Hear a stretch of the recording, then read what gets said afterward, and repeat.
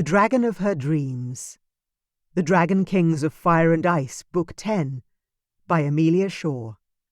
Narrated by Catherine Bilson. Chapter 1. Vanya. Our 30th birthday was just around the corner, and my siblings didn't even seem to care that such a massive milestone was approaching. And why would they? Anselm and Jessa were both happily married and had brought children into the world with their mates last year. My sister had been blessed with a pair of beautiful twins, and Kayla had given my brother a strapping son. My siblings were busy, content, and flourishing in their new lives. I, on the other hand, was not. I spent far too much time trying not to compare myself, the proverbial old spinster, to my amazing brother and sister, Prince Anselm and Princess Jessa, the pride and joy of our powerful kingdom. But what made the comparisons particularly annoying and hard to deal with was the fact we weren't just any ordinary siblings. We were triplets. A natural trio born within mere minutes of each other. As a result, people had been comparing us to one another our entire lives. And with our baby brother Ian now mated to Veronica, I'd definitely been left behind. I distinctly felt like I was letting everyone down.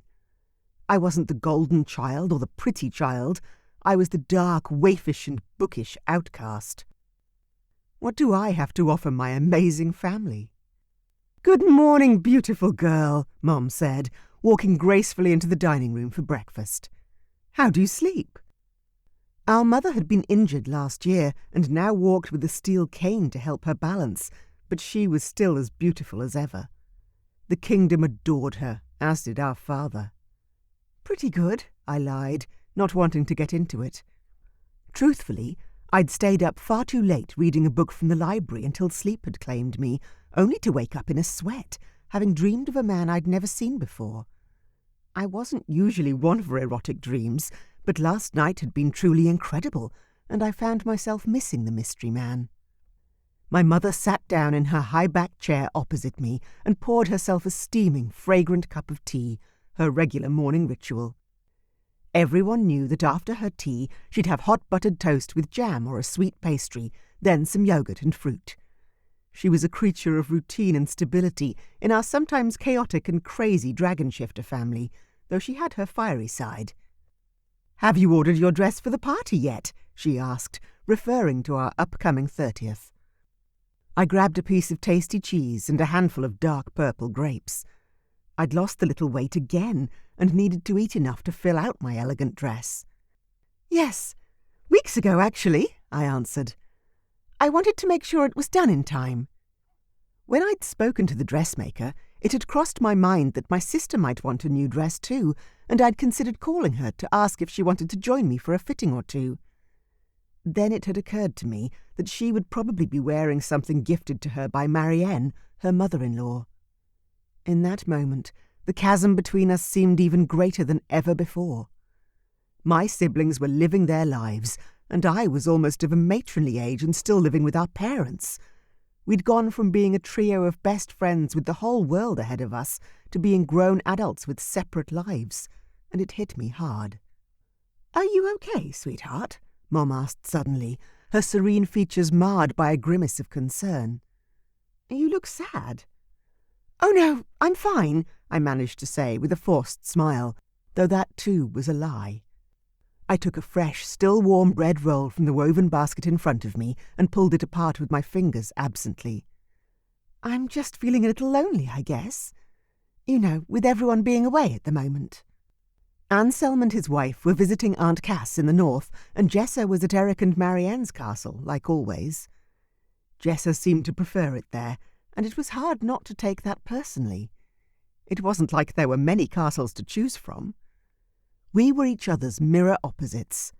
Her with blonde hair, bubbly demeanour, and penchant for pink, and me with my raven locks, reserved outlook, and love of more gothic attire.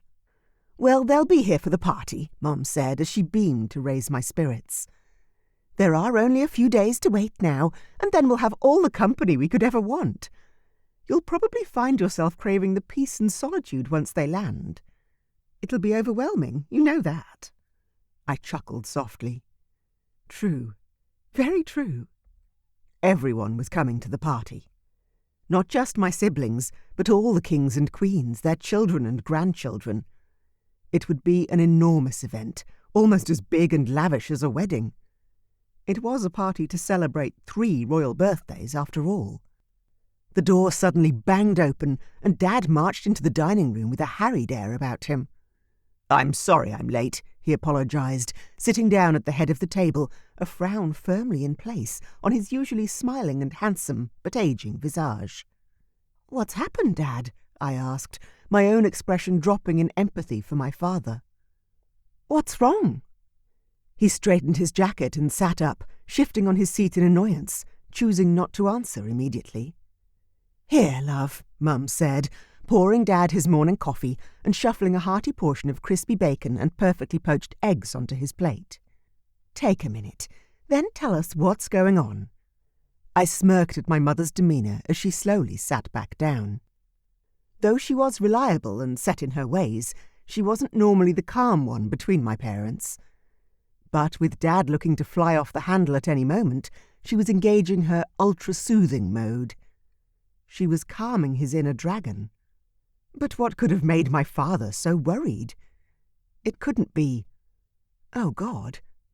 "Nothing's wrong with Jessa or any of the babies," I demanded, my stomach lurching at the mere thought of something happening to any of my family, especially my new niece and nephews. "Oh, no, it's nothing like that," he assured us both, reaching out to squeeze my arm in a comforting gesture, but said no more. Mom and I waited as patiently as we could for my father to get himself together, the silence extending all around us. Was he angry? Hurt? Fearful? I couldn't tell at this point, as his expression was unreadable. But he was still processing something, that was for sure. Whatever it was big, and that triggered a deeply unsettling feeling in my gut. I kept eating, knowing full well there was no rushing my father. He would speak when he was good and ready, and not a moment before. Dad huffed and pushed his food around on his plate for a minute more, then finally he spoke. "I think Anselm will be bringing his family back a little earlier than expected." My mother and I waited, expecting something more. That wasn't exactly distressing news. They were family, and coming back for the party in a few days anyway. "And?" Mom prompted, reaching out to grab Dad's hand. "Well," Dad began again, "Cass just called me, and she's in a bit of a... well, she's having a tantrum, basically." I lifted my glass to take a sip of my drink and chuckled directly into my orange juice, carefully not to accidentally snort the bittersweet, pulpy beverage. I'd done that once before, and the sting of citrus up my sinuses was not something I wanted to repeat. "More information, please," Mum said, grabbing her teacup. At this rate, we'd be waiting until lunch for the problematic part of the story. Dad took a sip of his coffee, savouring the strong flavour as he mulled over his words. "Okay, so, to cut a long story short, a man has come forward from the outer township and claims to be Damon's son." My jaw dropped at the scandal Dad had just revealed. "Seriously? How old is he?" I pressed, because surely that was the most important thing to know. If he's younger than 28 years old, Aunt Cat is going to have a fit. "He's older than you," Dad said, a begrudging acceptance on his face. 32 or 3, I think. Mom sighed heavily. "Well, if it is true, then at least he wasn't conceived after Damon met Cass. That would be an absolute tragedy and a disaster for their marriage." "No, it was from years before ever he met Cass, and Damon readily admits to having slept with the boy's mother. But there's something else that is much more serious than Cass's potentially wounded ego." "What could be worse than that?" Mom asked, sounding offended on my aunt's behalf. "Proof that he is without question Damon's son." "And why is that an issue, you ask?" Dad cut in before Mom could answer. "The line of succession is now in serious jeopardy."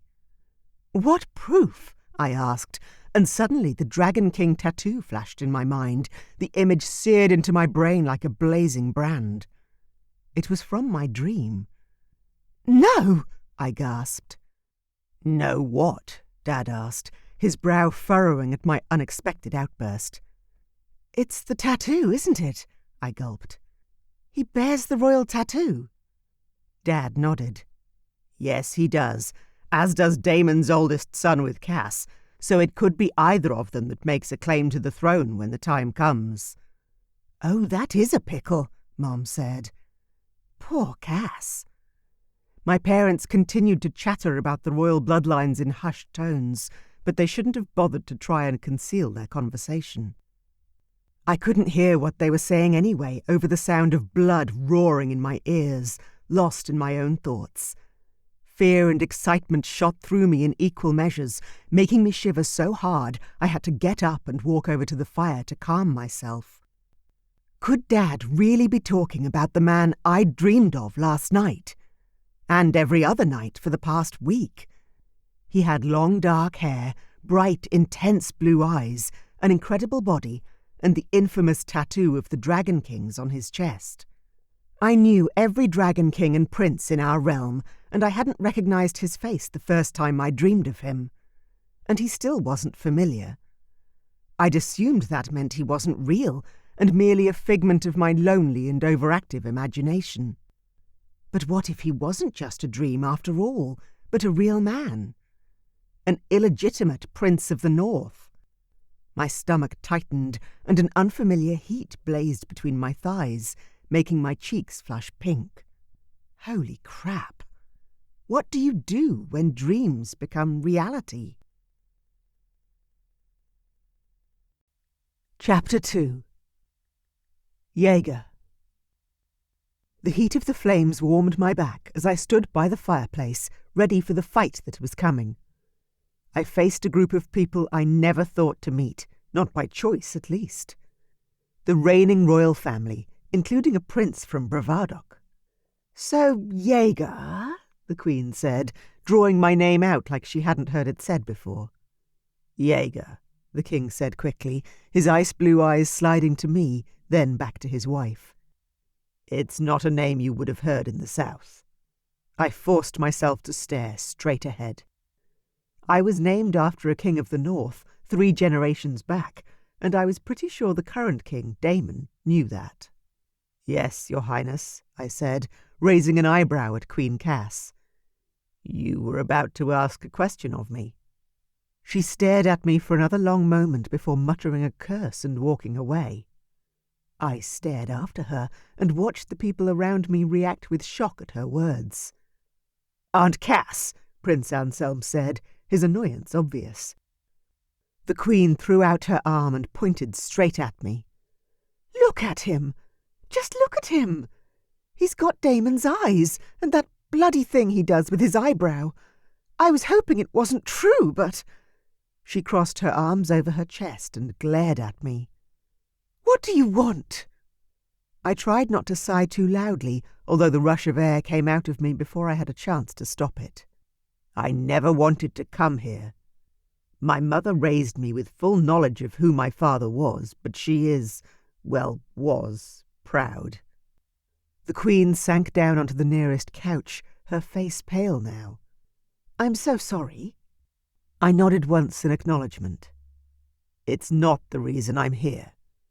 I have no wish to take your son's birthright or throw your lives into a state of chaos, and I apologize for doing so. The last thing I'd ever wanted to do was come to the castle, announce my heritage, and have the king demand I strip to show them the proof of my lineage. It had been demeaning, and they were lucky I'd been able to hold my dragon shifter inside and hadn't accidentally destroyed their foyer. "What is it you want, Jaeger?" King Damon, my sire, asked. I stared at him, finally letting a skerrick of my dragon out. "You know, I thought you'd be taller." The guy to my right snorted, then covered his mouth with his hand. "Theo, this isn't funny," said Damon. I gave my half-brother half a smile. The guy stuck out his hand to introduce himself. "I'm Theo." I shook his hand with another nod. The Crown Prince indicated to the rest of the room. "This is my brother Barry, and our cousin Anselm and his wife Kayla." I smiled at everyone in the room. "And Princess Veronica?" "Our sister is travelling with her husband," Theo said. "And this is Rocky," Kayla said, bouncing a gorgeous little boy on her hip. "Hey, Rocky," I said, reaching out my hand. The little boy grabbed my finger with the strength of a healthy child and gurgled with a delighted smile. "Whoa, aren't you a strong boy?" "Well, he's got that tattoo you all share," Kayla said, pulling aside the child's shirt to show me. I stared at that tiny little mark, remembering all the years I'd spent covering mine up and wishing that my mother would just let me burn the stupid thing off. "He's the next king of Bravadok?" I asked, and though I was trying to make the question sound jovial, even I could hear how stiff I sounded. "He might be," Kayla said, holding her baby close. "I was just glad he had something that Anselm has," she said, with such warmth as she glanced at her husband that I had to look away as envy twisted up in me and threatened to choke me. "Yes, that must be nice," I managed to mutter. "Maybe we should head home," Kayla said, putting a hand on Anselm's arm. "Give this family time before they travel for the party." "The party?" the Queen asked, throwing herself back and crossing her arms over her chest. "I'm not going anywhere, not with this hanging over the family." I thrust a hand into my hair, frustration clawing at my gut. "I'm not here to hang anything over you. God, this was not how I wanted to do this." I'd rehearsed this conversation and many more so many times in my head. King Damon stepped closer. "Jaeger, tell us what you need." I inhaled sharply and forced myself to say what I'd come here to say. "There are 3 reasons I'm here. Number 1, I promised my mother I'd come and meet you all after she died. I'm not here to try and usurp the throne or anything. I don't want that." I shook my head violently. "It's quite the opposite. Why do you think I stayed hidden for so long?" "Well, can I be the first to say it's nice to meet you?" Barry said, smiling at me, albeit a little coolly. "But any particular reason your mother asked you to come up after she passed away, rather than before?" I groaned at the question, as I didn't want to explain. I rocked back on my heels. "Because she was my only family. She was an orphan without any siblings. She hated the idea of me being alone. Not that I care, of course, but she thought I needed family. And I promised. So I'm here." The rest of the room all looked at each other in a way that made my cheeks heat with blood. I wasn't some pitiful case that needed them. This was my mother's dying wish, and if I'd loved her any less, I would have been able to ignore the request. "Look, it's not just that fuck it. Forget about it." I couldn't do it. It was too difficult. My head felt like it was going to explode with the pressure of just being in the room, surrounded by them all, staring at me like I was some kind of unwanted freak. "Just forget I even exist." I stormed for the huge double doors, my heart in my throat, ready to disappear once and for all. But a mere breath later, King Damon flew across the room and stood in front of me, barring the way and blocking my path. I skidded to a halt, so I didn't crash directly into him, my eyes wide. "Fuck, you're fast." My sire lifted an eyebrow as if to say, "I'm the king, or did you forget?" "You said there were 3 reasons you were here," he prompted. I shook my shoulders, the hairs on the back of my neck bristling with unease as someone else approached. It was the younger of the 2 princes, Theo.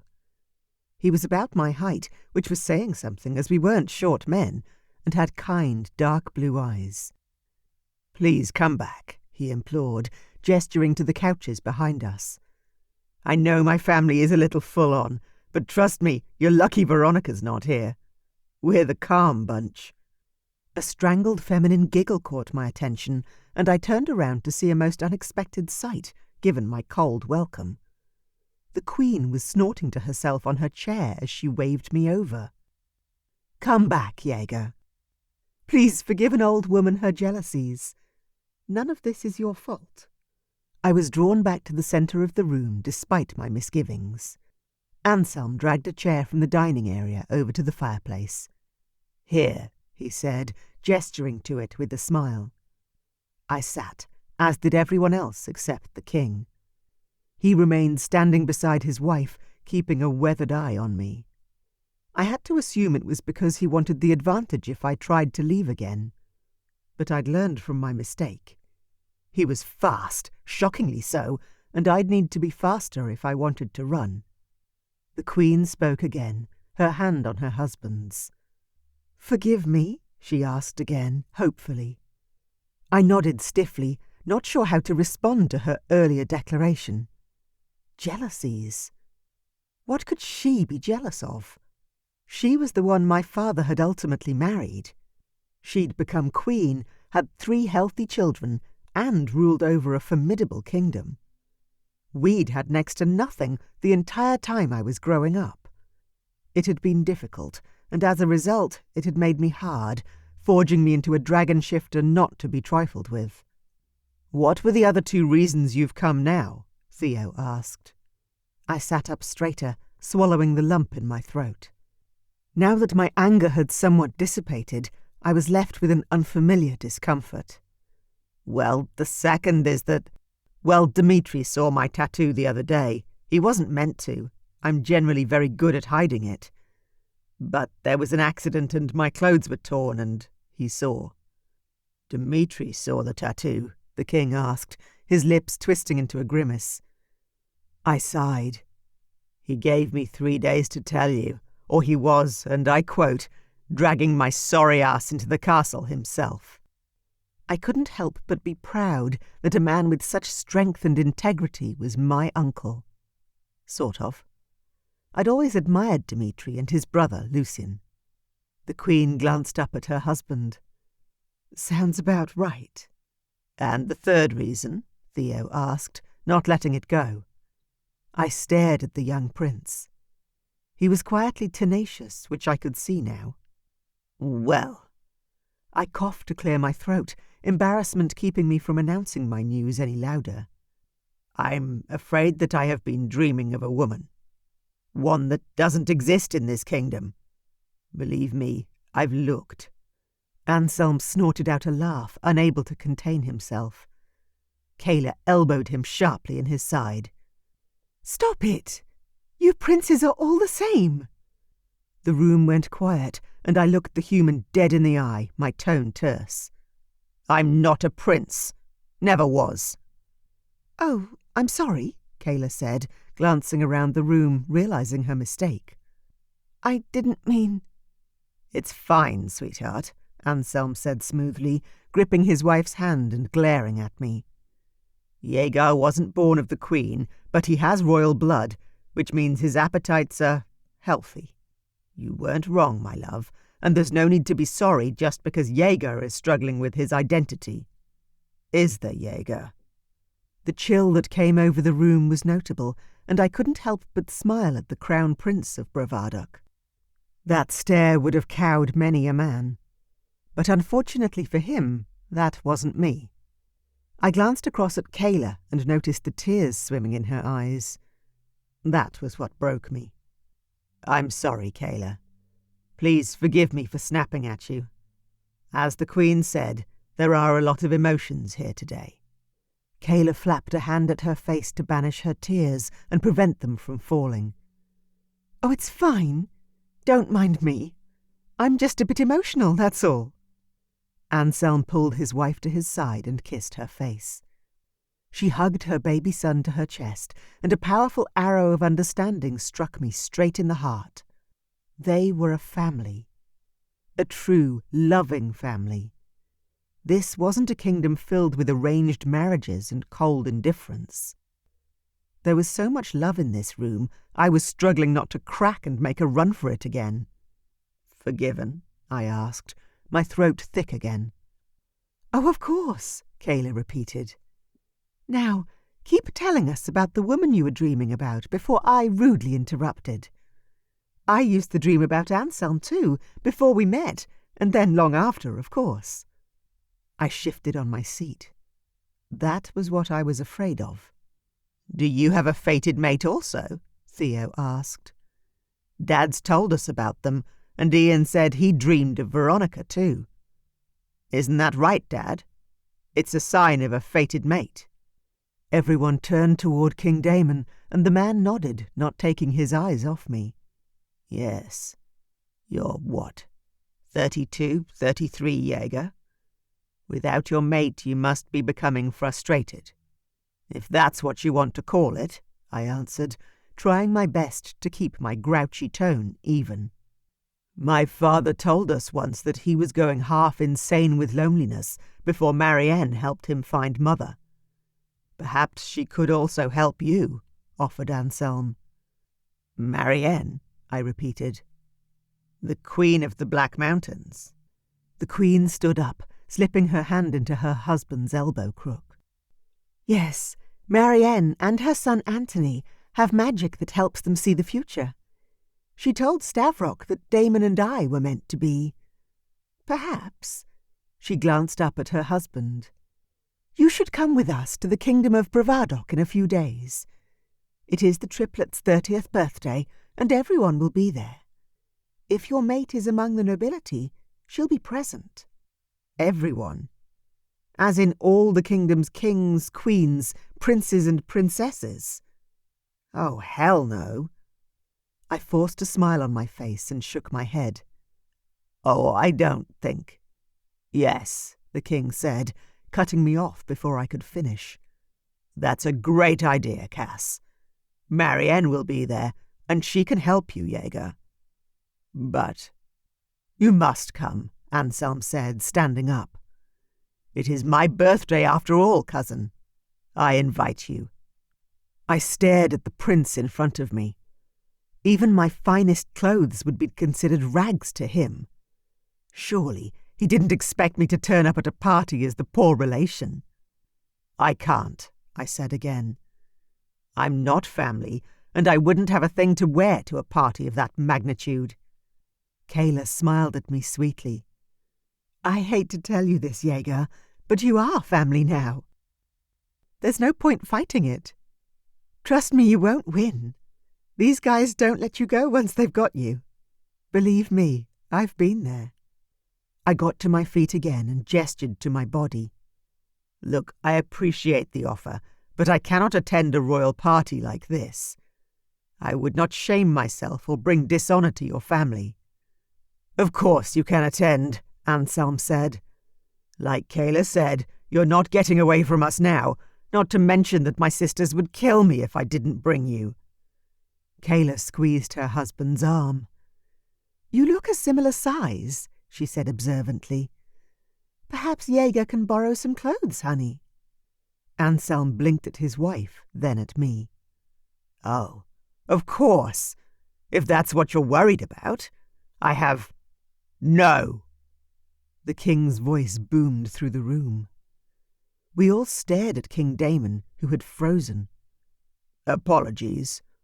All I meant was, my son will have his own clothes. Isn't that right, Cass, dear? The Queen nodded.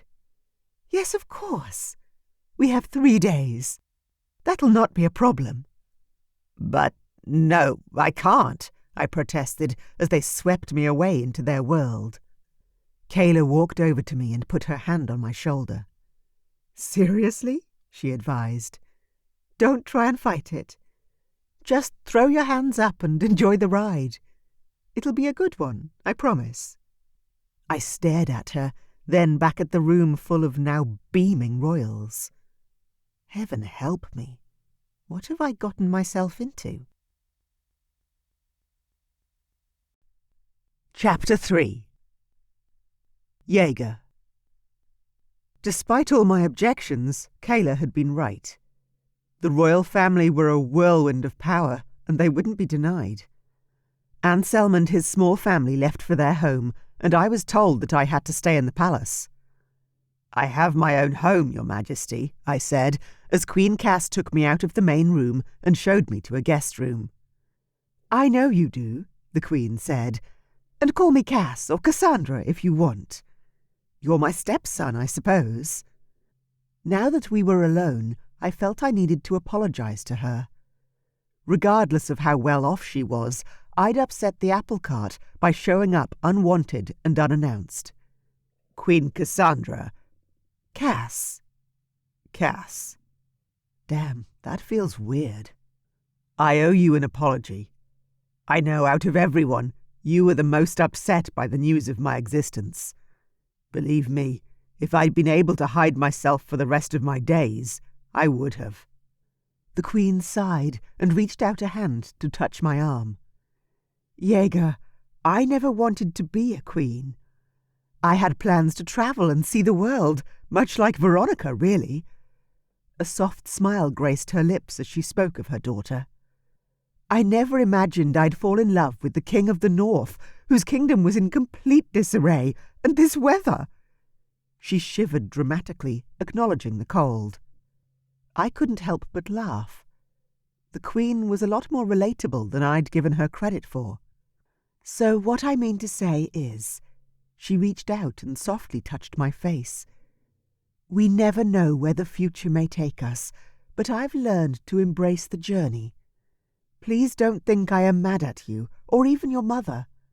I was young and inexperienced when I met Damon, and I suppose I just ignored the fact that he was not. I always wanted another child. For some reason, I always saw us with 4, but after losing several pregnancies after Veronica, we stopped trying." I shifted a little where I stood, trying not to show the Queen how uncomfortable I was. She was sharing very deeply personal information, and I wasn't quite sure how to respond, so newly welcomed into the royal fold. She smiled. "I'm sorry, you didn't need to know any of that. All I mean to say is that you were obviously meant to be Jaeger. So please don't try to leave us now that you've finally found us. I'm not sure your father would allow you to get away, even if you wanted to." "You know I'm not here to fight your son for succession," I said quickly when the thought occurred to me. "I don't want the throne. I'm just fulfilling my mother's dying wish, that's all." Cass sighed. "I don't know the precise rules regarding succession, Jaeger, but you have the tattoo, and you are the eldest son." "But—" "Let's not worry about it for now," she said, pushing past me to open the doors to the largest, most opulently appointed room I'd ever seen. "I know it's not the most masculine room," she apologized, indicating the florals on the bedspread. "I'll have everything changed over tomorrow. But for now, you should be comfortable at least." The fire in the grate was already burning, and the lights had all been lit. "You had this room prepared for me?" I asked, my heart twinging in my chest at the thought. "Yes," she said simply. "After you arrived, I made a phone call to my cousin, then had the servants arrange this for you." Despite my foolhardy jealousies, I could see that Damon would want you to stay close. And more than anything, I want him to be happy. He's a good man, and he deserves the chance to get to know you." I nodded once. I knew that. Everyone in the kingdom knew the story of how he'd saved us from the wolves and rebuilt the kingdom from the ashes of the past. But that didn't mean I had to like him, or forgive him for leaving my mother pregnant and alone. I wasn't sure I wanted to get to know him. All I wanted to do was respect my mother's memory and find my mate, the woman I'd been so feverishly dreaming of. "Thank you, Cass," I said, walking over to the fire to warm myself. "I'll have the royal tailor come by in the morning to measure you, and I'll see you at breakfast." "You know you don't need to take me to the royal birthday party. That seems like a big step at this point in time," I tried again before she could leave. Cass grinned at me from the doorway. "You're coming with us, Jaeger. You need to find your mate, and Marianne can help you, I'm sure of it. Plus, you never know, your mate may very well live in Bravadok." "That would be handy. Then I wouldn't need to come home again. I regretted the barb when the Queen's face fell. Queen Cass, No apologies, she said, holding her hand up in front of her. I don't blame you for feeling unwelcome or unwanted. Not that it compares, but I was orphaned at a young age and remember the pain well. Oh, I'm sorry, I said, startled to hear such a thing. King Stavrock raised me as his younger sister, in a way, so I was very lucky. The royal families are all I've ever known, and for that I am grateful. I nodded my head, unsure of what else to say. There's a private bathroom through that door, Cass said, pointing to a door I'd assumed was the closet. So please, take a long shower and get a good night's sleep. If I know Damon, he'll have 1,000,000 questions for you over the coming days. He is very good at holding his armour in place and protecting his heart, but I have a feeling, Jaeger, that you are going to go crashing through those walls in record time. I began to say, though I had no idea how to respond to such a thing. But I didn't get the chance to say anything more. Good night, Jaeger. Sleep well. Then she left me, in a room bigger than my whole house. God damn, this is crazy. I walked over to the door that she said was a bathroom and threw it open. You've got to be kidding me. The bathroom was half the size of the bedroom and the biggest one I'd ever seen. And this is just for guests? I asked the emptiness, though as expected, it failed to provide me with an answer. I glanced at the bed, then back at the shower. I didn't want to use their fancy royal facilities, but I also didn't feel clean enough to sleep in their beds. Fuck it. Talk about being stuck between a rock and a hard place. I tore off my old, warm clothes, then piled them in the corner of the bathroom. The whole room was tiled with soft sandstone tiles, and the floor beneath my feet was warm as I walked over to the huge shower. The smell of my own body odour made me grimace. I definitely need a shower. I turned the knobs and adjusted the temperature until the water was just hot enough that I could step beneath the heavy spray without burning myself. The heat was heavenly, and the smell of sweet acid, ketosis, met my nostrils. I'd burnt too many calories today. I'd barely eaten before arriving, then found dinner hard to swallow as the family had stared at me the whole time. I'd sweated standing so close to the fire, but had found comfort in the move. Hearths were always safe spaces. I reached for the soap and started scrubbing away the sweat and grime of my day, even washing my long hair. Once clean, I stood beneath the hot spray and just let the heat wash away everything, not just the suds, but also the despair and hope, fear and stress. And I remained there, just soaking, until there was nothing left but my tired body. A vision of my woman came into my mind, and I groaned. I'd dreamed of a dark-haired beauty for too many years to count. She had fair skin, eyes as blue as sapphires, and long, dark hair that fell to her waist. She was the epitome of a Gothic beauty. I soaped up my hands and wrapped my fist. I'd searched for my mate for so long and had never found her. The loneliness was beginning to eat away at me. Anselm hadn't been wrong there. My age was advancing, as was the need for my mate. In my dreams, she had lips painted red like berries, full and lush. Her body was slender but strong, and her nipples were a perfect treat for my mouth. I was tingling along my skin and making my balls tighten between my thighs. I needed to find her, the woman who was destined to be my mate, back against the tiled wall, letting the pleasure of my release eat away at every last remaining ounce of strength. When I could finally open my eyes, I turned off the water and grabbed a towel. The material was the softest I'd ever felt, which for some reason made me angrier than I could rationalize. Quickly drying myself, I turned off all the lights, then went into the bedroom. The bed was massive, far too big for one person, but there was no random woman to fill the space with tonight. I threw back the heavy blankets and climbed underneath. The luxury of this room was overwhelming, and I rolled into my usual sleeping position so that I didn't think about the what-ifs that had claimed my childhood. I'd always wondered how different my life might have been if my father had known of my existence. If my mother had just told him she was pregnant. Would I have grown up in the castle, surrounded by luxury and wealth? Would my parents have married and had more children, or would I still be the bastard I was today? There were still so many questions, and as of yet, no answers in sight. Perhaps there never would be. And even if my sire managed to tell me the truth, would anything ever fill the gaping hole left inside my chest after all these years? Chapter 4. Vanya. But I stared at my sister-in-law, shocked by what she was telling me. Kayla juggled Rocky on her lap and laughed. But what? But we can't have illegitimate kids. It's not what happens with fated mates, is it? I'm sure Dad always said.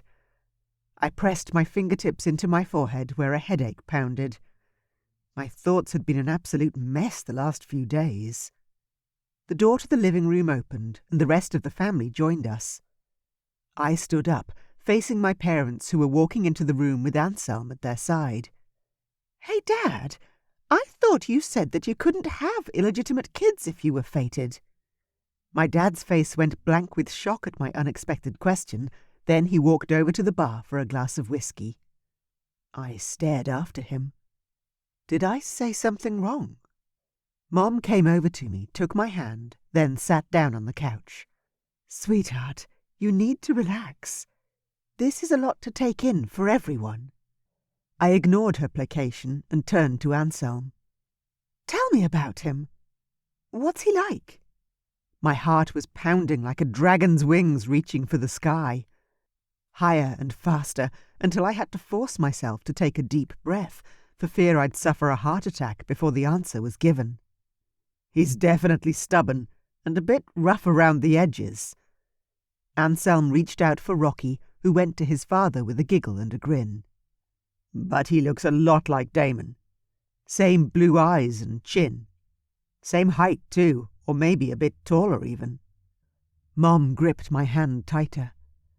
Of course he's a bit rough around the edges. He grew up in poverty. Damon's been rebuilding his kingdom for 30 years, but there were many times when there wasn't enough food or shelter for the township. He's very handsome, Kayla said, with a cheeky smile in my direction. But he's got a chip on his shoulder the size of Texas, which isn't surprising, really. I can't imagine growing up like he did, thinking he had to keep who he was a secret all those years. It's amazing that he managed for so long, Dad added, with more empathy than I expected. I bit my lip to keep from saying anything I'd regret. So he's coming for the party then? Mom asked. I shot straight to my feet, my heart in my throat. Vanya, are you okay? I hurried over to the fire, putting my hands out to warm them and settle my nerves. Yeah, fine, Mum, I lied. I'm just anxious about the party, let alone with a stranger coming. I turned around, letting the heat of the fire warm my back, and forced a smile to my face. My dad frowned as he took a sip of the whiskey. I'm not sure why Damon wants us to invite him. It seems more than a little bit out of line to me. Oh, honey, don't be like that, Mom said, walking over to our father to kiss him quickly. This is Damon's son, regardless of his origins, and we should welcome him with open arms. No matter what the future brings, nothing good will come from shunning him. Dad frowned. But the lineage. You know, Anselm interrupted.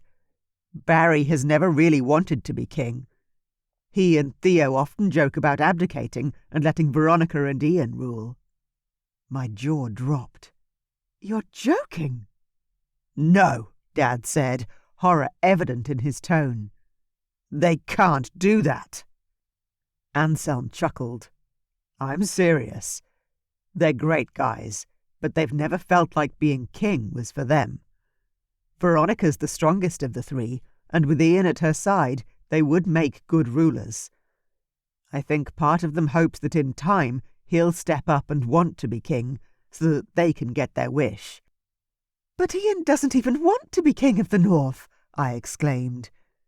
This was getting out of control. How was everything suddenly so up in the air? It was like a cosmic earthquake had rocked the great dragon shifter families, and I wasn't sure I liked it. "Dad, surely this can't happen." My father rubbed his jaw as though he were thinking about it properly. "I don't know what can happen, Vanya. I was the only son, the only heir. I knew I was going to be king from the moment I knew how to speak. And I've always felt the same way," Anselm said, shrugging. "But what if this— how do you say his name again, Kayla?" "Jaeger," she answered, sounding his name phonetically. "What if this Jaeger is meant to be king, Dad? He is the firstborn eldest son. What then?" The whole room fell silent, and I turned back toward the fire. I'd dreamed about my mate again last night, and it was the hottest dream I'd ever had. We'd enjoyed sex in a hot, steam-filled shower. And the things he'd done to me, I'd never experienced such things before. I was still mentally reeling. "What are you thinking, sister?" Anselm called out.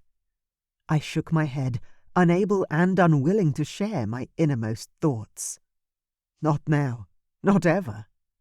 "What's wrong, my daughter?" Dad asked, reaching out to touch my arm. "Surely, regardless of what happens, this won't affect our kingdom, so what worries you so much?" Oh God, he'll be here soon. I couldn't tell him I feared that Damon's bastard son was my mate. So I did the only thing I could do. I continued to lie. "I'm just worried about the party, Dad. This was meant to be a celebration for us, for everything great that has happened for our family, and now this scandal." My concerns made me sound more conceited than I was, but I couldn't reveal my suspicions. "Don't you worry about it," our father said, tugging me in for one of his bear hugs. "I'll make sure that no one else finds out who Jaeger is, and I'll ask Damon to introduce him as a friend of the family. We'll keep the gossip to a minimum, I promise. All right?" "All right, Dad," I said, closing my eyes and relishing my father's strength. I'd never known anything but unconditional love as a child. I couldn't imagine how Jaeger had grown up, knowing he was the bastard of the king and not being able to tell anyone. Kayla was right. It would have been a difficult life to endure. I pulled back from my father's embrace and shifted the conversation slightly. "You know, there must be something in the northern genes. With this son of Damon's, and Dmitri and Lucian being the sons of the old king, they seem to have sons everywhere they go." Mom laughed, her eyes twinkling. Dad smiled. "You know, you might just be right, sweetheart." "Does anyone know when Jess is coming home?" Kayla asked. "Is she flying over with Marianne on the day? Or earlier?" There were only 2 days until the party, so unless she came today, she wasn't arriving early enough for me. "They're all arriving the morning of the party. Marianne, Jessa and the twins are travelling by carriage," Mom said. "It will give us time to catch up before the other guests arrive and we can get ready together." The party starts at 6, and although my original thoughts were to have a large sit-down dinner, I was told that a mingling party would be better. With lots of— what did you call it, Kayla? "Finger food," Kayla said with a grin. "Though the way you guys do finger food puts every human restaurant I've ever seen to shame." I managed a half smile through the stress that was squeezing my chest. "Our men eat a lot," I said. "Which means most of the finger food is just meat on sticks," Kayla joked, though she was frowning as she looked at me, as if she were seeing something more. "Well, there's only a few days to go," Mom said, clapping her hands. The doors opened and the servants all came in with dinner. Pots of soup, baskets of freshly baked rolls, and overflowing platters of crisp roasted vegetables and succulent meats. My father's all-time favourite spread. "Let's eat," Dad said, taking Mom's hand and leading us all to the table. We sat, were served, and began to eat. My stomach was gripped by anxiety, which meant I struggled to force anything down. But to avoid bringing further attention to my inner turmoil, I managed some clear vegetable soup and a generously buttered bread roll, which for me wasn't bad. "Are you feeling okay?" Kayla asked, from the place where she was sitting opposite me. We were at the far end of the table, so Kayla could get up and attend Rocky if she needed to. "Of course," I answered automatically. "How are you?" I glanced at Kayla's plate to find she only had some potatoes and bread. "Why aren't you eating?" Kayla raised an eyebrow at me. "Why aren't you?" she countered. "I can tell you've lost weight again, and I know it's not to fit into some dress. What's wrong?" I glanced over at Anselm, then back to Kayla. She was paler than normal, and her lack of appetite was unusual. Kayla was all curves like Mom and Jessa. She also wasn't drinking. Her wine glass was filled with water, which, although it was not unusual for her to abstain from alcohol, it was creating a trail of clues I couldn't ignore. "Are you—" I didn't want to say the words "pregnant again," but from the way Kayla immediately coloured bright red, I knew it was true. "Don't tell anyone, please," Kayla whispered across the table. "I don't want to take any of the attention away from the party." I gaped at her. "Don't be silly." "What are you two talking about?" Anselm asked, turning around to question us, fork in hand. Kayla gave me a small shake of her head. I turned back to my brother as I grabbed another bread roll to pick at. "Nothing much. Just my lack of appetite. I'll be glad when this party has been and gone. You know how I get." Anselm shrugged, seemingly satisfied, and went back to his discussions with Dad. I grinned over at my sister-in-law, wanting to squeal with joy over how happy I was for her and my brother, but from the look on Kayla's face, I couldn't allow myself to show it just yet. So I poured myself some wine and had some sips to keep the happiness locked away inside. I'd soon have another niece or nephew to dote on and spoil, which was the most wonderful news. As the wine seeped into my soul and relaxed the ache in my chest a little, I turned to listen to my parents chatting about the kingdom and some of the meetings they'd attended during the day. The liquor worked its magic, warming my insides and pushing away the fear and doubt of what was to come in the next few days. I'd never been one to pine away for my fated mate, but I couldn't deny that my loneliness of late had become intense, especially with all three of my siblings being married. My mind swam with questions. Could this Jaeger really be the man fate had designed for me? Would I finally be happy and no longer feel so alone? What would he be like? Surely someone who grew up in the poorest parts of Damon's winter kingdom would be so incredibly different from me that it would be shocking. And tough. God, he'd put my father to shame with how tough he would likely be. We will have to be compatible if fate means for us to be together. I knew so little about my siblings' fated mate journeys. Thinking back, I'd been shocked at just how quickly Jessa and Karlak had gotten together, and Kayla had just turned up pregnant and slid straight into our family. Did they all have dreams about their mates before they met? Did they feel like they had a choice in the matter? And how did they bridge the gap between them? Damn it, I really don't know anything about love. So much for being the daughter of a great love affair. I glanced over at my parents and realized I really didn't know much of the things they'd overcome to be together. Perhaps it was time I asked. I needed answers more than I needed air at this point. Chapter 5. Jaeger. Theo walked up next to me and bumped me with his shoulder. I turned to glare at him. He grinned up at me. "Are you sure you're ready for this?" My answer came on swift wings. Hell no. Theo laughed loudly and stripped off his shirt. The kid was well built, but was still thin. Veronica's going to be your biggest hassle.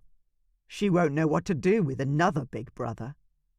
I looked away from his smiling face and began disrobing. Theo and Barry had already accepted me in a way that was as off-putting as it was mind-blowing.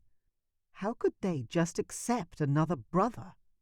A bastard of all things. A man who could usurp their throne. These men make no sense. You two almost ready? Damon asked, stepping up beside us. I nodded and swallowed hard. My father was a strong, large man who'd brought our kingdom back from the brink of complete destruction. He was respected by all, and I'd spent so many years hating him for not being there for me. It was a very strange feeling to be in his company now and to be wanted. "Are Dimitri and Lucien coming?" I asked, coughing to clear the tightness in my throat. "They're travelling by carriage, as their wives and children prefer it," Damon said. "So they left days ago." Barry came running up. "Sorry, forgot something." Damon nodded. "All right, you three go. Cass and I will be right behind you." Queen Cass was nowhere to be found, and I had to assume that was due to my presence, although she'd seemed welcoming enough toward the end. "Okay, let's do this." I stripped my too-clean body of the new pants I wore and walked through the open balcony door. Damon's two other sons ran up behind me, standing shoulder to shoulder on the balcony. "Let's do it," Theo said, and began a countdown. 3. I dove straight off the side of the balcony without waiting and closed my eyes as the wind came rushing past my face. My dragon clawed up to greet me, taking over my body. My eyes popped open as my wings materialized, stretching wide.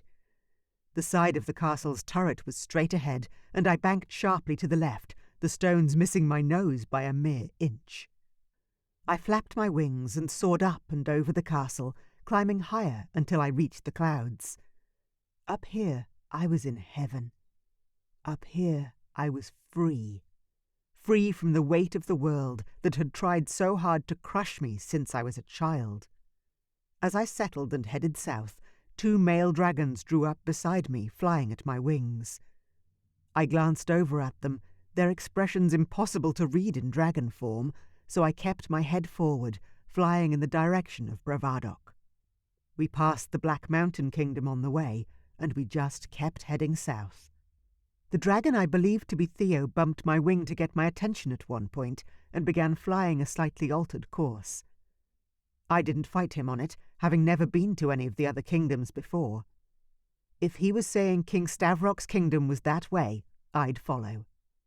We flew on and on until my wings ached, and I was sick to death of staring at the endless sea of trees and snow.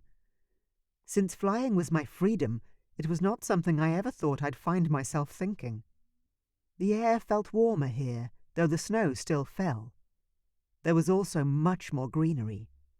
Nature seemed to thrive in a warmer climate where it wasn't as harsh.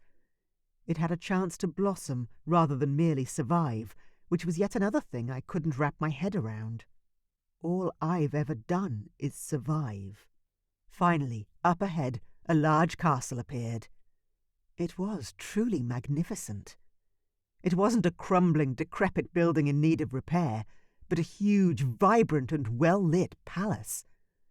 The township below us was bustling and lively, with pops of colour springing up in the form of swathes of fabric and blooming flowers. I followed my half-brothers all the way to the top of one of the towers, letting them land first. I flapped my exhausted wings as they both shifted back to human form. Servants appeared instantly, coming to attend to them with large, warm robes. When they were finally safely indoors, I let my body drop, landing on the stonework, and my dragon withdrew. The air was so warm here that I barely shivered as the same servants offered me a large black robe of my own. "Thank you." I took the robe and slipped it on, wrapping the tie before anyone could see my nude body. "Come in," Theo called from the glass door. After you, I told the young male servant as he hurried indoors once more. I shut the glass door behind me, then came face to face with none other than King Stavrock himself. You must be Jaeger, he said. There was no one else this man could be. He was well into his older years, with greying hair and the battle of years upon his face. But he was dressed well, and he was as tall as me, looking me straight in the eye with a keen intelligence I hadn't seen often before. Yes, Your Majesty, I said, dipping my head, though I bowed to no one. You let them land first, he observed. Why? I lifted my head and frowned at him. It was the safest way. Weren't you tired? He pressed. I shrugged. I was fucking exhausted from that flight, but wouldn't give him the satisfaction of knowing that. We stared at each other for several moments before Theo broke the tension. Jaeger, this is our Uncle Stavrock. The king glanced over at Damon's son, then back at me. Long, assessing moments passed before he stuck out his hand in welcome. Call me Stavrock. I nodded and offered him my own in return. His hands weren't soft as I'd expected of a king of the south, but strong and roughened as though he'd trained daily. There was a strange look in his blue eyes. If I didn't know better, I'd say there was a growing respect kindling there, but that didn't make any sense. He didn't know me. Stavrock, are they here? A woman called out, walking along the hallway. A very curvy older woman dressed in a royal purple dress stepped up next to Stavrock, a large grin on her pretty face. Hello! You must be Jaeger. It's so nice to meet you. I'm Lucy. This time I offered a semi-bow. The human that had managed to claim and tame the heart of the king deserved it. Hello, I managed to say, though I couldn't help but look around for my half-brothers, who'd disappeared. The boys have probably run off to look for Ian or Anselm, Stavrock said, noticing my gaze. I clenched my jaw to stifle the groan that rose. They'd run off and left me with a foreign king and queen. Did they not know anything about me? Are Damon and Cass far behind you? Lucy asked, her manner soft and friendly. I glanced out the large window behind us, not seeing anyone yet. Damon said they wouldn't be long. And how are you doing with everything? The Queen asked. I raised my eyebrows. In regard to... She laughed. Joining the royal family as the illegitimate eldest son? I blinked at her. The king took pity on me and put his arm around his wife. Apologies. Lucy doesn't beat around the bush, as the human saying goes. Leave him be, wife. But I might not get any time with him later once everyone else arrives. Lucy pouted. I understand it's a sensitive subject over here, but it's not as big a deal where I come from. I couldn't help but smile at her. My illegitimacy was a huge deal for me, and I'd spent my life running from the implications of my birth. But I could also see the Queen wasn't trying to offend. She was from a completely different realm, so I understood her curiosity. Well, to answer the question, it has been an interesting few days, to say the least. Lucy grinned at me warmly. I can imagine. Your clothes arrived this morning, by the way.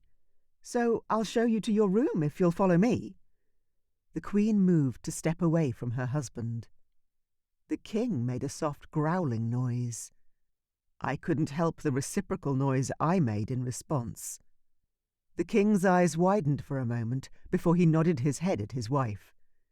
Lucy, sweetheart, you stay here and greet Cass and Damon when they arrive. I'll take Jaeger to his room. She raised an eyebrow at him as if unimpressed. Do you even know where he's sleeping? The king rolled his eyes and got directions. Meanwhile, I watched the entire exchange with fascination. When they were finally done, the king clapped me on the shoulder, and we were walking down the corridor and away from the Queen. I didn't say anything at first, unsure how to approach the fact that I just growled at the king of Bravadok. Was that a punishable offence here? "I'm glad you came," Stavrok said once we turned a corner and headed down a second corridor. "It took courage to seek Damon out after so many years." I huffed a little. "Yeah, that or stupidity." He stopped outside a dark wood door, then stared at me with an intense gaze. "Do you want the crown?" he asked. I flinched, though I didn't mean to. "Hell no. I never wanted anything from him."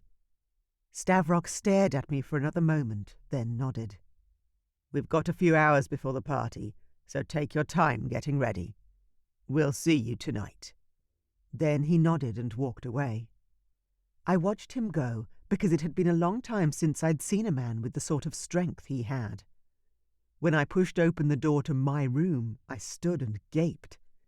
It wasn't quite as big as the bedroom I'd been given at Damon's palace, but considering how many people would be staying at the castle, I was shocked to see I wasn't sharing with Theo and Barry. The traitors had left me the moment they could. Bloody bastards. I shut the door and wandered around the space. The carpet beneath my feet was lush, and the drapes were thick and made of velvet. Everywhere you looked in this castle there was a painting or a vase or some expensive-looking trinket. It was much more opulent than the Winter Palace, that was for sure. I checked the adjoining doors and found a small but well-appointed bathroom, for which I was grateful. I didn't want to be wandering the halls of the palace in a bath towel. After a short, hot shower, I lay down on the bed and closed my eyes. My new clothes that Queen Cass had ordered for me were hanging near the fireplace, so I had time to relax. I didn't mean to fall asleep, but I dozed, swimming in and out of dreaming. And there she was, my fated mate. Her long, dark hair trailing over her back as she walked away from me. I reached out for her, but she threw me a soft smile and sashayed away, always just out of reach. When my body finally felt rested, I rolled to my feet and stood by the fire, listening to the sounds around me. There were people walking above my head and others running down the hallway outside the door. I'd lived in a tiny house my whole life, with no one except my mother for company. It was time to do something I never thought I'd do. I was putting on royal clothes and playing dress-up, going to the birthday party for the triplets of Bravadok. I reached for my tuxedo and grimaced. Would this town house the woman of my dreams?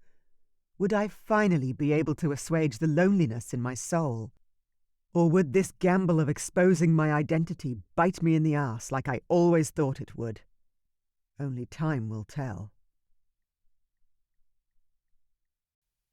Chapter 6. Vanya. I'd spent the day with Jessa and her babies, cooing over my niece and nephew until they were exhausted and fast asleep in their cribs.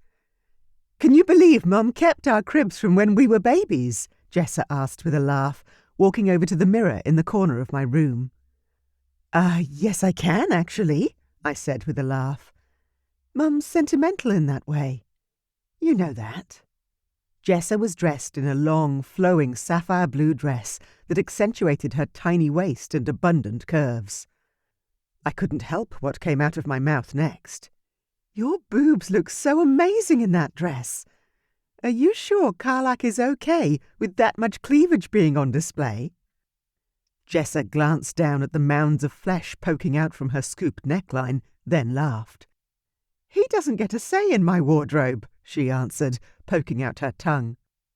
"But the worst part is, this isn't even half of them. Since breastfeeding the twins, I've gone up 2 cup sizes. I'm so jealous." I stared down at my own flat chest. Jessa scoffed. "Well, I'm jealous of you, Miss Skinny Minnie. Enjoy the fact you don't need to wear a bra. It must feel amazing." She sighed with another glance down at her ample breasts. I turned around to check out the back of my dress and smiled at my sister. Well, I suppose there are pros and cons to both. Jessa and I were complete opposites when it came to our physical forms. We didn't even look like sisters, let alone twins. I was the dark to her light. She was bright and curvy, and I was pale and waifish. "Are you sure you're okay?" Jessa asked me suddenly. "You've seemed a little off today." "I'm fine," I managed to say, but my sister knew me better than that. She sat on the couch and stared at me, undeterred. "You're not. That much is clear. What's going on, Van?" I shook my head. "Stop it, Jess. My makeup's done, and if you make me cry, I'll be mad." She stared at me a while longer before sighing and standing up, admitting to temporary defeat on my behalf. "All right, but I've spoken to Karlak about staying here for a few weeks so we can talk. I've missed you, and I've missed my home."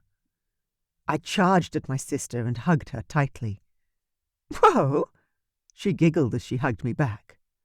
"I've missed you," I said, as I fought back the wave of tears that threatened to spill and ruin my makeup.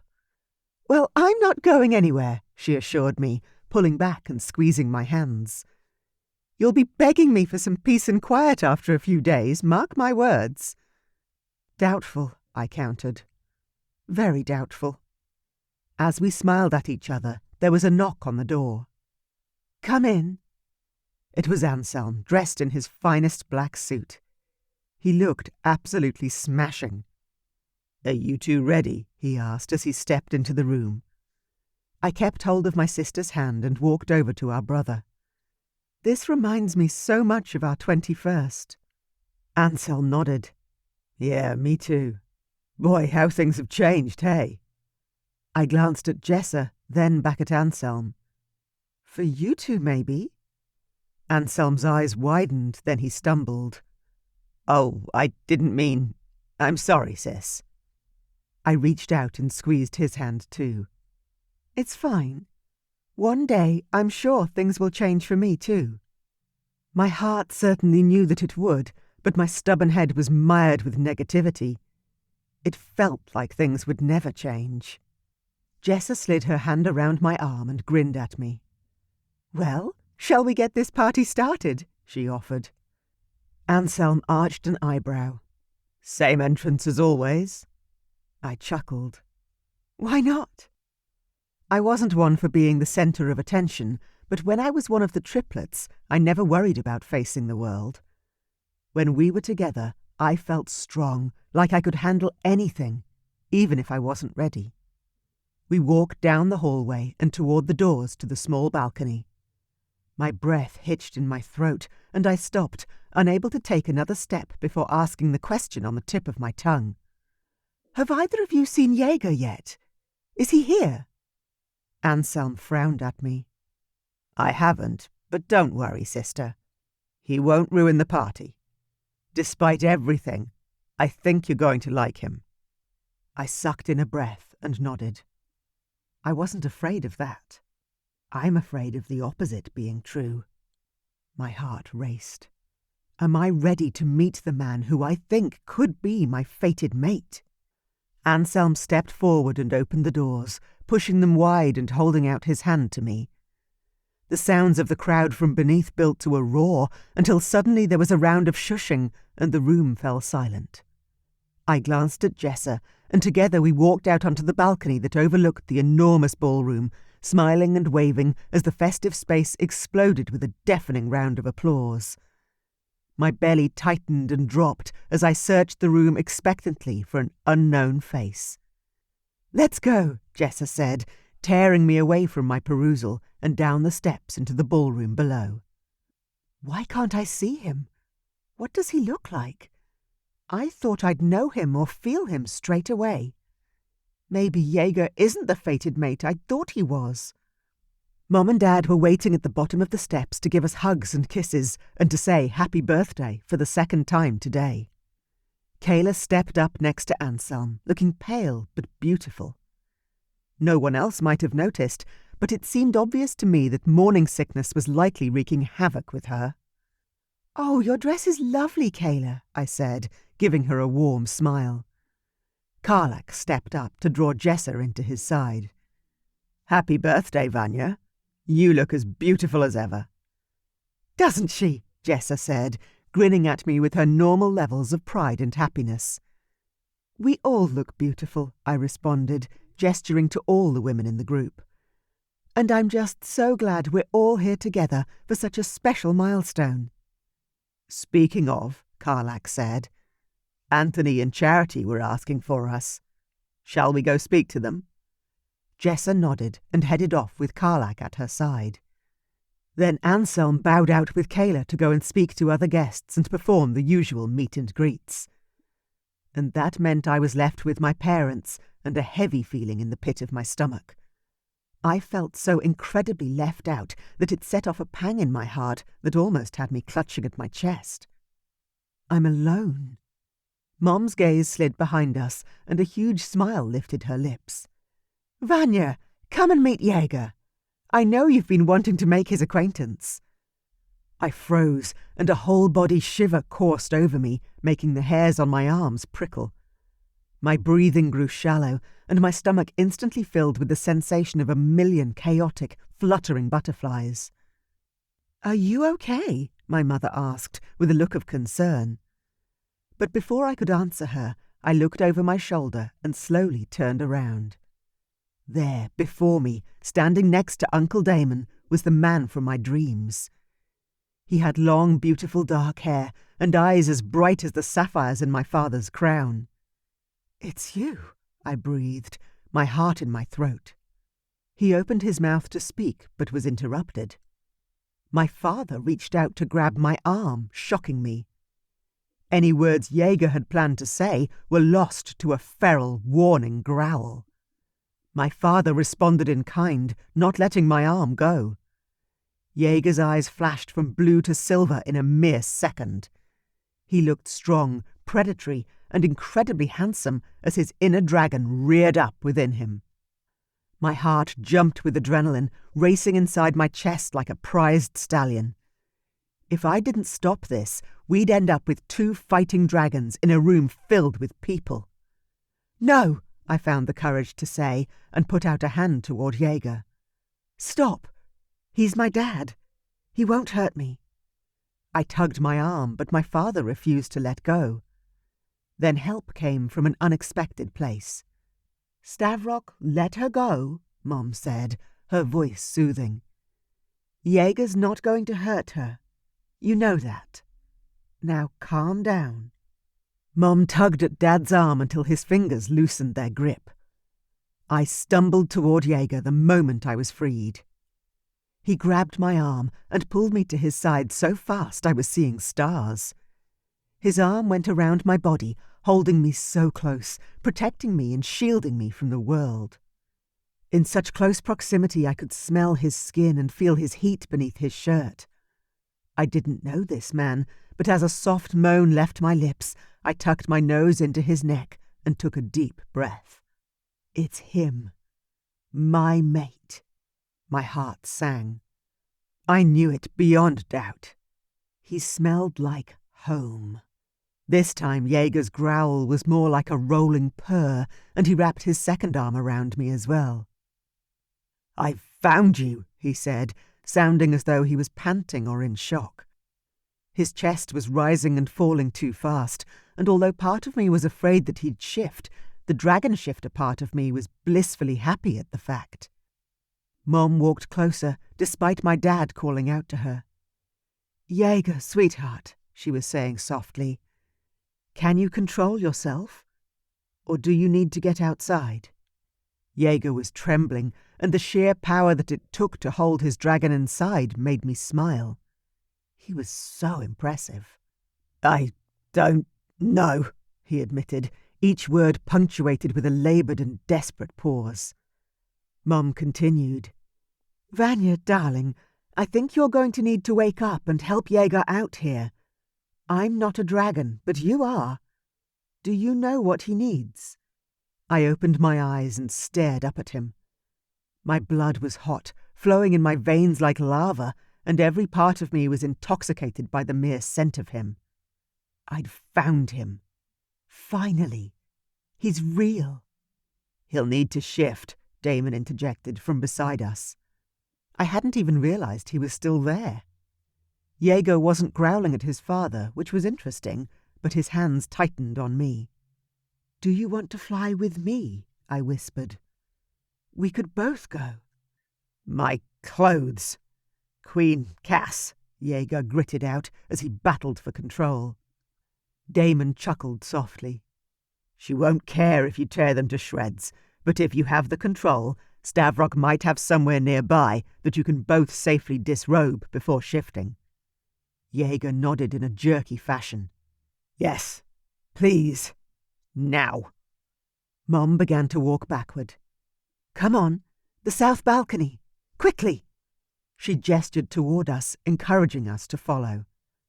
But Jaeger didn't move. Somewhere deep in my foggy, intoxicated brain, I knew he needed my help. It was my turn to step up and guide my mate. Come on, let's get out of here, I said to him, lurching after my mother. Jaeger, please. That got him moving. He followed me by sheer force of will, still clinging to my hands, refusing to let me go for a single moment. Mom and Dad hurried ahead, pushing open the doors to the balcony, then pulled the curtains shut around us once more. I burst through the curtains and inhaled sharply as the cold air blasted me in the face. It was an incredibly welcome relief to the fire I felt blazing inside. Jaeger was already undressing, tugging at his clothes urgently as he tried to disrobe without ruining what I had to assume were very new clothes. He was out of his jacket, vest and shirt, the items thrown back toward the door over his shoulder. Then he set to work on getting out of his pants. I stood back and let my gaze soak in the wonder that was my mate. He was magnificent, so huge, broad and muscular. He was literally what dreams were made of. He momentarily turned away, so I only saw the clench of his too tight, too perfect ass before he leapt into the air and shifted into a massive silver-tipped dragon. Spiraling up into the air, he hovered, waiting for me. I stared up at him, mesmerized and shivering as the cold began to seep into my body. "Vanya," Mom called out. "Are you going too?" Heedless of whether my parents were watching, I simply nodded my head and unhooked the clasp at the nape of my neck, letting the dress slither to the ground.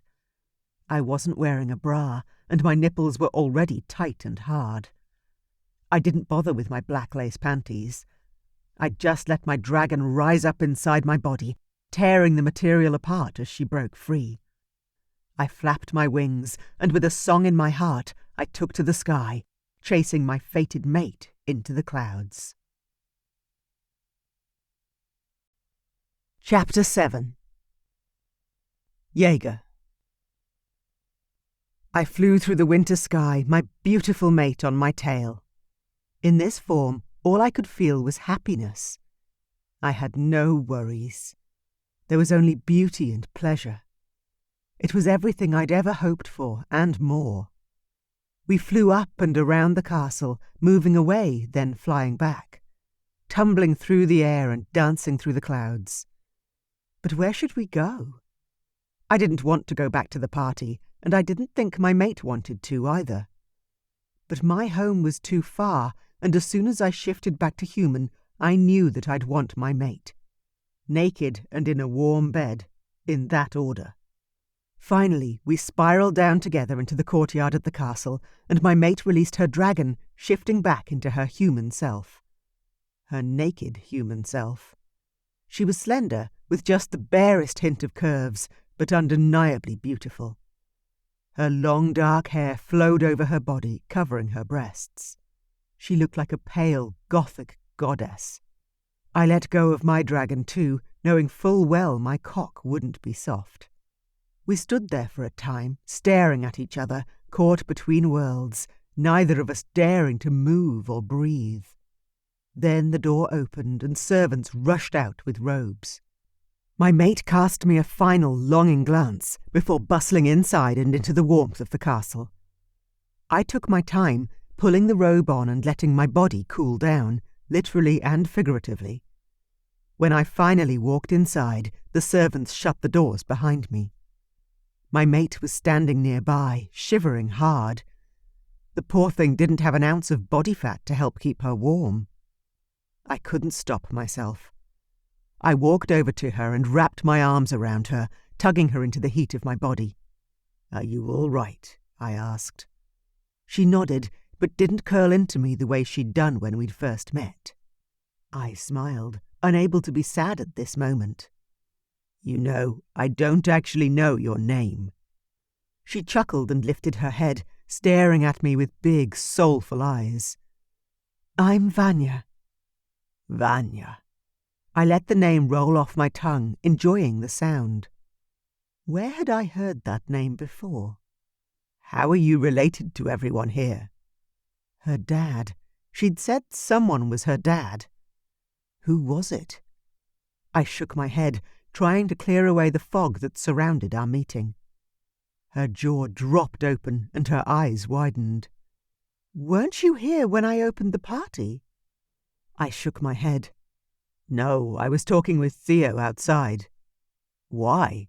Did you—" The doors to the small room burst open and 2 women came rushing in. "Everyone but Jaeger and Vanya, out!" They weren't just 2 women. They were queens. Cass and Lucy both hustled over to us, their arms laden with clothes. "We thought it safer for us to come than your fathers," Lucy said with a smile. "We figured we'd be less likely to set off Jaeger's shifter again." "Thanks, Mom," Vanya said, reaching for her incredibly sexy, tight dress. "Mom," I repeated. "Lucy's your mum." How the hell did I miss that? Lucy laughed softly. "Did you think your fated mate would be a commoner?" "Well, yes," I said. "Because I'm—" Lucy and Cass exchanged glances. Vanya turned away to slip her dress back on, demonstrating a little modesty in front of the queens. I forced myself not to stare as her robe dropped to the ground. "Vanya is one of my triplets," Lucy said, grabbing my attention. "And her younger brother Ian is married to Veronica." I pressed my lips together, holding in any cracks about things getting a bit incestuous. Fate obviously wanted our bloodlines joined. "Okay." I didn't know what to say or think. My mate was a princess of an incredibly wealthy kingdom. I began to shake my head. "No, wait. Hang on." And then, as the haze of our meeting cleared, I recalled what Vanya had said when I'd growled. Stavrok was her father. Holy shit. Vanya was never going to agree to come back with me to live in a 1-bedroom shack in the poorest part of the Winter Kingdom. Her bathroom would be larger than my whole plot of land. "You're not a commoner, Jaeger," Vanya said, and it was the first time I'd heard her real voice. She was strong and commanding. She stared at me with a piercing gaze. "You're the eldest son of the King of the North, Jaeger. And you're my mate." I looked from her to Lucy, to Cass, then back to Vanya once more. "Your father really is—" "King Stavrok," she said, with a nod and another lift of her proud chin. I ran a hand through my hair, my arm shaking as I gave voice to my earlier thought. Holy shit. This time Lucy laughed loudly. "You've got that right. Now, Jaeger, get dressed and come and rejoin the party. Then we can all work out where you're going to sleep tonight." I frowned at the Queen. "But I've already been assigned a bedroom." Lucy and Cass exchanged a long, knowing look before Cass turned to me. "You have, and you're totally fine with sleeping alone tonight." My gut churned at the idea, and my gaze slid across to my mate, the heat of desire rising within me once more. "Exactly," Cass said, with an understanding little chuckle. "We were fated mates of Dragon Kings back in the day too. We know we won't be able to keep you 2 apart long." Vanya growled a little. "Mother, we just met. You don't think—" "Oh, I know, darling daughter," Queen Lucy said with a wide grin. "I remember what it was like all too well. But anyway, I think we need to give Jaeger a moment and then return to the party." Lucy and Cass walked toward the door. Vanya meandered behind them extremely slowly. She was playing with her hair and adjusting her dress, even though she looked absolutely perfect. "I won't be long," I said, forcing a smile to my frozen features. How cruel could fate be to me? My mate couldn't be the Crown Princess of Bravadok. That made no sense. And what it meant for my future was as scary as it was baffling. I'd grown up poor, while the princess had grown up entitled and rich. I wasn't interested in living anywhere other than my mother's small, humble cottage, whereas I was almost certain that Vanya would want to live here and remain in her father's castle. Or, at the very least, she'd likely expect to live in the Kingdom of Winter's refurbished castle. We don't suit. Not at all. My head pounded, and I dressed slowly, giving myself time to think of a solution, or at least my next few steps forward. And when no path made itself clear, I paced in front of the fireplace, unable to do what needed to be done. "What are you doing in here?" My father's voice was so new to me, and yet so familiar somehow. I mutely nodded, because there was no answering that question. Damon walked up to me, and as I stared into the flickering flames of the fire, his shoulder pressed against mine. "Tell me what's going through your head." It sounded like a command, and yet I heard the question behind the tone. "I don't know," I said, then added, "and that's not my cowardly way of lying, because I really don't know. It's blank inside my head and cold. I feel lost." "You're afraid," Damon said, "and that's understandable. You spent your whole life on the outskirts of the city when you should have been in the palace. You were born a bastard when you should have been a prince." I rolled my eyes and turned to the man I should have called my dad all these years. "I was never meant to be a prince." Damon lifted his hand and stabbed me in the chest with his finger. "Well, that tattoo says otherwise. You can hate me all you like, fight me all you want, but as a man who has felt the pull of a fated mate in my life, I can tell you, son, you're not winning this battle.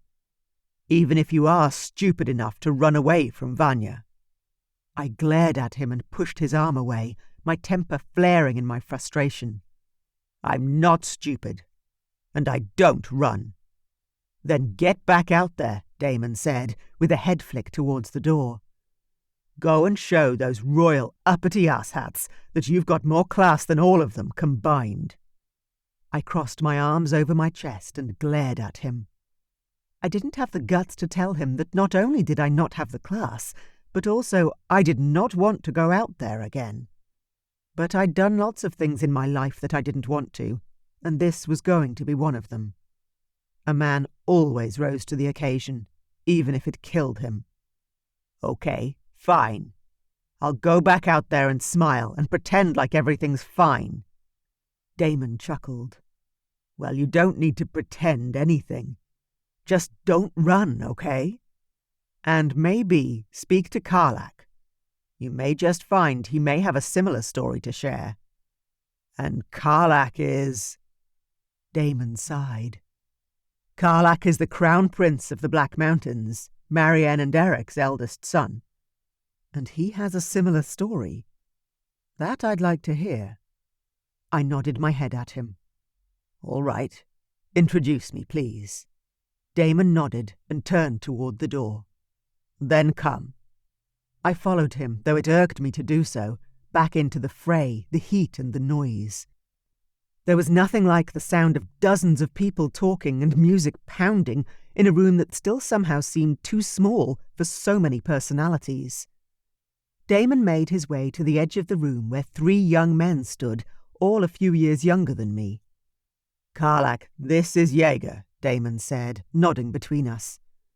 "I told him you'd tell him about what happened on the triplet's 21st birthday, while I deal with Stavrok.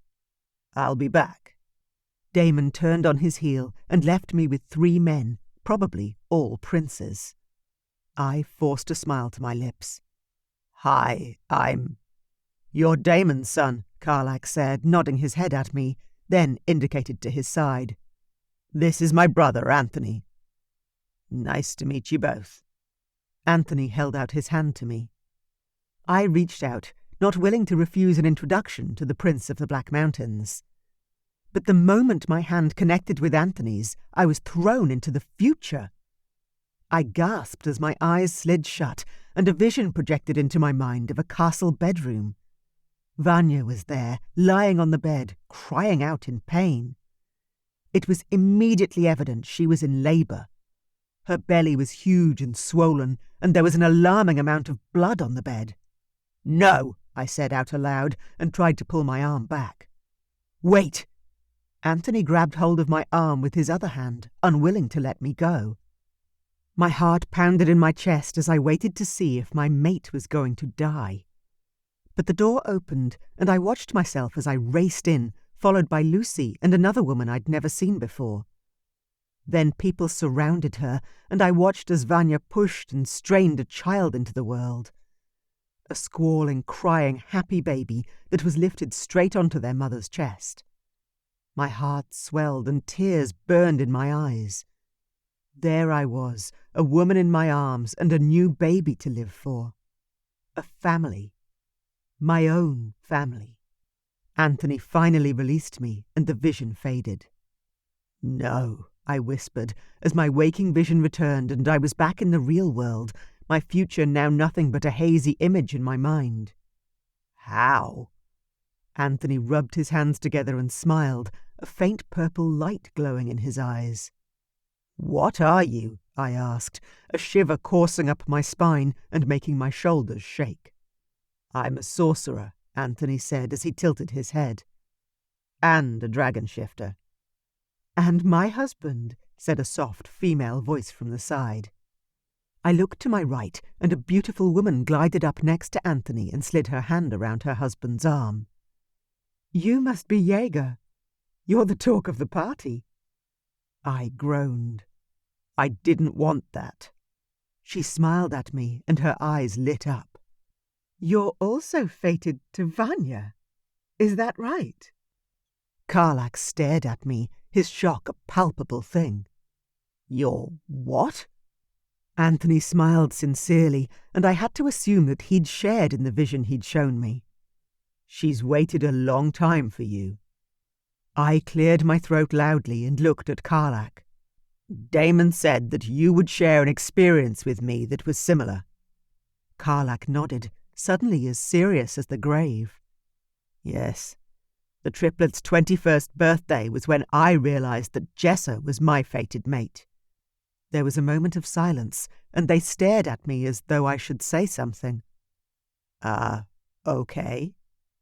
Anthony's wife chuckled. "Jagger, Anselm and Vanya are the triplets." I began to understand. "So Jagger is married to the Crown Prince of the Black Mountains, and Anselm married a human." "And Veronica is married to Ian," Karlak reminded me. "So your families are intrinsically linked." More than I ever imagined. "What happened on the night of their birthday?" I asked, curious more than anything else. Karlak's lips twisted as he recalled his evening with his mate. "I got so drunk I could barely see straight, but it helped keep my dragon in check." "Why didn't I think of that?" I muttered, shaking my head. Anthony laughed. "Your path is different from Karlak's." "And how fixed are your visions?" I asked the young sorcerer. "Does what you see always come to pass?" Anthony pressed his lips together into a thin line. "I don't know, if I'm honest. I'd have to ask my mother to know for sure. Her magic is far greater than mine. But if you had to guess," I pressed, my stomach churning over the fading image of my own little family. Long moments passed before Anthony finally answered me. "Things can always change." And that was exactly what I was afraid of. Chapter 8. Vanya. My whole body ached for Jaeger's touch, although the more reserved royal in me didn't want to admit to it so readily. "Here, drink this," Jagger said, thrusting a glass of champagne into my hand. "Though you may need something stronger if memory serves." I took a big sip, then glanced over at her. "What do you mean?" Jessa sighed wistfully. "On our 21st birthday, I looked at Karlak and knew he was meant to be mine. I'd never felt anything like it. The feeling of when he first touched me, it was like lightning sizzling over every inch of my skin." She ran her hands up and down her arms and shivered as though remembering. I smiled at my sister. "I never knew that. You've never talked much about it, to be honest." Jessa shrugged. "We were young, and I was so worried about leaving you and Anselm. We'd never been apart until I found my mate. It seemed cruel in a way to be separated." It was my turn to heave a sigh. "It's worse being the one left behind, believe me." Jessa stepped beside me and rested her arm against mine. "You're not being left behind any more, Vanya. And Damon's eldest son of all people. It's quite scandalous." She flicked her eyebrows up and down in a suggestive manner. I couldn't help but laugh. "Scandalous? Me? That seems ridiculous somehow. Have you two arranged to meet up later this evening?" I turned to frown at her. "Why would I?" Jessa burst out laughing and almost snorted, her eyes twinkling with mirth. "Oh, sis, you won't be able to stay away from each other. The fated mate bond doesn't ask your permission. It just claims you, body, mind, heart and soul." "It certainly doesn't," I muttered. "Poor Jaeger barely contained his dragon. He would have destroyed the room if his control had been weaker." "Well, that would have been memorable." I opened my mouth to ask another question about Karlak when Marianne and Eric sashayed over, arm in arm. "Happy birthday, beautiful girl," Marianne said, leaning forward to kiss me, having already spent time with Jessa tonight. "Thanks, Aunt Marianne." Marianne and Eric exchanged a glance before Marianne looked over at me, her eyes twinkling with mischief. "I hear Jaeger has finally found you." I stared at her with my jaw dropped. "You knew?" Jessa gaped at her mother-in-law. "Why didn't you say anything?" Marianne reached out and squeezed my hand. "I've been having dreams, visions of Jaeger over the years. I didn't know what they meant at first. They weren't very clear. But when I heard that Damon's son had come out of the stonework, so to speak, I knew that he was the man I'd been dreaming of." I swallowed down the feelings of unexpected hurt and betrayal that rose up within me. If I'd known my fated mate was out there, I could have gone and found him sooner. I've been alone so long, while everyone else has already started families. "Why didn't you tell me?" I asked, unable to keep the accusatory tone from my voice. Marianne bit her lip. "Because I wasn't sure if Jaeger would ever choose to come forward, to declare who he was. Your path with him hasn't been clear to me. Not until tonight." "Why tonight?" I asked, biting back on my aggravation. "He saw you," she said simply. "Now that he's touched you, he won't run. Not again." "Again?" I repeated, dumbfounded. "Well, Jaeger's attempted to speak to Damon many times in the past, but his pride has always gotten in the way. Now that he knows that you are his future, he can step into his true role." "And what role will that be, my dear?" Eric asked with a quirked brow. "Another bastard king?" I stared at Uncle Eric, anger blazing in my belly, until I realized that I was quite literally looking at a bastard king. "Oh, you're—" Eric smiled and inclined his head. "Yes, that's right. I was my father's bastard. I never expected to inherit his throne." "You have been the best thing for the Black Mountains," Marianne declared, reaching up to cup her husband's face. "And for me." "But Damon already has 2 legitimate sons," Jessa said, frowning at her father-in-law. "Do you really think Barry and Theo will just step aside for a man they don't even know?" I tried not to feel angry toward my sister's tone, but I couldn't help but take exception. this was my mate she was talking about. "We'll see," Eric said. "Normally there wouldn't even be a discussion about lineage, but with Jaeger being significantly older and bearing the Dragon King tattoo—" "He could be king," Marianne said. "I've seen it. But that vision is only one possible version of the future.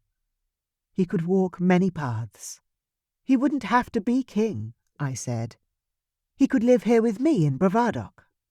Eric and Marianne smiled and nodded as though they agreed with me, but there was a caution in their eyes that told me there was more to the story. But perhaps instead of getting the information second-hand, it would serve me well to speak to the man himself. "Would you all excuse me?" I said, moving to step past Marianne. But a friend of my dad's came and spoke to me, then another, then another.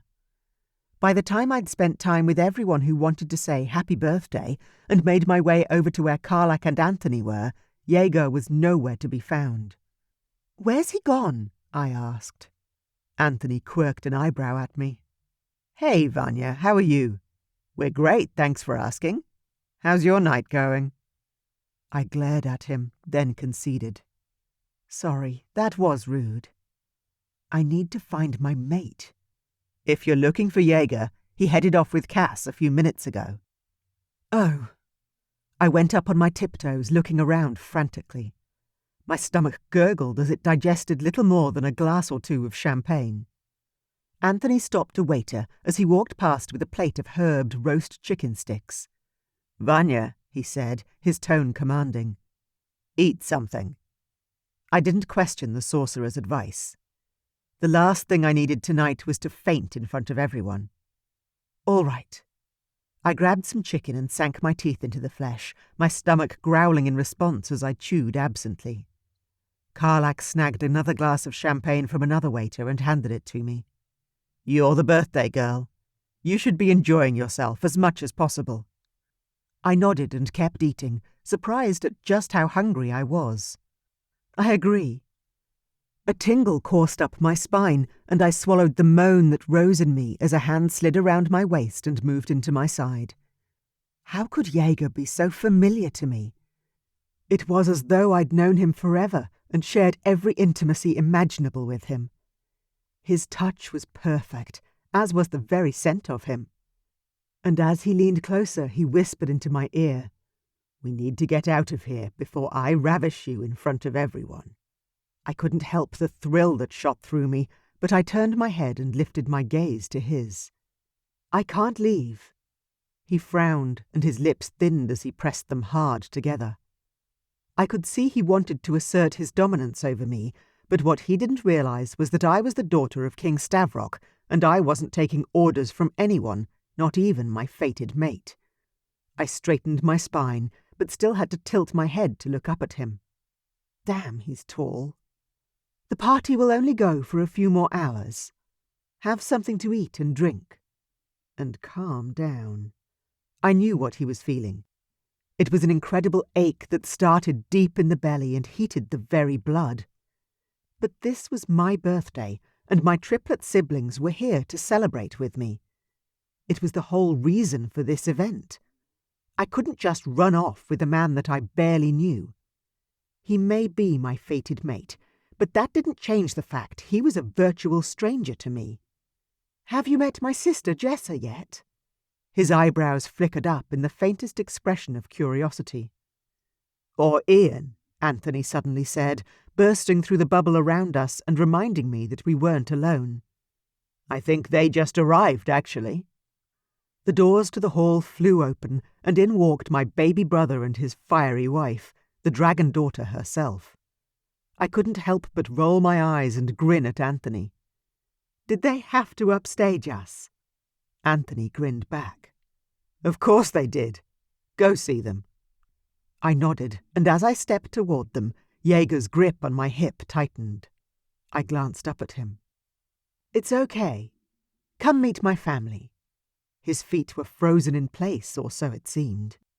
I held out my hand to him, offering him my own strength. He didn't move for a long moment. Then, finally, he took my hand in his. I guided him over to where my parents were hugging Ian and Veronica. "Hey, guys," I said, letting go of Jaeger's hand. Veronica threw herself at me, almost knocking me over with the strength of her hug. "Happy birthday!" she cried before pulling back. Veronica looked tanned and vibrant. "Vacation going well?" I asked. "Oh, yeah," she gushed. "Travelling is amazing." Veronica slipped back into her place beside my brother with a smile. Jaeger reached out for my waist once more, the protective dragon in him rising to the surface, despite the fact these people were family and no threat to me. Ian's eyebrows quirked up in question. Before I could answer him, Veronica's lips curved into a huge smile. "And who's this?" she asked. Dad mercifully stepped closer and made the introductions as quickly and painlessly as possible, giving a shortened version of everything leading up until this point. Ian reached out and shook Jaeger's hand, making him let go of me for a short moment. I thought I'd be glad for the respite, but instead my skin ached to feel the heat of him once more. My royal personality, the one who had learned to hold her own and live with her own company, now warred with the passion of my dragon. Veronica frowned at Jaeger. "So how do you know my family? I've never met you before." "Oh, I had to laugh amicably at Jaeger's inability to answer Veronica's question. "We call Veronica the Dragon Daughter. Ever since we were kids, Veronica's been able to outrun, outfly, and outburn us all." Ian pulled her possessively to his side. "Yep, she's amazing." Veronica turned her face up to receive Ian's kiss, but her eyes were still glued to Jaeger. "You still didn't answer my question," she pressed. Dad coughed loudly. "Maybe I should go and get Damon." "Maybe someone should answer my question," Veronica snapped. "Because if I didn't know better, I'd ask why you have my father's eyes." Jaeger straightened beside me, tensing at Veronica's temper. "Well?" "Jaeger is your half-brother," I explained quickly, jumping in to smooth the transition. "He was born to one of the women in your kingdom 5 years before Uncle Damon met Aunt Cass." Veronica's eyes flashed with the fire of her dragon. "Are you serious? I've got another older brother." She rolled her eyes dramatically, then laughed, breaking the tension to smithereens. "What can I say? Welcome to the chaos." Then she did what Veronica always did. She surprised us all. She walked across the small circle, closing the divide between her and Jaeger, and wrapped her arms around him for a hug. He stared at me, worry-struck, clearly not used to such shows of familial affection. I mouthed, "Hug her back," because Veronica wasn't letting go. Jaeger's arms came around her very slowly and carefully. When Veronica finally let go and moved back, I could almost feel him trembling at the interaction that was so foreign to him. He'd felt rejected all his life, and now he was being accepted and swept up into the biggest family unit in the realm. It would be overwhelming. "We need a breather." I stopped a waiter as he walked past with a platter of food. "Thank you." I took one of the beautiful little quiches and indicated that everyone else should also try them. Jaeger took one automatically, clearly grateful for how in tune we were. Damon handed him a glass of whiskey, most likely sensing his son's discomfort. Jaeger tossed it back like it was nothing. Nothing like a bit of liquid courage to settle the nerves. "Vanya," Anselm called and came toward me. "Yes, brother." I let myself be pulled into the final hours of the party, never moving too far from Jaeger's side. When it was time for people to leave, I watched them go anxiously, wishing the night over. I didn't mean to, of course. This was an important evening, and my family had spent months planning it. But my dragon was restless, as was my affection-starved body. Every time Jaeger touched my arm or my waist, my core tingled and a soft moan escaped my lips. Whenever his gaze met mine, a shot of heat would course over me, stirring desire within me, and a need I'd never felt before. When the last of the guests were finally gone, my whole family turned to me and made excuses to hurry off to bed. They were all very tired, had a headache, had drank too much, or they had guests to see to. And then I was alone with the dragon who haunted my dreams. Chapter 9. Jaeger. I'd held on to my dragon during the party by sheer force of will and the fear of doing damage to those around us. But now that the ballroom was empty and my beautiful mate was standing before me in her long, skin-tight dress, I felt overcome. Vanya turned away from me to usher my father and his family out of the room so we could be alone. Despite my best efforts, I couldn't wait a moment longer. I slid into position behind her and pressed my body against hers.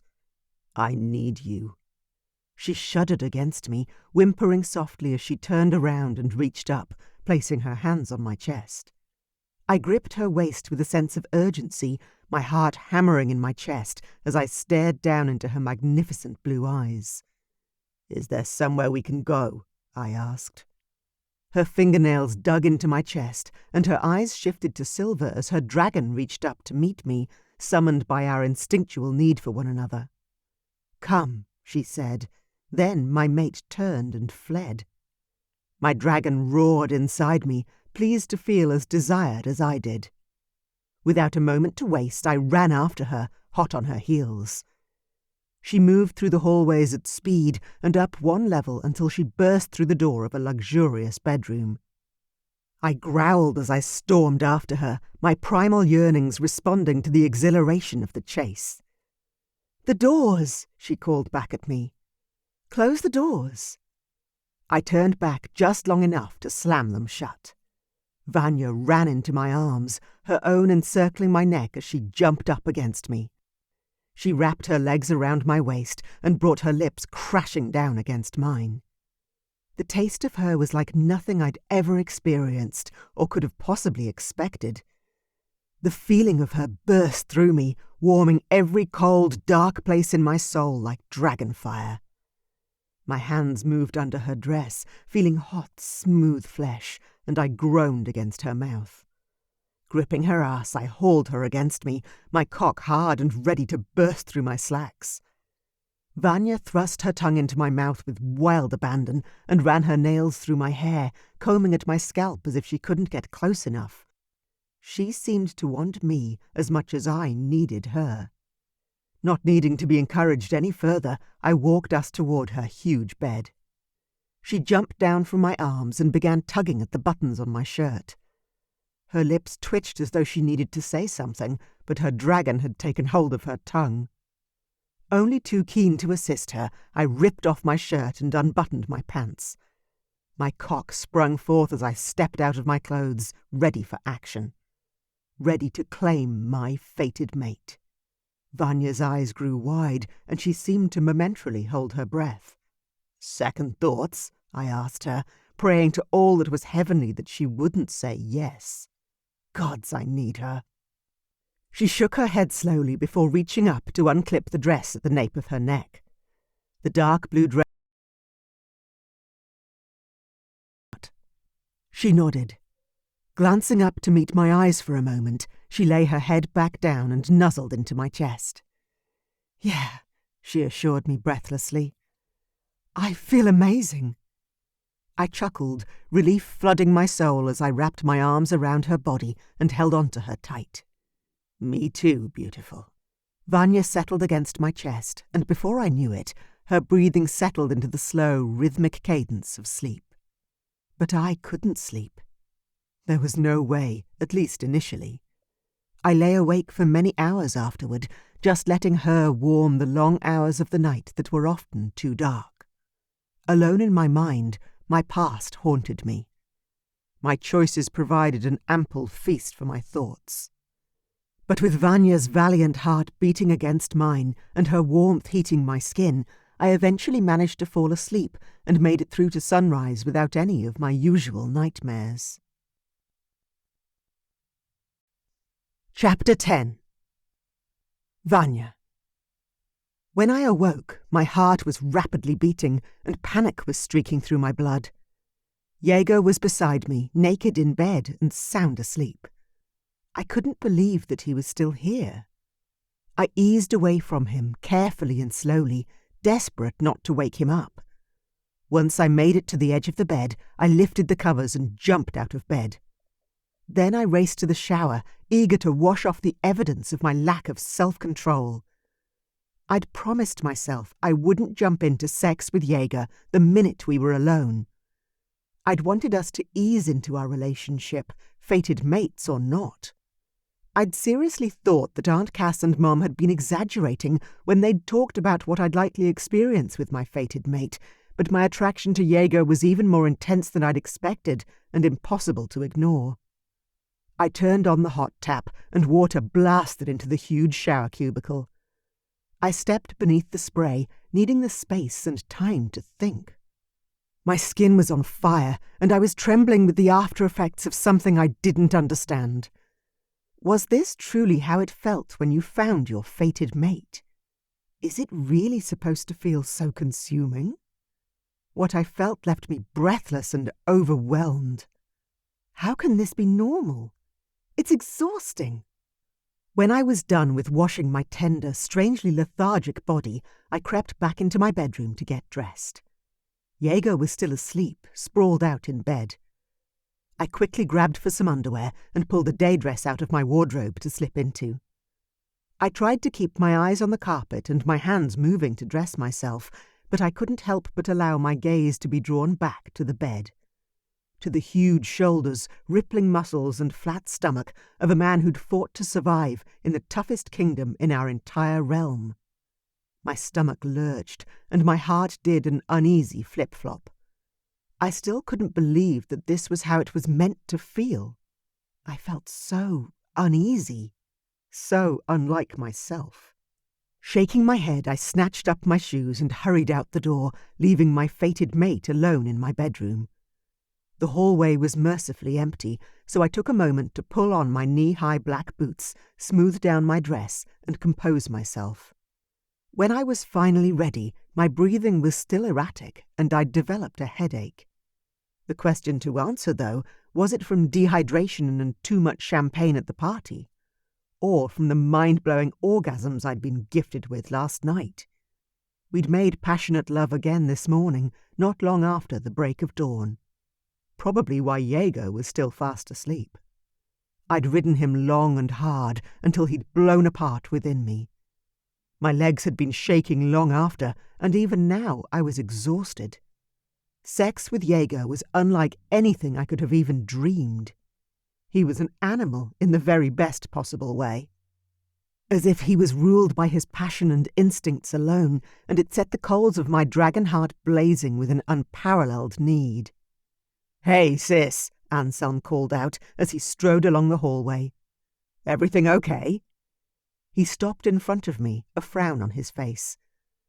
I forced myself to nod, even though I was bursting with questions. "Yes, of course. Are we all meeting for breakfast this morning?" He grinned at me. "Oh, you missed breakfast, but there might be a few stragglers left in the dining room." I pressed my lips together to stop my squeal. Oh my God! That would have set tongues wagging, with both Jaeger and I missing for the first meal of the day. Anselm nudged me with his elbow. "Come on. Kayla asked me to go and get a plate of fruit for her to have in our room. She's feeling a little queasy." I managed to say with a smile. Did Anselm know his wife was expecting again, or was she still hiding the fact from her husband? "The party went well last night," Anselm said, walking beside me toward the dining hall. "Jaeger's appearance has certainly set people's gossip meters into overdrive." "I can imagine." I sighed. A true gentleman, Anselm opened the door to the dining hall. Inside, there were a few people still sitting at the table, while the servants quietly removed plates and glasses from guests who'd been and gone. "Good morning, daughter," Dad said, getting up from the head of the table with a big smile. "I'm assuming you didn't sleep well." He reached out to kiss me on the cheek. My insides flared with heat and I rolled my eyes. "I just slept in," I lied. "Yeah, right," Jessa said from her place next to Mom. You never sleep in. What gives? She asked, waggling her eyebrows at me. I sat down at a spare place and reached for the roast potatoes. I didn't want to admit it to anyone, but I was starving and needed something hearty and filling. I slept in, I repeated with a shrug. No big deal. I wasn't ready for a family grilling on my newly blossoming love life. God's help me. Mom glanced at Dad and reached for her juice glass. And Jaeger? She asked quietly. Is he also sleeping in this morning? Heat flushed my cheeks again, and I closed my eyes to the shame with a grimace. Mom! Jessa gasped aloud. The sound made me open my eyes again and reached for the roast beef. I'd barely eaten last night, and it was catching up with me this morning. You slept with him? Jessa whispered fiercely across the table, though there was no one except our family around. I'm going back to Kayla, Anselm said, before taking his plate of fruit with him. Good luck, sis. His grin told me he didn't feel sorry for me. So I grabbed my knife and fork and started shoveling food into my mouth, hungrier than I'd ever been. Much to my mental anguish and surprise, it seemed sex really did build an appetite. My family stared at me as though they'd never seen me eat before. Which was partially true, I supposed. They certainly weren't used to me enjoying my food with gusto. What? I asked around a mouthful when no one was forthcoming. Oh, it's nothing, Mom said, reaching for the fruit platter. Come on, Van. Spill, Jessa implored me. I rolled my eyes. Jessa, seriously? Here? Now? I didn't want to indicate that both of our parents were sitting right here at the table, but they should know that they were the main reason I didn't want to say anything here. If Jessa and I were alone, I would have said more. In fact, I had questions. Oh, here he is, Mom said with a big grin and a sidelong glance at me. The hairs on my arms prickled up as the chair beside me was pulled out. Jaeger sat down. Apologies for being late, he said, shifting in his seat and getting comfortable. His voice was like silk as it slid over me, making me want to drown in the sound. Did you sleep well? Mom asked, almost managing to sound simply polite. I did. Thank you, Jaeger said, not moving to get any food. I glanced at him and saw his hands folded in his lap. Isn't he hungry? Would you like something different for breakfast, perhaps? Mom asked. We can get anything you'd like cooked. No. I was just waiting in case there was some sort of rules. Jaeger sighed heavily. I reached over and squeezed his hand in encouragement. Just eat. Your family here with us. I stood up and pulled the platter of meat and potatoes closer. If you're anything like my dad, you eat a lot of meat. He met my gaze and nodded, heat searing me right down to my core. Thank you. I sat down and returned to cutting up my morning meal. Meanwhile, Jaeger began serving himself. Mom and Dad watched us with keen interest. It was somewhat unnerving, and I wasn't sure what to do except change the subject. So, where's everyone else? Mom answered first. Most of the families went home last night. Marianne and Eric, Anthony and Charity. I glanced over at Jaeger before asking, what about Cass and Damon? Veronica and Ian? They're all still here, Dad said. But they ate early and said they wanted to go shopping at the markets in town. How long are they staying for? I pressed, wanting to know how soon I'd be losing Jaeger unless I could convince him to stay here with me. Only another day, Mom said. Though perhaps Jaeger might want to stay longer. Jaeger lifted his head and stared directly at my mom. Oh, well, I'd planned to leave with the King and Queen, but... His gaze moved to me. I managed to smile back at him, my heart racing at the thought of his departure.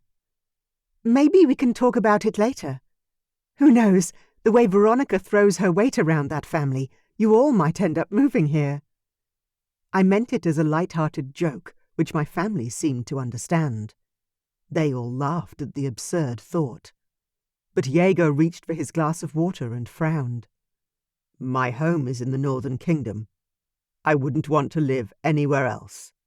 The breath caught in my throat as I stared at Jessa as panic rose within me. What does that mean for us?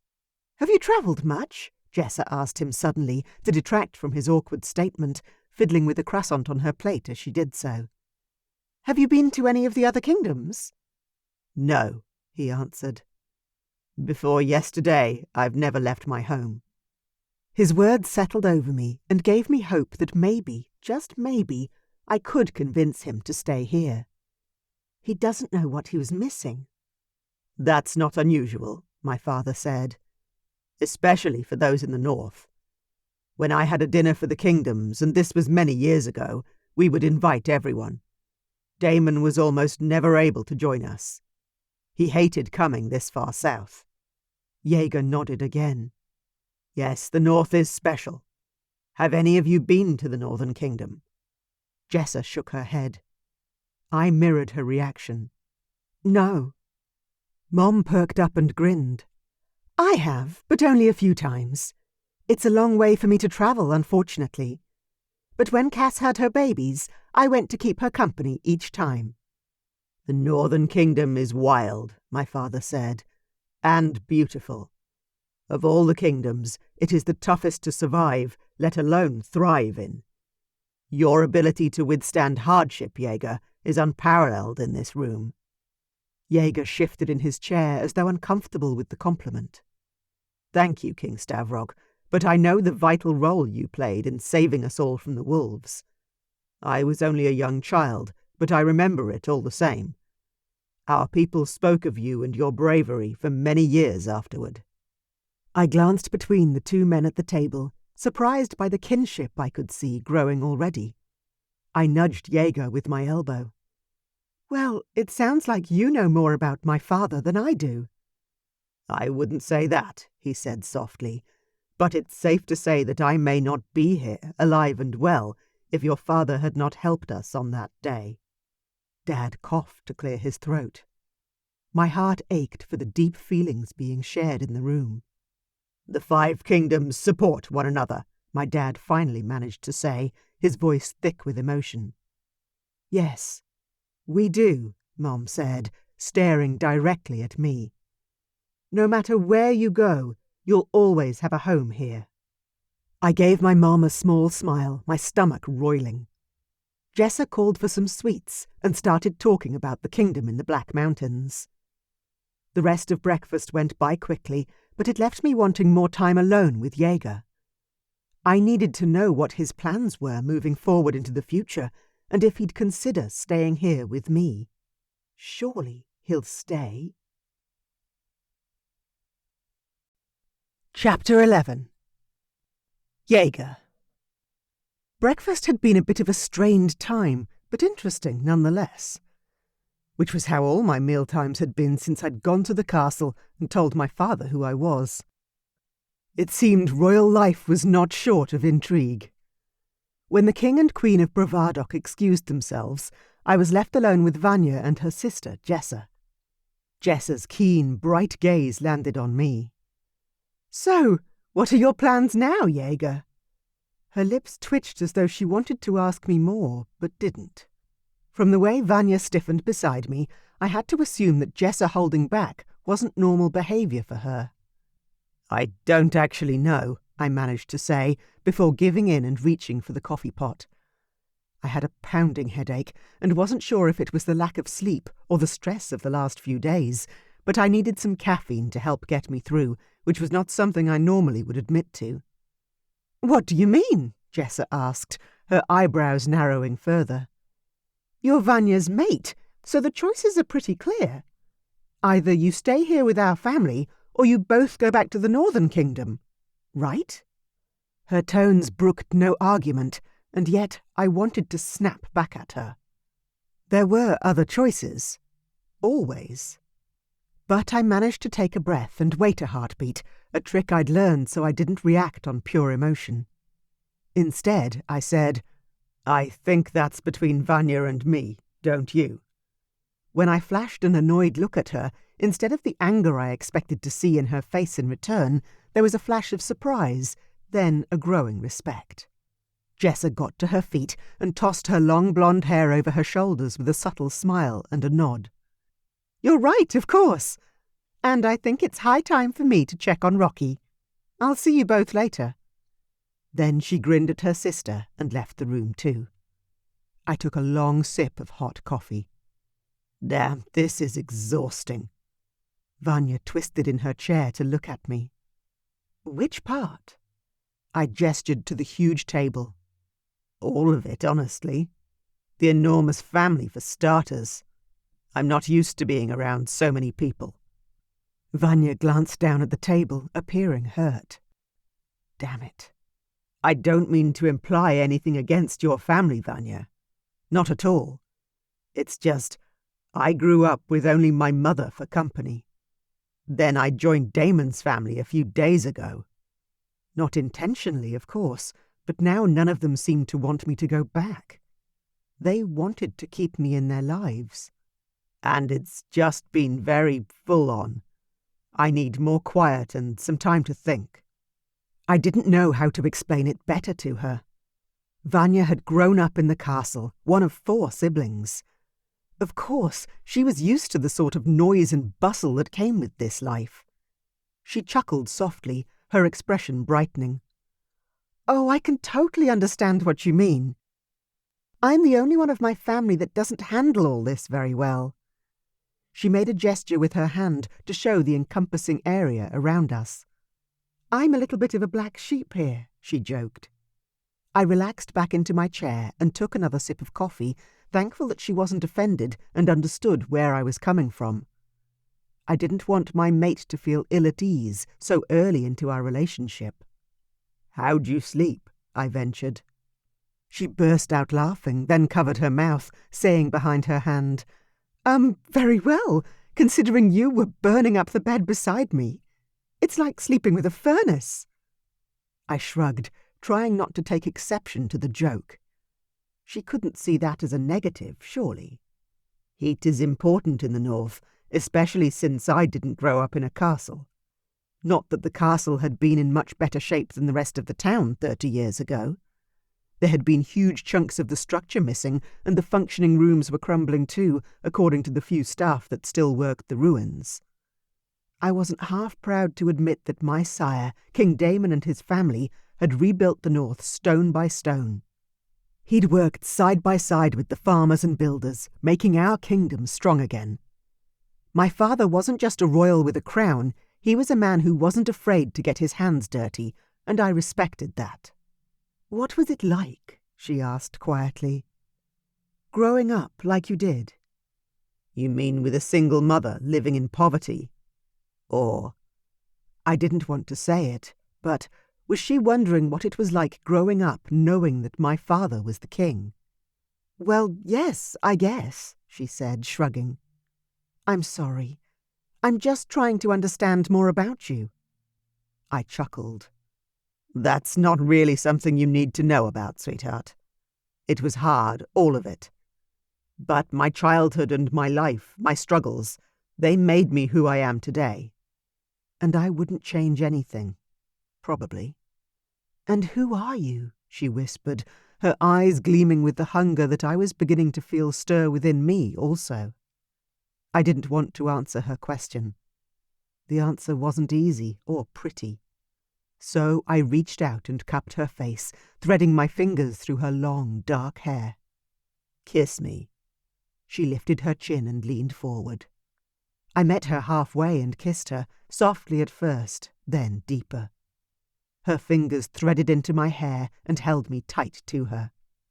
A loud cough made us both sit back, and I got to my feet, ready to face whoever was intruding. It was my father, looking sheepish at witnessing our passionate display of affection. My dragon was up and ready to protect my mate if need be, but my father's smile soothed me in the strangest way. I knew he wouldn't hurt Vanya, which on a logical level made sense. But my dragon wasn't logical, he never had been. It was why I worked so hard to master my emotions and temper. "Good morning," I said, with a nod of my head. King Damon's smile was brighter than I'd anticipated. "We were planning on staying a few extra days, and Cass asked me to come and find you, to ask if that was all right with you." I glanced down at Vanya. Her beautiful face was flushed pink, her gaze still glossy with desire. Did I want to leave her? Never. I forced my gaze back to my father's. "Of course. I have nothing I need to rush back to." The king grinned. "We're all getting ready to go for a walk around Bravadok. I'd appreciate your opinion on a few of the township ideas I'd like to potentially implement back home, if you can spare the time." He lifted an eyebrow in question. My stomach squirmed in the strangest way. "You want my advice?" I asked, scarcely believing it. "Of course," Damon said. "You're the one who has lived in the town. You've known the stresses affecting the people and what the weather has done to their homes. Your first-hand experience would be invaluable." Vanya stood up next to me, but didn't say anything. Damon continued. "Dmitri and Lucian are here today, but will leave early tomorrow. They'd like to see you." Vanya smiled at me in encouragement. "I'd love to come for a walk, if you don't mind the company." My dragon wouldn't have allowed her to stay away. I'd been sound asleep when she'd left our bed this morning, but I'd felt her absence almost immediately. "That sounds like a good plan," I said, taking Vanya's hand and pulling her close. "Shall we go now?" Damon nodded. "Yes, we're all congregated by the entrance. Come." I followed my sire, with my mate at my side. After so many years of being cold and tired and lonely, I was now surrounded by family and friends, and permitted access to the very best all the kingdoms had to offer. I was struggling to keep up with all the changes. The group standing in the foyer was larger than I'd expected, and my breath caught in my throat as anxiety rode me hard. Vanya squeezed my hand. I looked down on her for reassurance, and her subtle smile gave me the courage I needed. Lucian was the first to come forward. "Jaeger," he said as he held out his hand. I offered him my arm and smiled in return. "Hey, Lucian. It's good to see you." Lucian laughed. We'd worked side by side building homes for the townsfolk many times. "You didn't think to drop the hint about you being my nephew?" he asked, one eyebrow cocked. I shrugged as I withdrew. "Not really." Lucian laughed, and this time came forward for a hug. I didn't pull back the way my initial instincts told me to, and instead let the man embrace me as family. When he finally pulled back, his smile was warm and his eyes were surprisingly shiny. "Well, from one bastard son to another, I say, welcome to the family." It was Damon who punched his brother in the arm. "Hey!" Lucian shook him off. "What? Someone's got to say it. Otherwise that shit will eat you alive. Right, Jaeger?" I suddenly felt the ease of something inside me. Yeah, that's about right. It was the weight of carrying the secret that had always bothered me. And although I'd known that Lucian and Dmitri were my grandfather's bastards, I'd never really considered them to be the same as me. They were well liked by the town and known to the king. They were family. I wasn't. Well, I hadn't been. Now, things are different. "Well, let's get going," Stavrok suddenly said from the front of the group. "There's lots to see." He pushed open the front doors, and we stepped into the sunlight. Veronica rushed to the back of the group to stand beside me and chatter away in my ear. Even King Damon didn't go far. The feeling was smothering but strangely soothing, and I tried to lean into the feeling rather than shy away from it. This was going to be my new life, after all, full of family. Bravadok was a beautiful, well-thought-out township. The king was well-liked, and his people felt content to wave and speak openly with him. The houses Damon had me confer on were interesting, though not well made for the levels of cold back home. I had a good look at everything he asked me to, and by the time we got back to the castle, I was ready to crawl straight back into bed. Chapter 12. Vanya. Watching Jaeger move through our town was a lesson in restraint. Every time he spoke with that beautiful, sexy voice, I just wanted to kiss his lips right off his face. He moved like a lion, strong and sure, ready to attack or defend at any given moment. But he was also reserved, even shy, only speaking when spoken to. He was a puzzle, that was for sure. When we got back to the castle, he'd invited me for a nap. At first I'd thought he meant for another hot session of lovemaking, but from the way he trudged toward his room, it became clear that he actually wanted to sleep. Instead, I'd walked him to my room, practically tucked him under the covers, then watched as he passed out. A part of me had wanted to stay and cuddle with the furnace, but I'd been too wired and awake to sleep. So I found myself wandering up to my favourite spot in the castle, the library on the 8th floor. But I wasn't alone for long. "Hey, birthday girl!" Veronica called out, walking into my space, accompanied by both Charity and Kayla, former humans and now princesses of our realm. "Hey, guys," I said, putting down my book straight away. They sat down on the chairs and couches around me, expectant looks on their faces. "What?" I asked, glaring especially at the dragon daughter. She was never hesitant in coming forward. Veronica laughed. "We want to know about Jaeger, obviously. He's your mate, right? Does that mean he's going to live here?" I glanced at the three girls, all looking at me with bright smiles on their faces. I don't know. We haven't really talked about all that stuff just yet." Charity snorted. "Yeah, too busy falling into bed together, I suppose." "Yeah, they're still in that blissful and overwhelming first stage of love," Kayla added. I crossed my legs and stared at them with my lips pursed and my eyebrows high. "Judgy much?" They frowned at first, then burst out laughing. "Oh no," Kayla said. "You forget that I jumped into bed without even knowing Anselm's name." "And I was no better," Charity laughed. "Anthony had my heart the moment I saw him. The fated mate stuff is intense." Together they glanced toward Veronica. I focused on her too. "What?" Veronica asked. "You've never told us much about you and Ian," I countered. "We thought you two hated each other." Veronica shrugged her slim shoulders. "Ian knew I was his mate for ages. He just didn't tell me because of my age. And when I found out, well, I ran to the human world. The last thing I wanted was to get married off at 18. I laughed.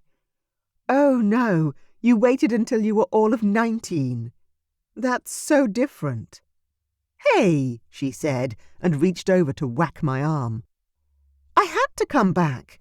Dad was hurt and Ian was—" She stopped to gulp, her eyes tearing up a little at the memory. I reached over and squeezed her hand. "I'm only teasing, Dragon Daughter. We are so glad you found Ian, and he you. You're great together." "Yeah, but did you fall into bed together the first moment you were alone?" Kayla asked with a broad grin. "That's the real question." Veronica rolled her eyes, then laughed. "Of course we did. Even with Ian's injuries, we couldn't keep our hands off each other." All the women around me sighed with longing. Their reactions got me thinking and reminded me that I still had questions. "Does the fire die down?" I asked, not sure what answer I was hoping for. "Not entirely," Kayla answered. "It just simmers down, I guess, to a more manageable need." Charity nodded in agreement. Veronica, on the other hand, laughed out loud. "Speak for yourselves, ladies. I'm still enjoying the first year of marriage." Kayla shifted in her seat, then returned the conversation to Jaeger and I. "Do you think he'll want to take on an active role in the Kingdom of the North? I mean, not as the king or anything, but I'm sure Damon will want him close by, yeah?" I glanced at Veronica. I don't really know. What do you think? Veronica chewed on her bottom lip for a moment. Honestly, I don't know. I haven't had the chance to talk to my parents properly since we only arrived late yesterday. Dad seems to want to be near Jaeger, and Mum's worried, I can see that.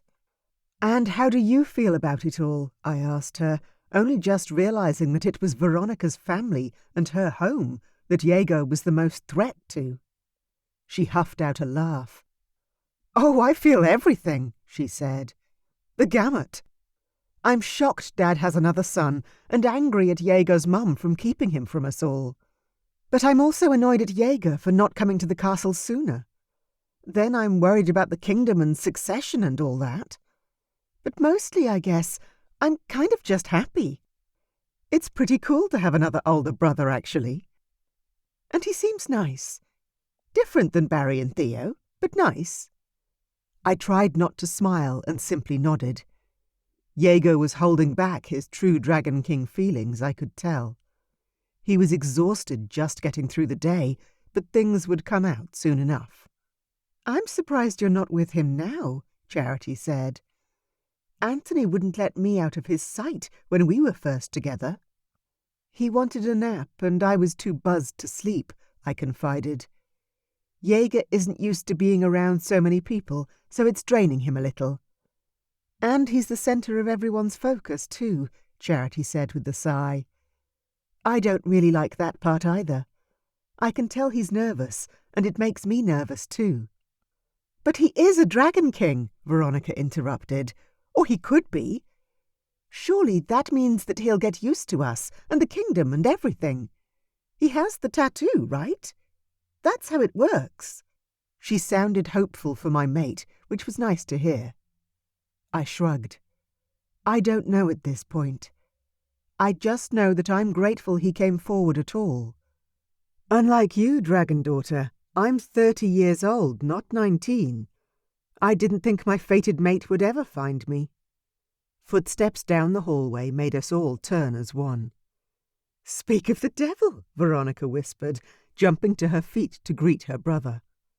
He rounded the corner looking well rested and a little ruffled. Hey, he said, nodding at the group. Feeling better?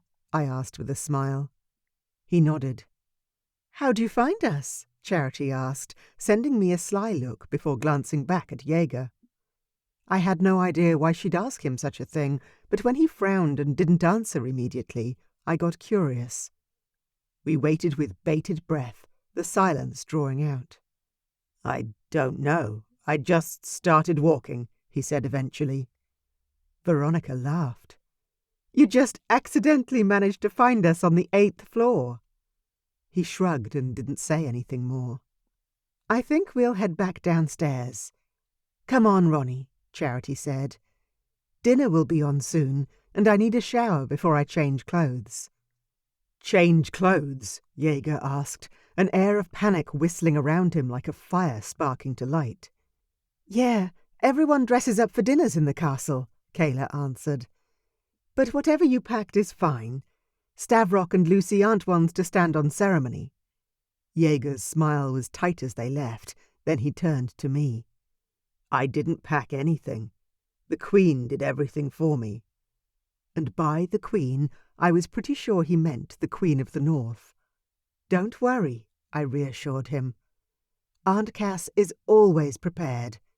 She's been in this game a long time. He heaved a heavy sigh and ran a hand through his long hair. I don't like not knowing what everyone expects.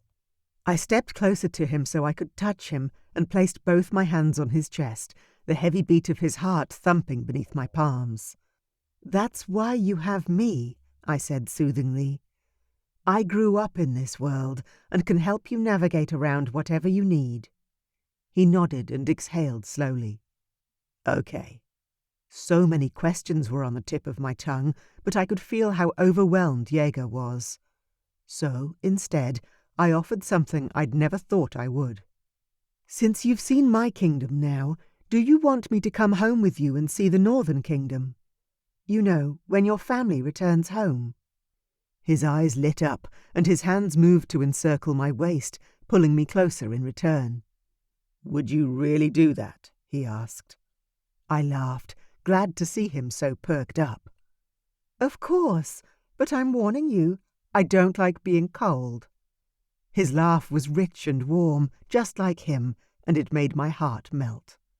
"Well, we're going to have to get you a really thick coat." I nodded and went up on my tiptoes, lifting my chin to kiss him.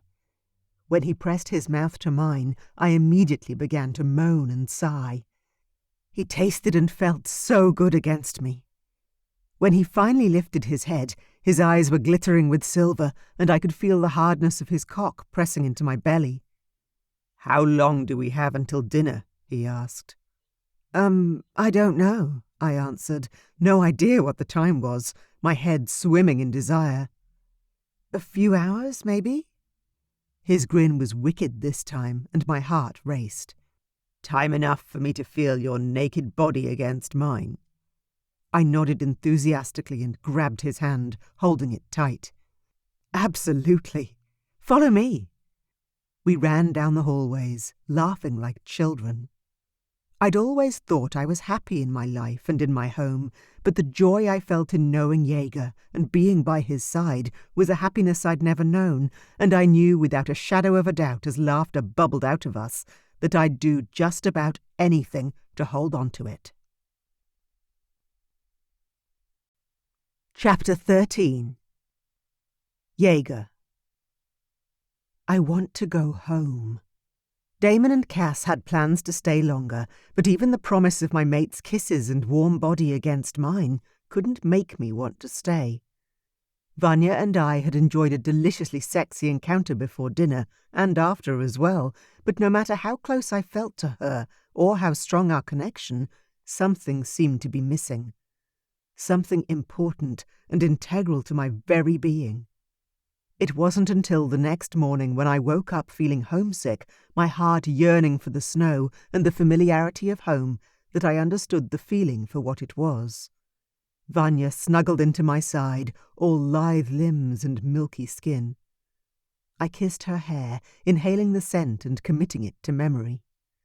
Morning," she mumbled, rolling away and stretching her arms above her head luxuriously like a cat. The blanket slipped lower, revealing her tantalizing, berry-red nipples. I couldn't help but reach out and touch them, unable to resist the urge and desire to feel their pert peaks against my fingers. "Good morning," I returned. She crawled back over to kiss me, then excused herself to go to the bathroom with a smile. I waited for her to return, then did the same, taking a moment to splash some cold water on my face to try and calm the anxiety within me. I loved being with Vanya, but no matter what angle I attacked the situation from, I wasn't sure I could stay here, in her kingdom. It wasn't where I belonged. I knew it in my bones. She'd said she wanted to visit the north with me sometime, which had temporarily lifted my spirits earlier. But will she come home with me today? Now? Unfortunately, I didn't know the answer to that question, and that worried me more than anything. The uncertainty of our predicament was slowly eating away at me. "Are you coming back?" she called out when I didn't immediately return. I finally returned to the bedroom, feeling the weight of my fear in the pit of my stomach like a stone. "What's wrong?" she asked when she saw my face, sitting up in bed and gathering the blankets around herself. I took a breath, then just said what I feared to share. "I have to go home, Vanya." She smiled. "Yeah, I know. We've already planned." "No. I mean I have to go home now. Today." Her jaw dropped, and I could see her mind ticking over as she digested my words. "But we already decided we'd all leave in a few days' time." I nodded my head and grimaced in apology. "Yeah, I know. But I can't wait that long. I'm sorry." She gulped, her throat working hard as she swallowed. "As in, you don't want me to come with you?" "No," I reassured her, rushing back to the bed to sit on the covers and face her. I want you to come with me more than anything. I couldn't leave you. I can't wait any longer. I can't explain it. Would you come with me today? This morning, if possible?" She chuckled nervously. I guess. I'd have to speak to my parents and my sister Jessa. She organised her life around staying here with me for 2 weeks because I've been missing her so much. I sighed, a sense of guilt overwhelming me. Vanya had a life already, family and friends, plans she'd made. My heart ached. "I suppose I could go ahead without you, and you could catch up when everyone else flies back," I suggested, though my stomach twisted at the thought. She stared at me for a long moment before answering. "You really need to go home today?" I nodded. Though if she pressed me further as to why, I wouldn't be able to explain it rationally. I just felt a pull to the ice and snow, to the lands that had always been my home, the stomping grounds where I grew up, where I became a man. "Okay," she said suddenly, with an officious nod of decision, then slid out of the bed on the opposite side. "I need a shower and breakfast, and we'll have to send some clothes and things ahead, but I'll organise it all this morning." I gaped at her, my heart hammering anew as a fragile hope blossomed within me. She hurried into the shower without looking back. I followed after her in wonder, and partly because I just wanted to gaze upon the beauty of her as she bathed herself. "You'll come with me? Really? Today?" She nodded again, already stepping beneath the hot spray of the water. "I will. Though I must warn you, I haven't flown to the north before, so I'm not sure I'm going to be able to make it in one flight. It's a long way." I crossed my arms over my chest. I hadn't thought about that. The flight had been exhausting for me coming over, but I'd refused to be weaker than my half-brothers. "Is there a halfway point where we could rest?" I asked, having never travelled beyond my homelands. She tilted her head as though thinking about it. I think the Black Mountains, technically. But that would mean an extra night away from your home. Though there might not be another option, the more I think about it, the less confident I feel about being able to do the flight in one day. I wanted to rush into the shower to hug her, but caught myself and my excitement. It wasn't like me to express emotion so openly, but my need to go home was swallowing me alive, one large mouthful at a time. Vanya scrubbed her hair with soap, all business as she got on with the job. "I don't care," I said. "As long as we're on our way home, my dragon will be satisfied." She nodded, her face still thoughtful. "I'll talk to Marianne and Eric today. I'm sure they won't mind us stopping in for the night." I didn't know much about the King and Queen of the Black Mountains, so I kept my thoughts to myself. I just internally rejoiced that I would soon be home, and I would finally feel safe, where I belonged. As expected, everyone wanted us to stay the final few days as planned, but Vanya put her foot down and told everyone that we needed to go. The way she spoke brooked no argument, which was a wonder to see. Our clothes and personal effects were packed and sent ahead by a horse and cart. Then we said goodbye to our families and stepped out into the cold air on the top balcony, ready to fly. I undid the sash that held my robe closed and turned to look at my beautiful mate, my heart in my throat as I tried to find the right words. "I need to say thank you," I said in a rush, before I could doubt myself. "You stood up for me. You fought to give me this. So, thank you." It felt awkward as hell to say, to admit gratitude and a debt owed, which was something I definitely wasn't used to. I'd always stood on my own 2 feet, been my own man. To be beholden to a mate was as wonderful as it was foreign. The brilliant smile Vanya gave me in return made up for all the tension in my heart. "Of course," she said. "I'll do everything I can to make you comfortable in this new world, please know that. I understand royal life and all its trappings are still very strange to you." I nodded with a small smile and took one final look at the kingdom around me. "Let's go." She smiled back and inclined her head. You first? I laughed as I shook my head. No, definitely not. Ladies first. She shrugged and dropped her robe without hesitation, revealing her gorgeous body for mere moments before she took a step up to the balcony railing, then jumped, plunging toward the earth below. I raced forward to watch my fated mate. She shifted mid-fall, her gorgeous dragon extending its wings and swooping low over the village in a circle as she waited for me to join her in the air. I turned around and raised my hand one last time, waving at my father and his family, that familiar ache stealing over my heart again. King Damon smiled and nodded at me. Not wanting to make Vanya wait any longer, I turned and threw my robe away. At the same moment I dove off the castle walls, shifting to fly after my mate.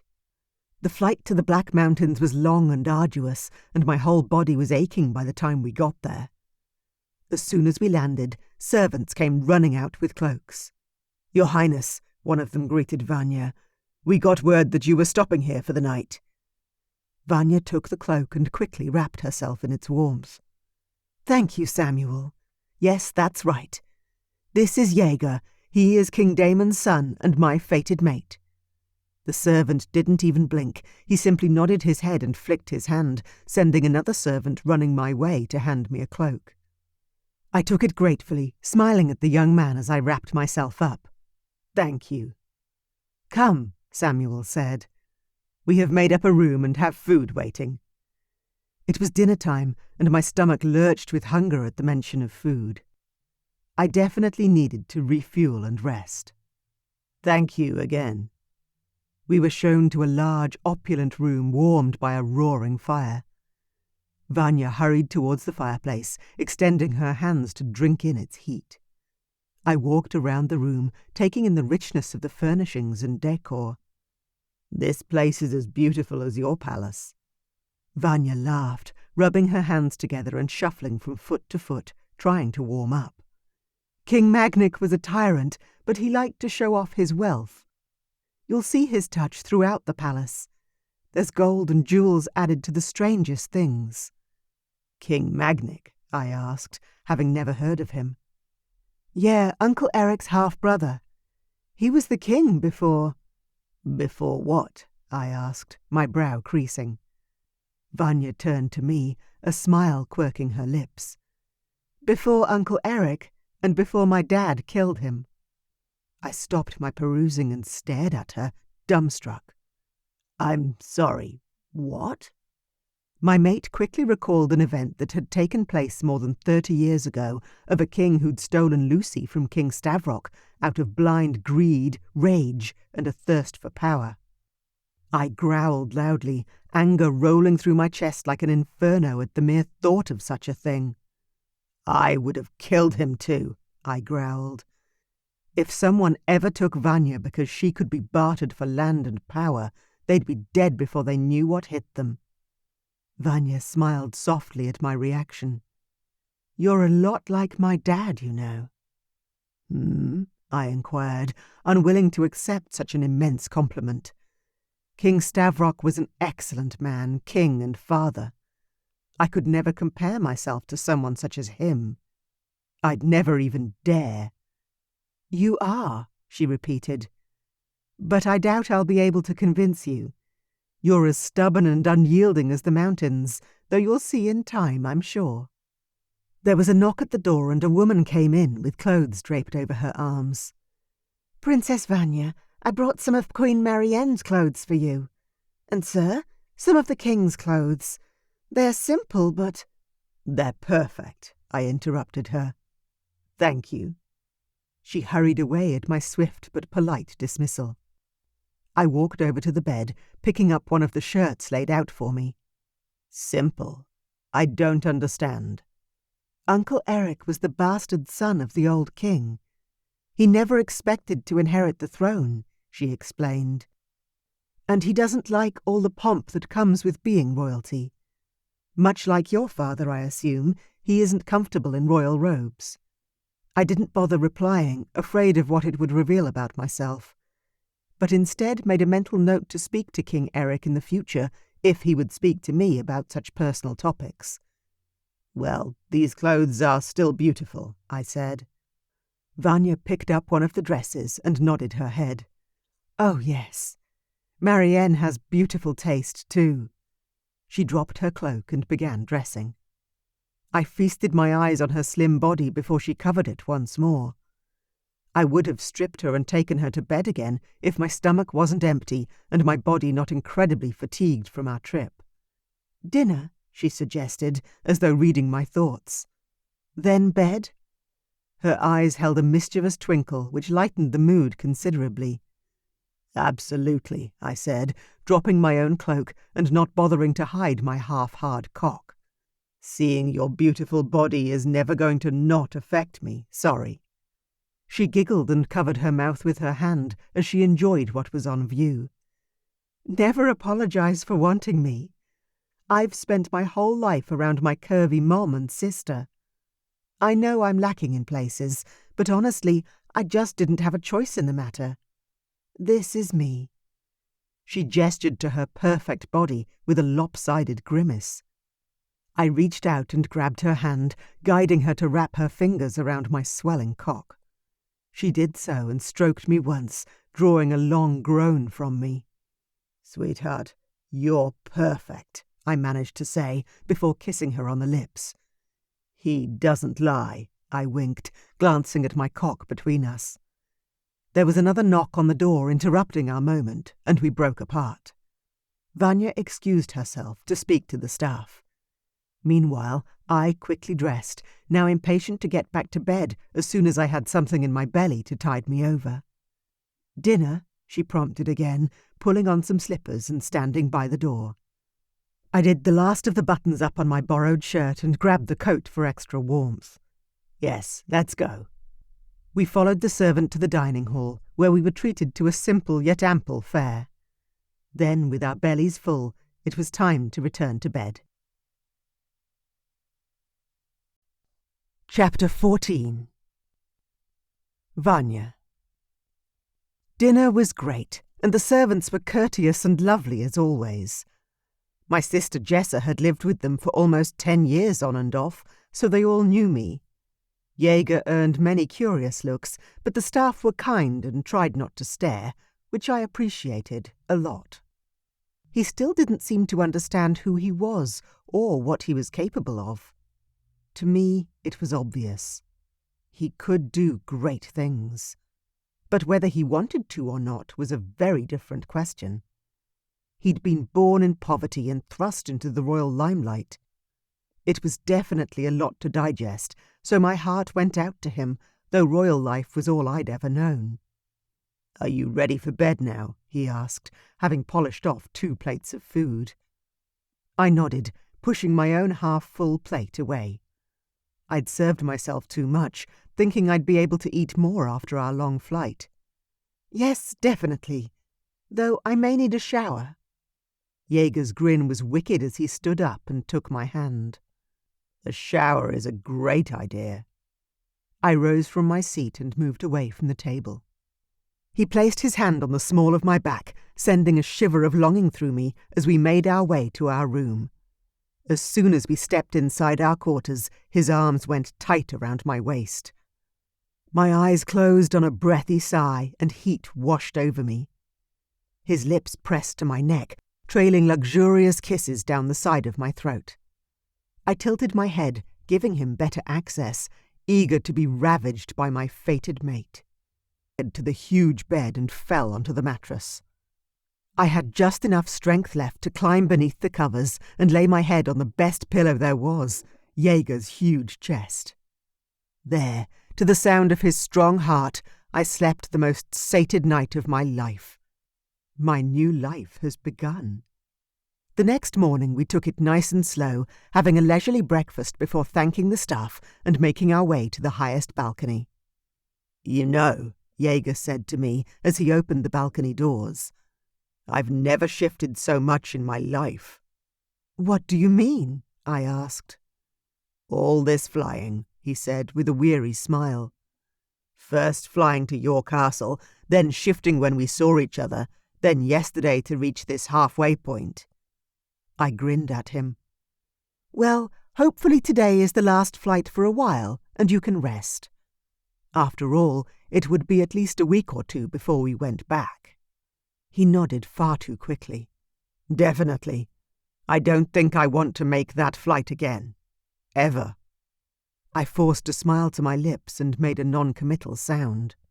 Surely he can't mean that.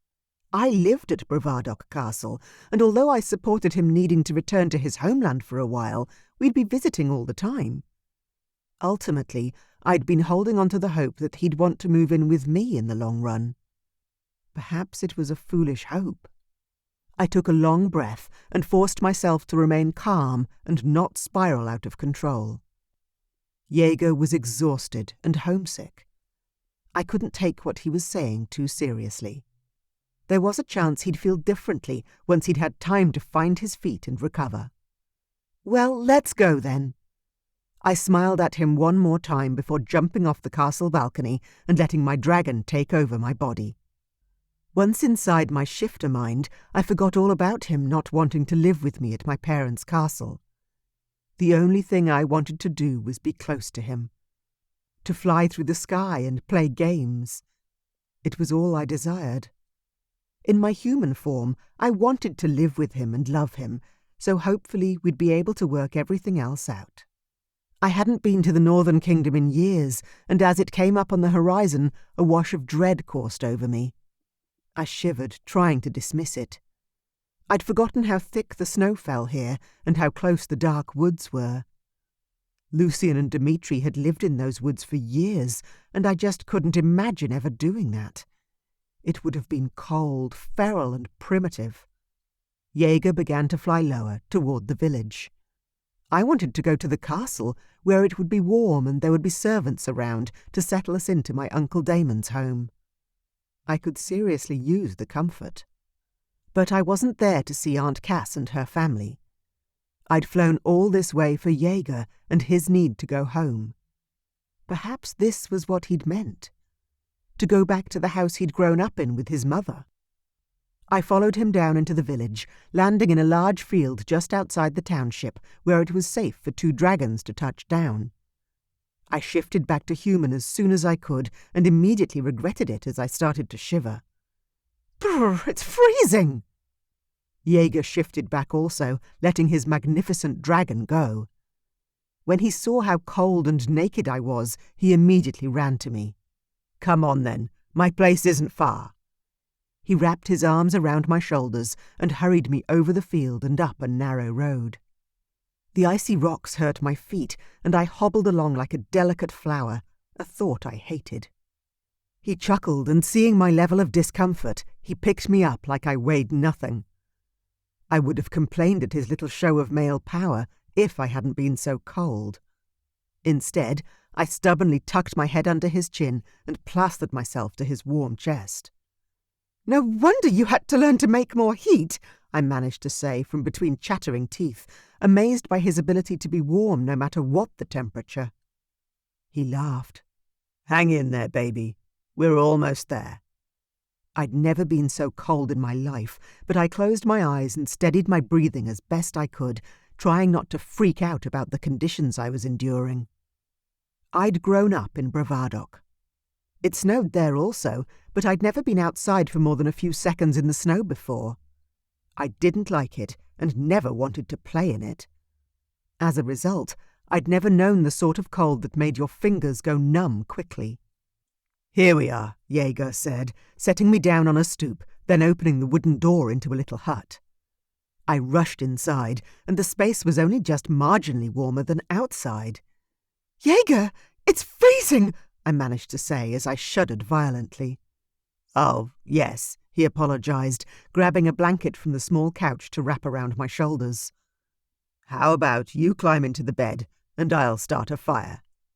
I looked around and saw there was a bed pressed against the wall. I didn't have any other choice. I bolted for the bed and climbed beneath the rough, dark sheets. There were several blankets on the bed, but the sheets were icy cold to the touch, and even beneath all the layers, I still shivered and shook until I rattled the teeth in my head. Jaeger started a fire in the grate, and as the flames began to flicker and the wood began to burn, he stood up and sighed as he looked around the sad, humble abode. "It's so good to be home." He wasn't shaking or even shivering in the slightest. He didn't look cold at all. And yet I was freezing and felt like the cold might be the death of me. "Can you come warm me up?" I managed to ask desperately. He looked at me like he'd forgotten I was even there. "Oh, yes. Sorry." Then he walked over, threw back the covers and climbed in. I scrambled on top of him, hugging his body and pressing my head into his chest, eager to draw every last scrap of warmth from him that I could. He chuckled as he arranged the covers over me and brushed my hair back off my face. His hands and fingers weren't even cold. How is that possible? His arms went around my back, and the heat of his body eventually seeped into mine. Slowly but surely, my shaking subsided, and I could breathe more easily again. He kissed the top of my head. "We're going to have to get you some warm clothes, aren't we?" I nodded, but didn't say much in return, because what could I say? That this was freaking horrible to me? That I hated it already? That the idea of actually trying to live in this tiny house terrified me? It was one room. I couldn't see a bathroom or running water, though there probably was something somewhere. An outhouse behind, maybe? I shuddered at the thought. All I'd seen were the dirt floors, the threadbare furniture, and the suffocatingly low ceiling. I was so cold and tired. This was absolutely the last place I wanted to be in the realm. I wanted to be back in my castle, in my huge bed, warm and safe. Lying on top of Jaeger, I did feel safe and warm finally, but we couldn't stay in bed forever. And he couldn't be by my side every day to merely ensure my survival. If this was the kind of life he wanted, then I didn't know what I'd do. Because this was the last thing I needed. Am I going to be a 30-year-old princess living in an icy hovel like a pauper? I closed my eyes and tried my best not to cry. The idea that he'd lived here all his life was devastating to me. Did he used to have to sleep beside his mother to keep her warm too? Had he had enough to eat? How had he survived living here, in what was, without argument, the toughest kingdom in the whole realm? I knew I was a spoiled, pampered, literal princess, but no one in our entire kingdom lived in a one-room shack. No one. My parents would never have allowed it. Everyone in Bravadok had a much higher standard of living than whatever this was. I bit my lip and breathed through my nose, tears now dripping down my face to freeze on my cheeks like crystal. Had my beautiful man survived this world, only to now feel totally uncomfortable in the castle and with the family he should have always been a part of? Lying here in Jaeger's hovel, the mountain climb ahead of me now seemed impossible. I couldn't see how we'd ever be able to make our two lives work. Our differences were just too vast. There was a literal world between us. A wave of depression washed over me, drowning all the good feelings in my mind. If this is the future my fated mate craves, I can't be a part of it. With my tears stinging my face, I listened to the steady beat of his heart and prayed that somehow we'd find a way. Chapter 15. Jaeger. When I tried to get out of bed, Vanya didn't want me to get up, but I had to. "Let me just feed the fire. I'll come back straight away, and it'll heat the place up. I promise." She nodded but didn't speak as she slid off my chest. I tried not to worry, but something was wrong with her. I could feel it in the pit of my stomach. I rushed over to the fireplace and placed 2 more heavy, dry logs on the dwindling fire. The flames flickered around the wood hungrily, and I made my way back to the bed. The fire wasn't making much of an impact yet, but it would. I climbed back under the covers and sat up against the headboard I'd made years ago. Vanya immediately clambered back into my lap like a child, curling up into a small ball and shivering against me. I gathered the blankets around her once more and wrapped her up in my arms. I'd made a mistake bringing Vanya here. I saw that now. It wasn't even the middle of winter, and yet the chill of our kingdom was obviously far too much for her. I had to get her clothes that would suit her and help make her comfortable.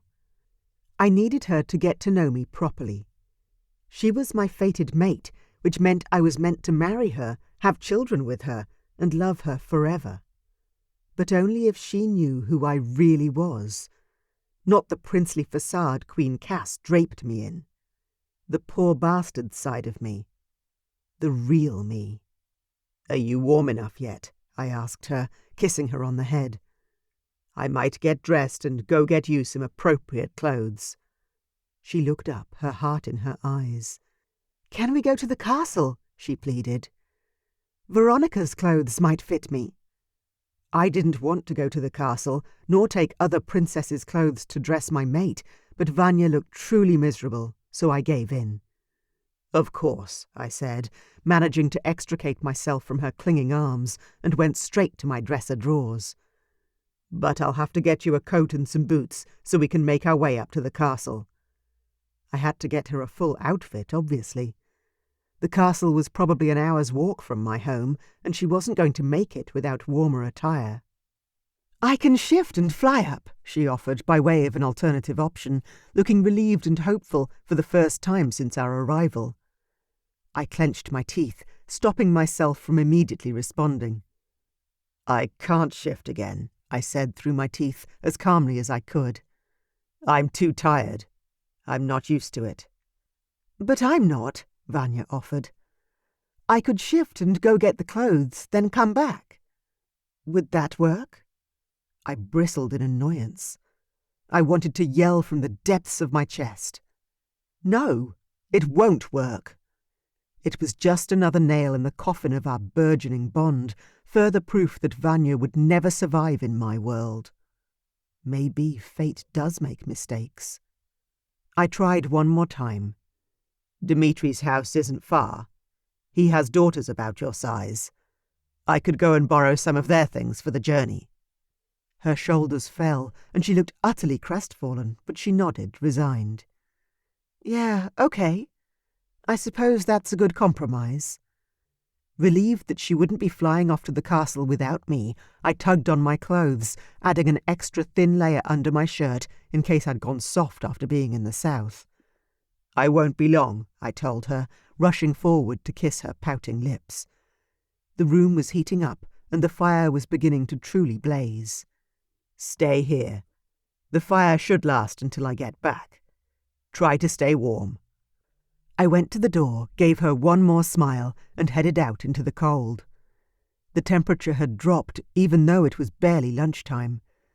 Storm clouds gathered overhead, and I could smell the snow on the wind coming our way. Great. We weren't leaving the house today no matter what clothes I brought her. Vanya wouldn't venture out in this kind of weather.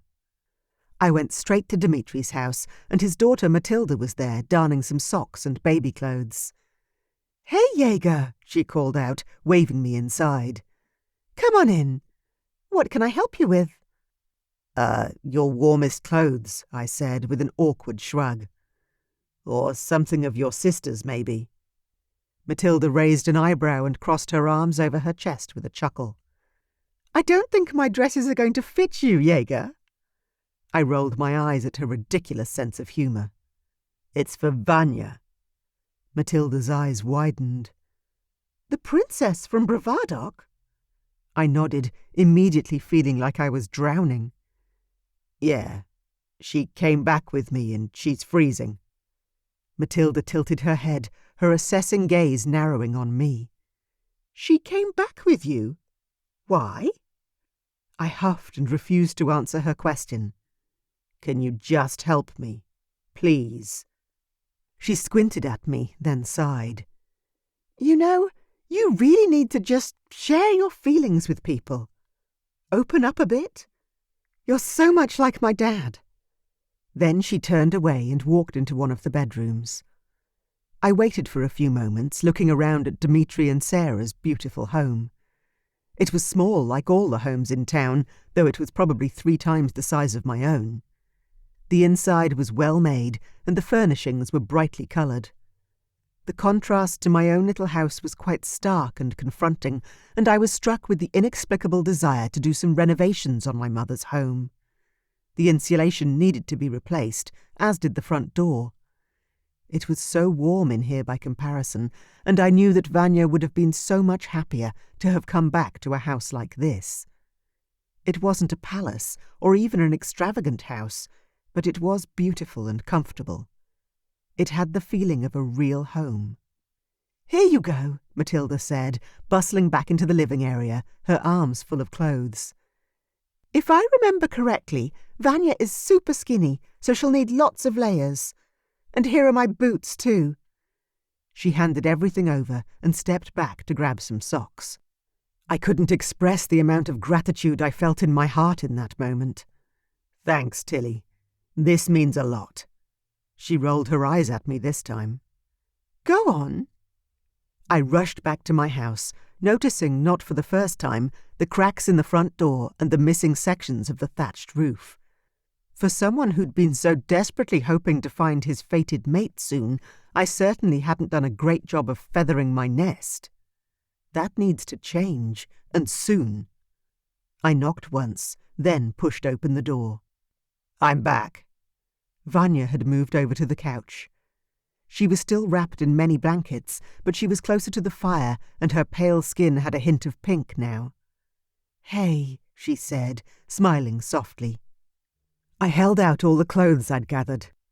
"Here you go. There's lots of layers, so you'll be warm." I placed the clothes on the couch, then went back to the front door. There was a huge draught blowing through the cracks, which only added to the discomfort of the space. What can I do to fix it on such short notice? I went to the cupboard and grabbed an old wool blanket and a hammer. Once I found a couple of nails, I covered the door with the blanket and tacked it in place. Immediately the whistling of the wind through the door quieted. It was rudimentary at best, but it definitely helped a little. I turned back to face my mate and licked my lips, clearing my throat. She was staring at me, unmoving. I gestured to the door and heaved a sigh. "I'm sorry about the state of this place. It needs a little work." She nodded but didn't say anything. She took some of the clothing into the blanket pile and began dressing within the folds of its warmth. I missed seeing her naked beauty, but it was good to see her looking happier at least. When she finally emerged from the blankets, she was wearing many layers, a long dress, leggings and an overcoat. Still, she rushed for the fireplace to warm her hands, like she was still suffering. "How are you doing?" I asked, my heart aching in the strangest way. "I'm a bit hungry," she admitted with half a smile. Shit. "Okay, well, let me make us something. I'm sure I have some food in the fridge." I managed to find some meat and vegetables and heated those up for us in a pot over the fire. We ate in silence at the small table I'd grown up sitting at. Vanya glanced around occasionally, but she was so hunched over it was difficult to tell what she was taking in. I cleared my throat with a rough cough. "Thank you for coming back with me." She nodded, then shivered again. "You know," I said, "if you want to go up to the castle after lunch, I'll walk you up. Maybe I can show you some of the village on the way." Vanya's head came up, and her gorgeous dark eyes met with mine. "Really?" She sounded so hopeful. I squashed any rising disappointment I felt, and instead injected a happy tone into my voice. "Of course. I wanted to show you the village and my house. So one thing down, and then we can do the other on the way back to the castle." She immediately brightened, eating faster and smiling. Meanwhile, my appetite was gone, so I just drank some water and watched her. When she'd finished her lunch, she asked me some questions about my life. "So you grew up here, right? Your whole life?" I nodded. "Yeah, as far as I know." "And your mom?" she asked, gently this time. She passed recently? Yeah, I answered, the familiar pain hitting me again. It was a few months ago, but it feels like yesterday. Is that why you sought out Uncle Damon? She pressed. I sighed and went to clean up our dishes. Yeah, but that wasn't totally my choice. My mom made me promise that I'd go and find him after she was gone, so I'd have a family. She was worried about me. I didn't need to tell Vanya that I'd been dreaming about her too. That, more than my promise to my mother, had been the driving force. That and Dmitri threatening to out me, of course. Why didn't she want you to find Damon while she was alive? I ran a hand through my hair. That's not an easy thing to answer. Vanya turned toward me and waited. Can you try? I'm not going anywhere. But she was. She'd leave me today and never come back. That was obvious. So what did I have to lose by telling her the truth? Well, my mother was proud. Vanya chuckled softly and reached across the table to touch my hand, the first sign of affection she'd shown me outside of her need to be warm. Oh, I can't imagine that, she said with a grin. I knew she was trying to tell me that I'd gotten it from somewhere, but I couldn't smile or laugh. Talking about my mother hurt. It likely always would. Mom wanted to tell the king about me, but she said that the whole kingdom was struggling to survive, and as they weren't fated, she felt conflicted. And by the time I was old enough to want to know him, the king had already married Cass. Vanya nodded and waited. I exhaled slowly and kept going with my tale.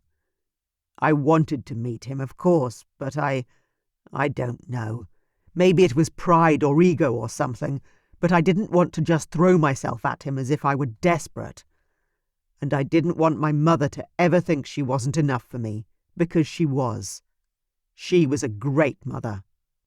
Yeah, but surely she wouldn't have felt rejected if you went looking for your father too, Vanya asked, her eyebrows drawn together. I mean, the bigger the family, the better, right? I shrugged. I wouldn't know. My mom was my whole family, and she was enough. I stood up, not wanting to talk about my mother anymore.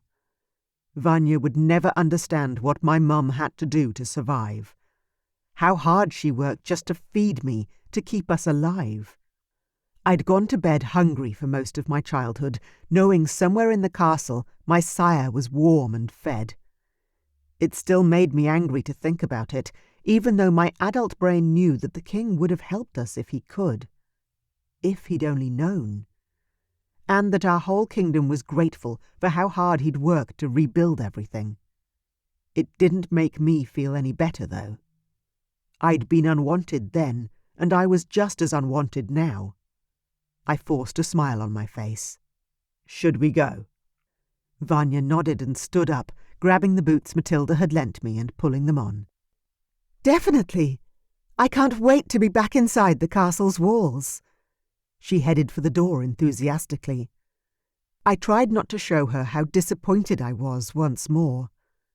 She didn't care for my heritage, my home, or my town. She was a princess, and no matter how much I wanted her to adjust to the north and accept my humble origins, it was clear that was never going to change.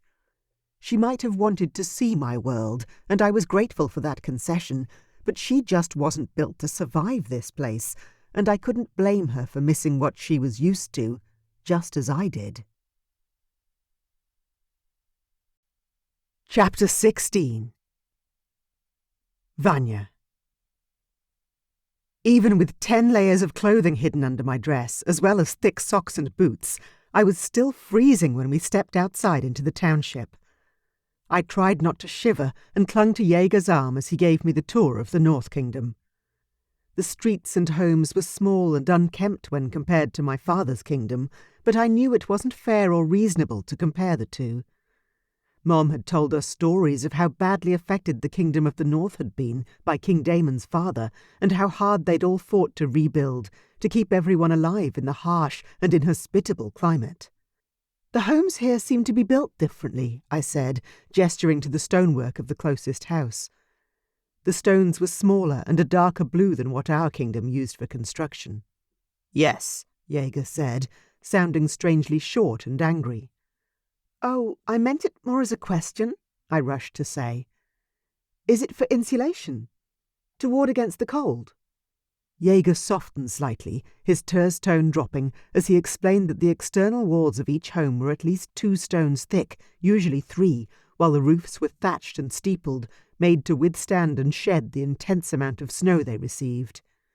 The people were dressed in plain clothes that looked thick and warm.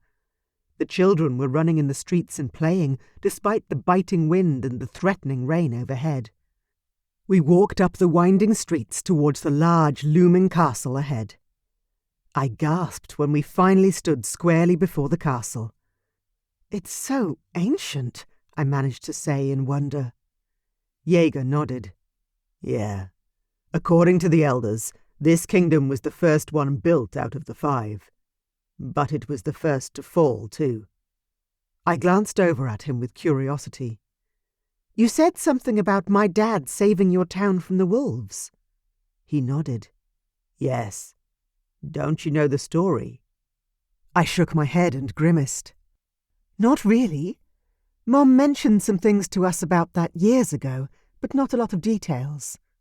Can you tell me more?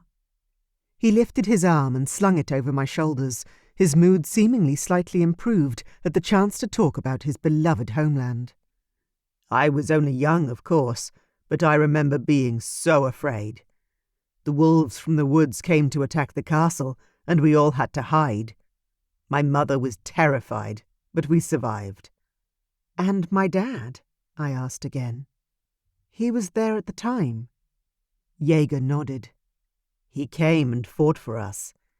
He was the first fire dragon I'd ever seen, and he was amazing. He was injured, but once the battle was over, he still flew all the way home. I assume to go back to your mom. I stared at him, my chest tightening with the emotions his words invoked. They're fated mates, I whispered. Their love is amazing. He nodded, then turned away, offering me his arm. Let's get you to the castle. Don't you want to show me anything else? I asked, assuming he did. You love this place. Surely you have shops, schools, I hinted. He shook his head and pulled me up toward the castle. No, it's fine. Come on. It took a while, but we wove our way up the steps and to the huge front door of the castle.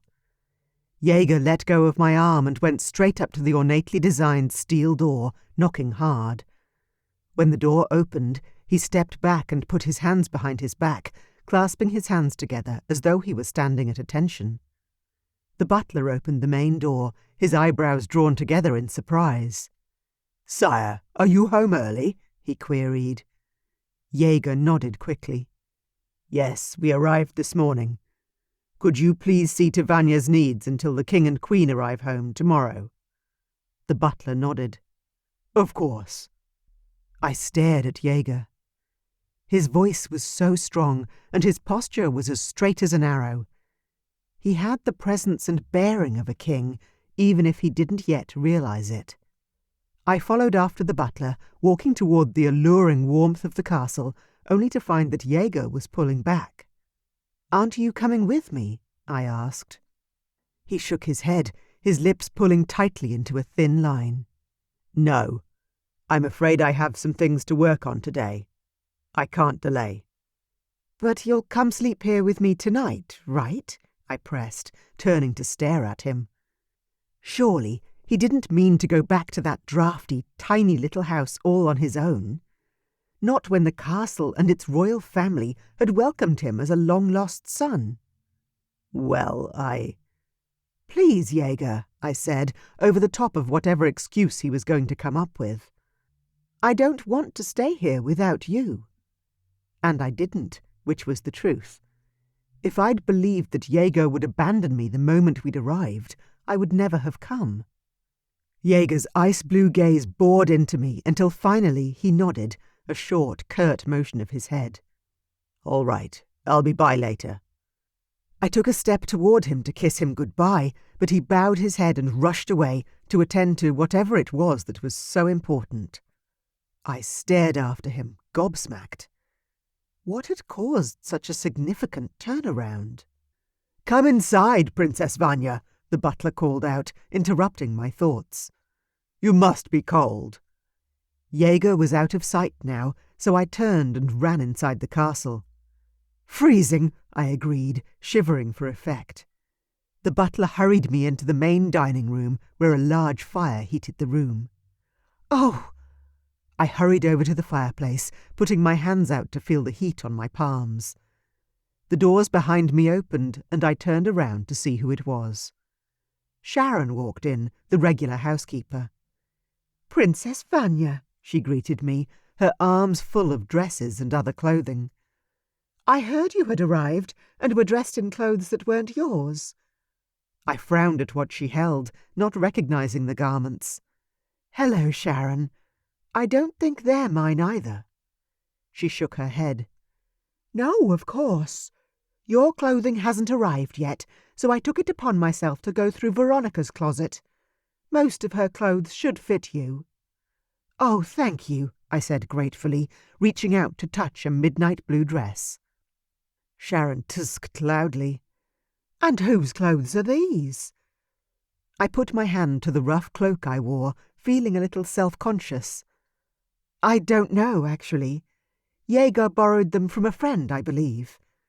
I'd been too out of my mind with the cold to ask any questions. Sharon made a disgruntled noise. "Follow me, dear. The maids are setting up a guest room for you as we speak, and we'll get you into a nice warm bath, then into some of these clothes. You don't want to wear those any longer than you must." I followed her, but glanced down at the clothes I wore with appreciation. The boots were comfortable and well made, and had amazingly kept my feet warm and dry, even though we'd walked the whole way in the snow. The cloak was made from rough and worn materials, as was the dress, but that didn't mean they were beneath me. I didn't care about being dressed in finery, especially when I'd faced freezing to death. I would have walked up to the castle wrapped in a blanket if I'd needed to. Sharon showed me to my bedroom and ran me a bath. Uncle Damon's castle was the least fancy of all the castles in the realm, but it was steeped in history. The paintings, the portraits, and the architecture were simply beautiful and ancient beyond memory. The rooms were smaller, the furnishings simple. But the room was clean and well cared for, and most of all, it was warm. "Hop in," Sharon encouraged with a smile as she helped me undress. "You must be cold to your core." I undressed quickly and rushed to get into the bathtub and sink beneath the hot water. Goosebumps covered my flesh, and for a moment I simply shivered beneath the surface. But then a wave of relaxation washed over me as the heat seeped into my bones. "Oh, thank you, Sharon," I said.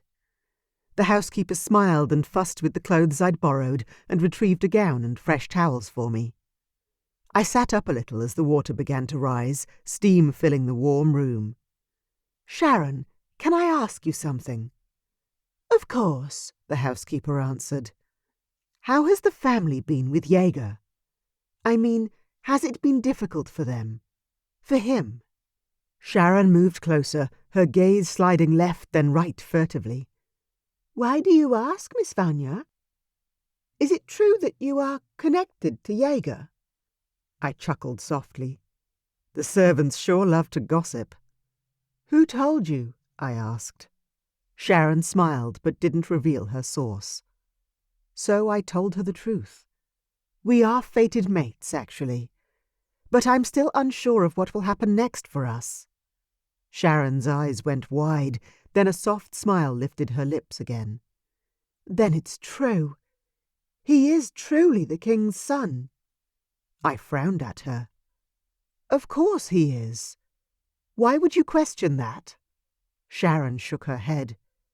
"We were all unsure when Jaeger came to the castle. We were afraid of what it would mean for our kingdom, for the royal bloodlines." I nodded in understanding, though I couldn't empathize truly. My father's kingdom had always been wealthy and well run. This kingdom had many, many years of starvation and desolation. I couldn't even imagine what the servants had gone through. "So you believe in who he is, now that you know he's my fated mate?" I asked. "Is it because of the royal link?"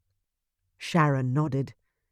"It makes more sense now, although, to tell you the truth," she lowered her voice to a whisper, "I never doubted it personally, though everyone else did. But it's in his eyes, isn't it? And in the way he holds himself. He seems to be what real kings are made of." I sighed, running my now warm hands over the surface of the water and watching as the ripples fanned out. "I see it too. He's a royal dragon through and through."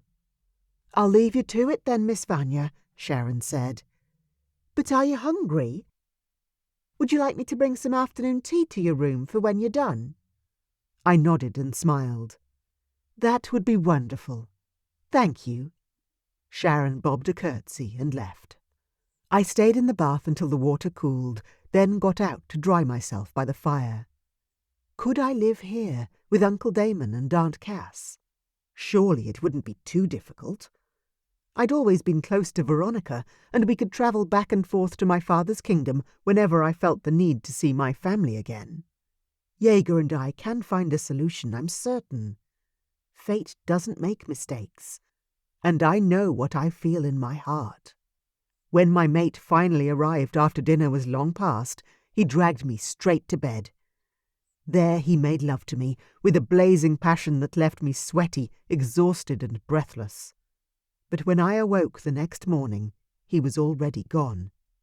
I'd convinced myself throughout the night that I could move up to the north to be with Jaeger, but that was only if he chose to be my mate, my life partner, in a proactive and real way. If he was going to up and leave me alone every waking moment, I wasn't so sure that was the kind of relationship I could stand. But what was the likelihood that I could stay away from the man that was my fated mate? Not high at all, I was certain. No one denied a fated mate bond. It was unheard of. Though if there was ever a dragon shifter tough enough to walk away and defy fate itself, it would be mine. Chapter 17. Jaeger. By the time I hauled myself up to the castle for a late supper, I was starving and aching from the physical work I'd put myself through all day. I missed Vanya terribly, but my mind was too dark to consider anything more. I knocked on the main door, surprised to find the king himself opening it for me. "King Damon," I said, trying to sound neutral. The king smiled and gestured for me to come in. "You're just in time for dinner." "Oh?" I asked, surprised for the second time in as many moments. "I thought I'd missed it." In fact, I'd deliberately waited until I knew it would be done. The housekeeper would keep a plate for me and let me eat in the kitchen. "No, not at all," he said. "We all just arrived, so the dining room is set up. Come." I begrudgingly let the king drag me into the dining hall, where everyone was already seated and waiting. No one had started eating, so either my timing was strangely perfect, or they'd waited for me. "Please, sit," Damon said, as he took his place at the head of the table. Vanya was waiting, a seat next to her available for me. "Hello, everyone," I managed to say, nodding my head to the rest of the family as I took my seat. "I didn't think you were arriving until tomorrow." Everyone was there, even Ian and Veronica. Queen Cass answered my question. "We were anxious to come home." "Please, eat," the king said. Everyone began reaching for the platters and serving themselves. A servant walked up and discreetly asked me if I'd like wine or whiskey. I immediately requested whiskey, realizing I would need fortification to get through whatever conversation was coming. "It's so great to be home," Veronica said appreciatively. "Though it's so much colder than I remembered. We've been in the human world too long again." I smiled at her. Veronica's gaze zoomed in on me. "Have you ever crossed the veil, Jaeger?" "No," I answered truthfully, reaching for the roasted potatoes slathered in melted herbed butter. I'd never left the north before a few days ago. It must have been such a shock, Vanya said quietly beside me. She was dressed in a beautiful dark dress, her long hair piled on top of her head in an arrangement of elegant curls. I shrugged. Yes, it was, but I'm home now. A strange silence followed my answer before Theo spoke. Jaeger, can I ask you something? I nodded. Of course. The creamy pasta dish I'd heaped on my plate was settling well into my cold belly, and as I took a long sip of whiskey, I sighed, finally relaxing. You love this kingdom, don't you? He pressed. I frowned at the Crown Prince. Of course. It's my home. What an odd question. I picked up my fork and speared a chunk of potato before putting it in my mouth. I don't think that now is the time to talk about that, the Queen said carefully. My brow furrowed in confusion. About what? Were they considering kicking me out of the kingdom or something? Had they finally decided they couldn't deal with me being part of their world and wanted to be rid of me once and for all? You're not going to ask me to leave, are you? I asked. I wasn't sure I'd survive being cast out of the only home I'd ever known. Barry joined in on the conversation and laughed. Oh no, not at all. You love this place even more than us. I glanced sidelong at Vanya. She gave me a soft shrug, as if to say she didn't know what they were talking about. The king picked up his wineglass and took a sip before speaking. My sons are trying to tell you, inelegantly, I must say, that we'd all like you to take a more active role in the running of the kingdom. I glanced at the Queen, then Vanya, then back at the king. A more active role than what I'm currently doing. Building houses for my people. I didn't think anything was more important than that. The Queen smiled. Veronica laughed out loud. See, he's just like you, Dad. I glanced at my half-sister and frowned. What are you talking about? She rolled her eyes. My dad, or, well, I should say our dad, shouldn't I?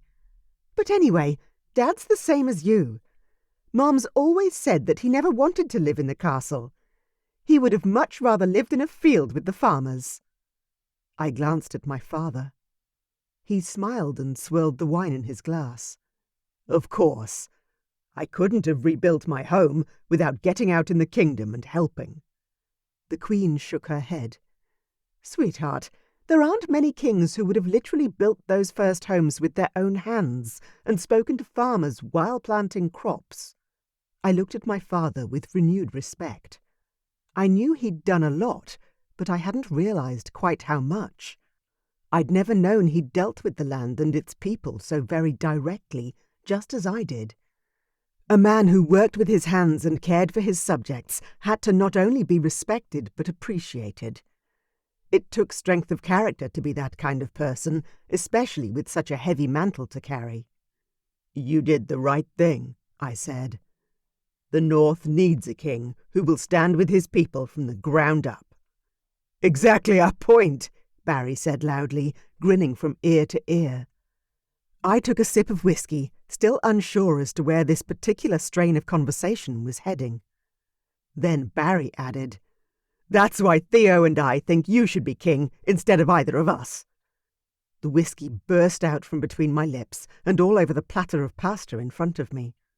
Oh, my gods, I'm so sorry, I gasped, as the whiskey continued to burn in my throat, reaching out to wipe up the whiskey with my hand, though it was a pointless exercise.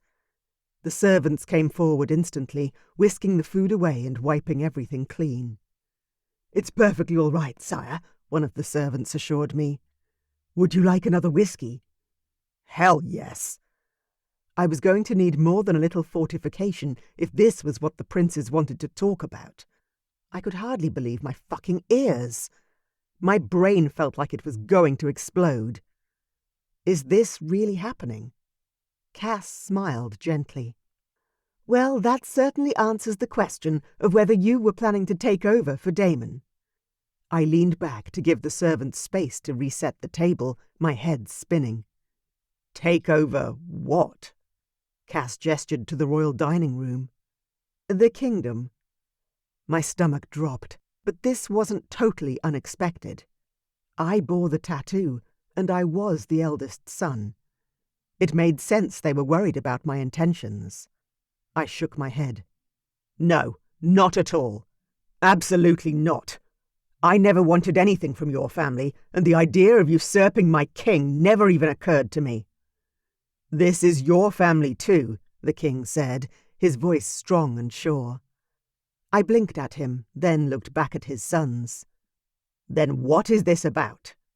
Theo and Barry glanced at each other. "We don't love the people the way you do," Theo finally said. "And you have the tattoo. So what?" I asked, my heart hammering in my chest like a war drum. "So?" Theo tilted his head at me, frowning as though he was the one confused rather than me. "Why don't you assume the throne after Dad?" I stared at him, shocked beyond belief. The crown princes want me to usurp them. "Instead of you," I whispered, reaching for my poor head. "Are you serious?" My quiet words were at odds with the turmoil churning inside my mind. My heart was thundering like a jackhammer in my chest, and adrenaline zinged along my veins like white-hot lightning. Every instinct in me wanted to run. Hell, I wanted to fight. But who was the enemy in this situation? It didn't seem there was one. There was just the proposal of an insane notion. Nothing more, nothing less. Vanya's hand slid over my thigh.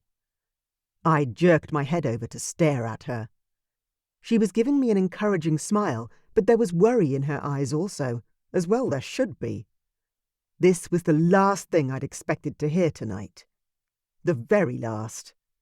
I said, at an utter loss of words for the moment. Veronica snorted out a laugh. "You're right, Mom. He definitely didn't come here to steal the crown. It doesn't even look like he wants it." "I don't," I immediately said, without really thinking first. My father's face fell. I regretted my thoughtless reply instantly. "I'm sorry, that came out wrong. I mean—" "It's all right," Cass said, reaching over to take hold of her husband's hand. "We didn't expect you to feel so strongly about it, but I guess you've had a lot longer to think about all this than us." I nodded, gulping loudly, though they were way off the mark. I'd never thought about it. It wasn't my place. I was the bastard son, the one raised in poverty, far beyond the privilege and heirs of the royal family. Theo leaned forward in his seat, gaining my attention. He had a big frown on his face. "But why?" he pushed, a note of desperation in his voice. "You're the oldest, by far. And you have the tattoo." "So do you," I said, pointing out the obvious.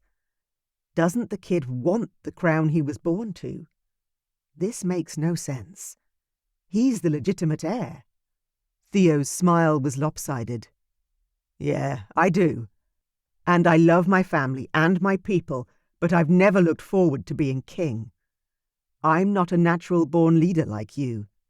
You're a Northman in the truest sense." I scoffed at him, slugging back my whiskey. "Not a natural? Are you kidding me? I felt like a freak at the party the other night, whereas you fit in everywhere."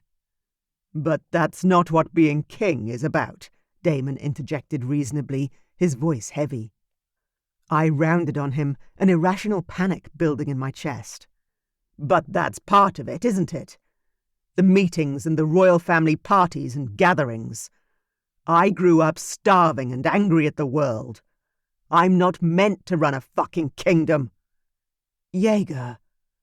I took note of the warning tone in Vanya's voice, but ignored it and decided to address the whole table. "I like building houses. I like looking after my neighbours. I like getting my hands dirty. I don't want to sit on some fat pillow in a grand hall and dish out advice to people." Damon's face flushed red. Before he could speak, Cass sighed pointedly. "I wish Stavrok was here." "Why?" I demanded, wanting to know her reasoning. "So I can feel even more inferior than I do already?" "No," she snapped back, unperturbed by my temper or abrasiveness. "Because my cousin would tell you that you're much more like Damon than you can ever imagine." I stood up abruptly, Vanya's hand falling from my lap and the chair making a loud scraping noise on the polished floor. "I'm not you," I practically yelled at my father. "And I never will be. So just stop, all of you, okay? And leave me alone." The sound of soft footfalls following me out into the hallway had me turning around with clenched fists, a fire burning in my gut as I turned to confront whoever it was. Vanya jumped back from my fury, her hands upraised in a calming gesture. I forced myself to calm down. "Sorry," I breathed, barely containing what so desperately wanted to erupt out of me now. "I had to get out of there." "It's all right," she soothed, reaching out to touch my arm. "But I need you to know that I think you'd be a great king, Jaeger. You're strong and fearless, and you love your people so much." I stared at her as her words sank in. And when they finally reached my soul, I snatched my arm out of her grip in distrust and hurt. "Is that what you think?" I demanded, speaking through my teeth, which were already shifting. "That I'd do a good job sitting on a fucking throne all day? Of playing at being royal like you? That goes to show how well you know me, mate." And with that final barb thrown, I turned and ran from a life that was being thrust upon me. A life I never wanted. That's not me. I ran through the castle, back across the threshold and out into the cold. I was panting and couldn't catch my breath, and my dragon was screaming at me to fly, to take to the skies. With a racing heart and more emotions roiling within me than I'd ever felt in my whole life, I chose not to fight him. "Jaeger! Can I help, sire?" the butler called out from the front door, a concerned expression on his face. I turned and threw my best coat at him. "Just take care of my clothes, please." I ripped off my shirt and managed to throw it toward my coat before my dragon ripped through my body. My arms and legs shortened, and my body grew in size. My skin became gleaming scales, and my blood turned to liquid ice in my veins. How could my own fated mate turn on me during such a pivotal moment? Was she so obsessed with marrying a royal that she'd forgotten who I really was? Where I'd come from? Because I certainly hadn't.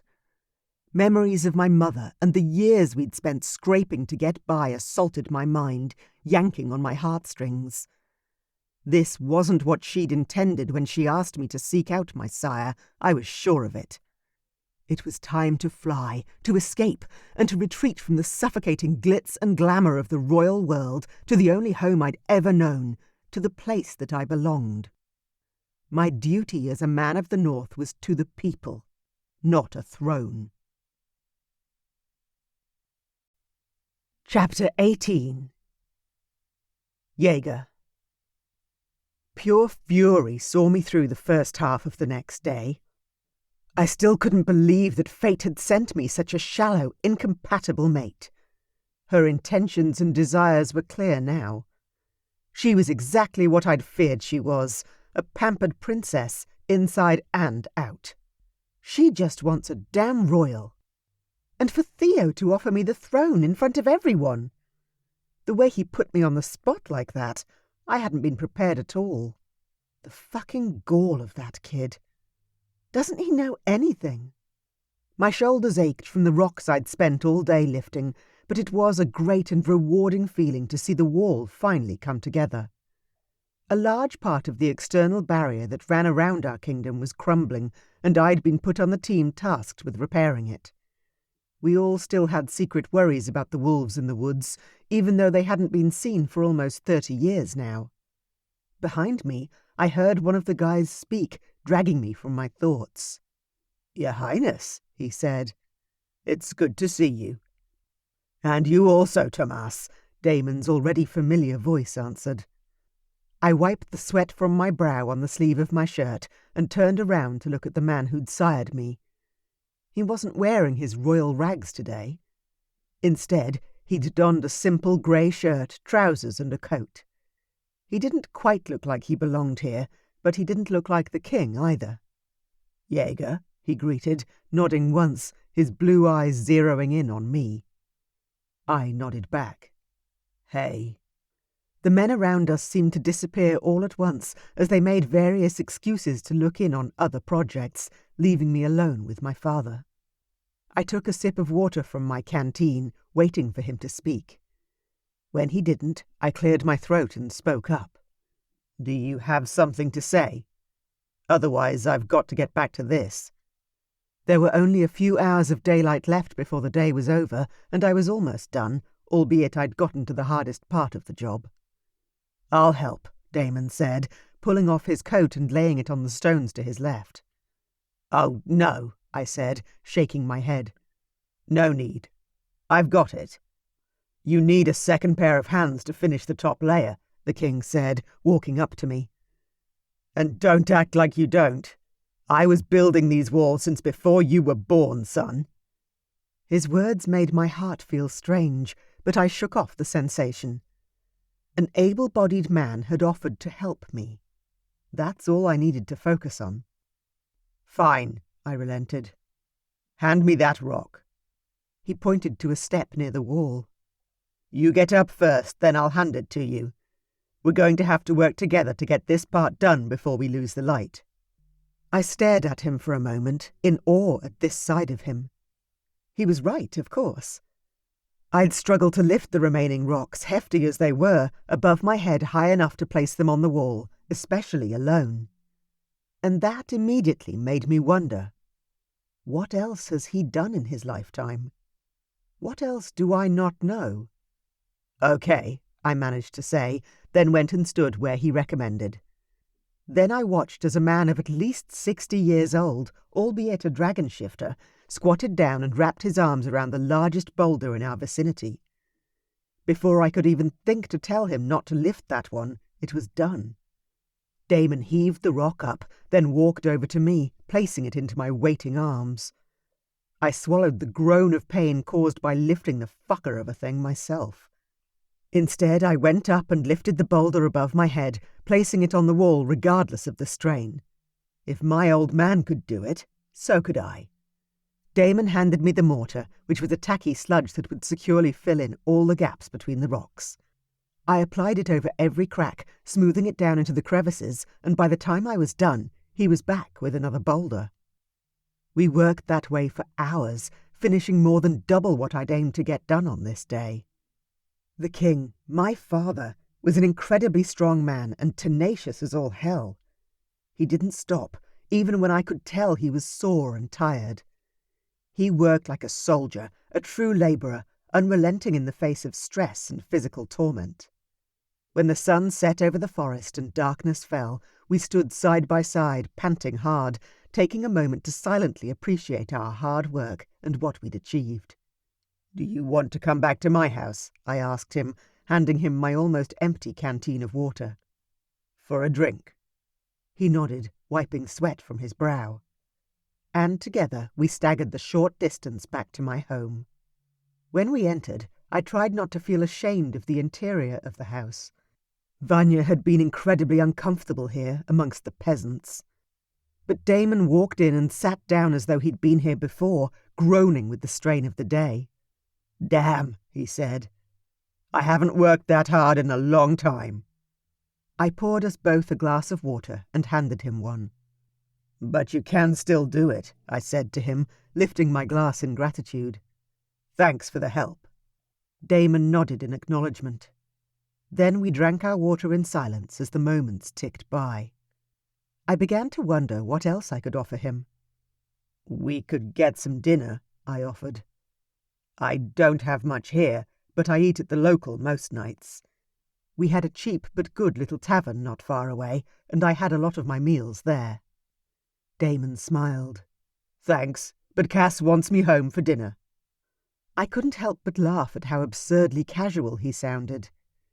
"You say that like you're going home to your wife, just like any other normal man." Damon frowned at me, his lips twisting. "That's exactly what it feels like, too. Yes, we have servants. Cass isn't the one doing the cooking, and my house is bigger than most, but it's still the same, Jaeger." I sat down on the armchair, my muscles protesting at the movement. "You know, I don't think I've worked that hard in years either." I stretched out my arms, feeling the tight and painful pull of a torn muscle. "You should come up to the castle," Damon said. "You could use a long, hot bath." "I'm fine here," I said stubbornly. "I have a bathroom. I'll have a shower later." I didn't have a luxurious tub to luxuriate in, of course, but I had all the basic necessities I needed.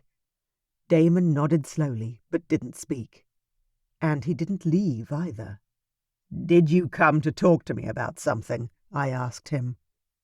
"I hope you're not trying to make me become king after you, because that isn't on the cards for me. I'm sorry to disappoint." Damon chuckled.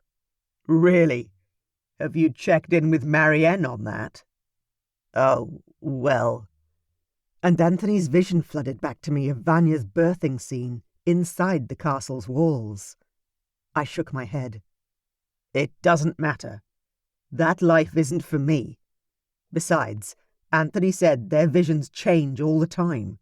It's not like they're set in stone." Damon sighed. "Jaeger, you don't have to be king.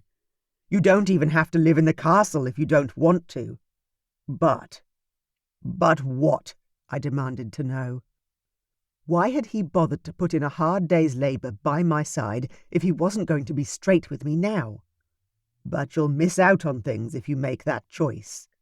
I lifted my chin. "Dimitri and Lucian live in town here, with me," I pointed out. Damon smiled, but his gaze said he knew something more.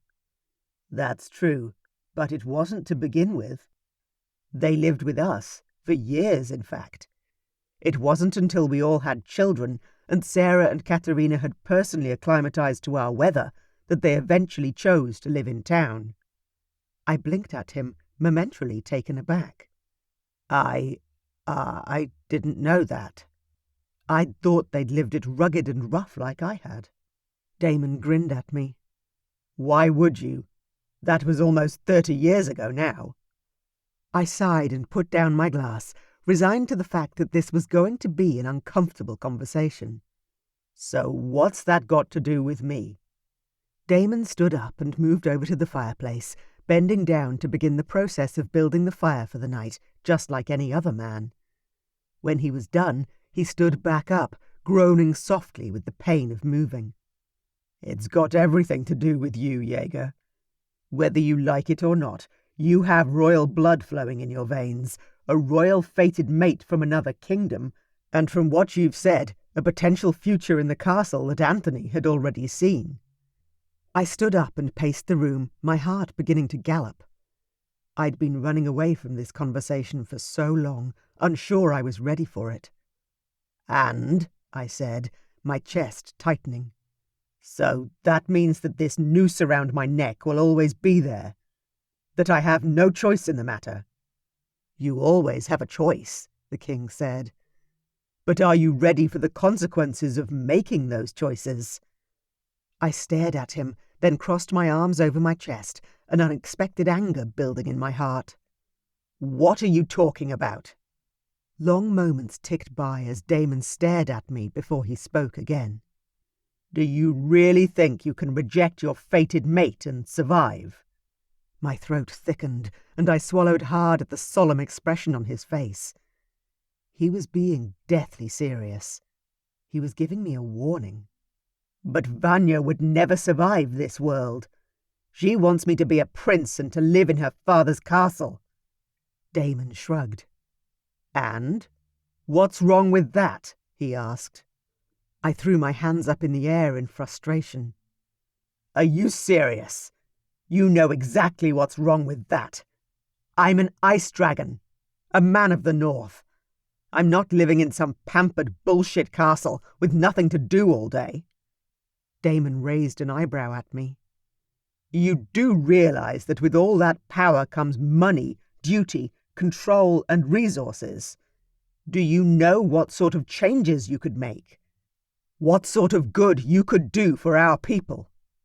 I opened my mouth, then shut it again. Damn it. He was right, unfortunately. It was what he'd done after all. He'd fought hard when it was required of him, then used his power to help our people. Fine, I conceded. But even if I wanted to help our people, I still don't want to be king. Damon snorted. Son, I don't intend to die for at least another good 20 years, and I'm not giving up the job until then. So how about you don't make wide, sweeping statements that aren't relevant yet? I glared at him. And yet your son seems to think I need to make that choice now. He certainly made it an issue over dinner the other night.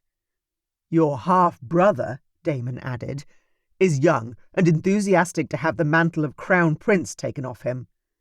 He wasn't lying when he intimated that he wasn't interested in ruling. For fuck's sake. Damon strolled over to the door and put his hand on the handle. Look, son, I am so grateful that you came to us when you did. I only wish I'd known about you sooner. What would you have done? I asked, my throat thick with emotion as I dared to ask the one question that had plagued me all my life. The king's icy blue eyes looked right into the depths of my soul as he answered.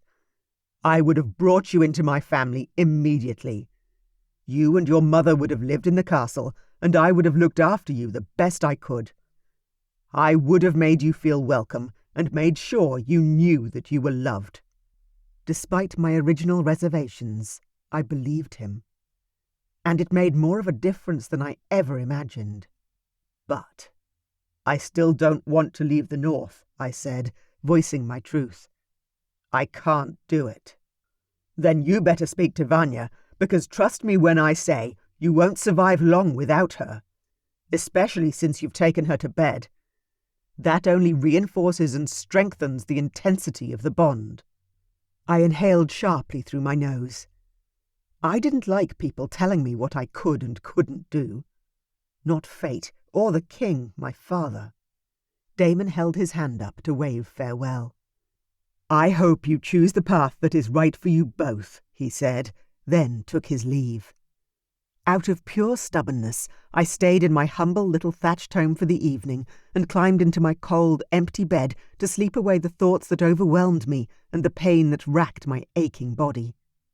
But sleep eluded me, and instead I lay on my lumpy old mattress staring up at the ceiling with nothing more than the ghost of Vanya's scent and my memories to keep me company through the long, dark and icy night.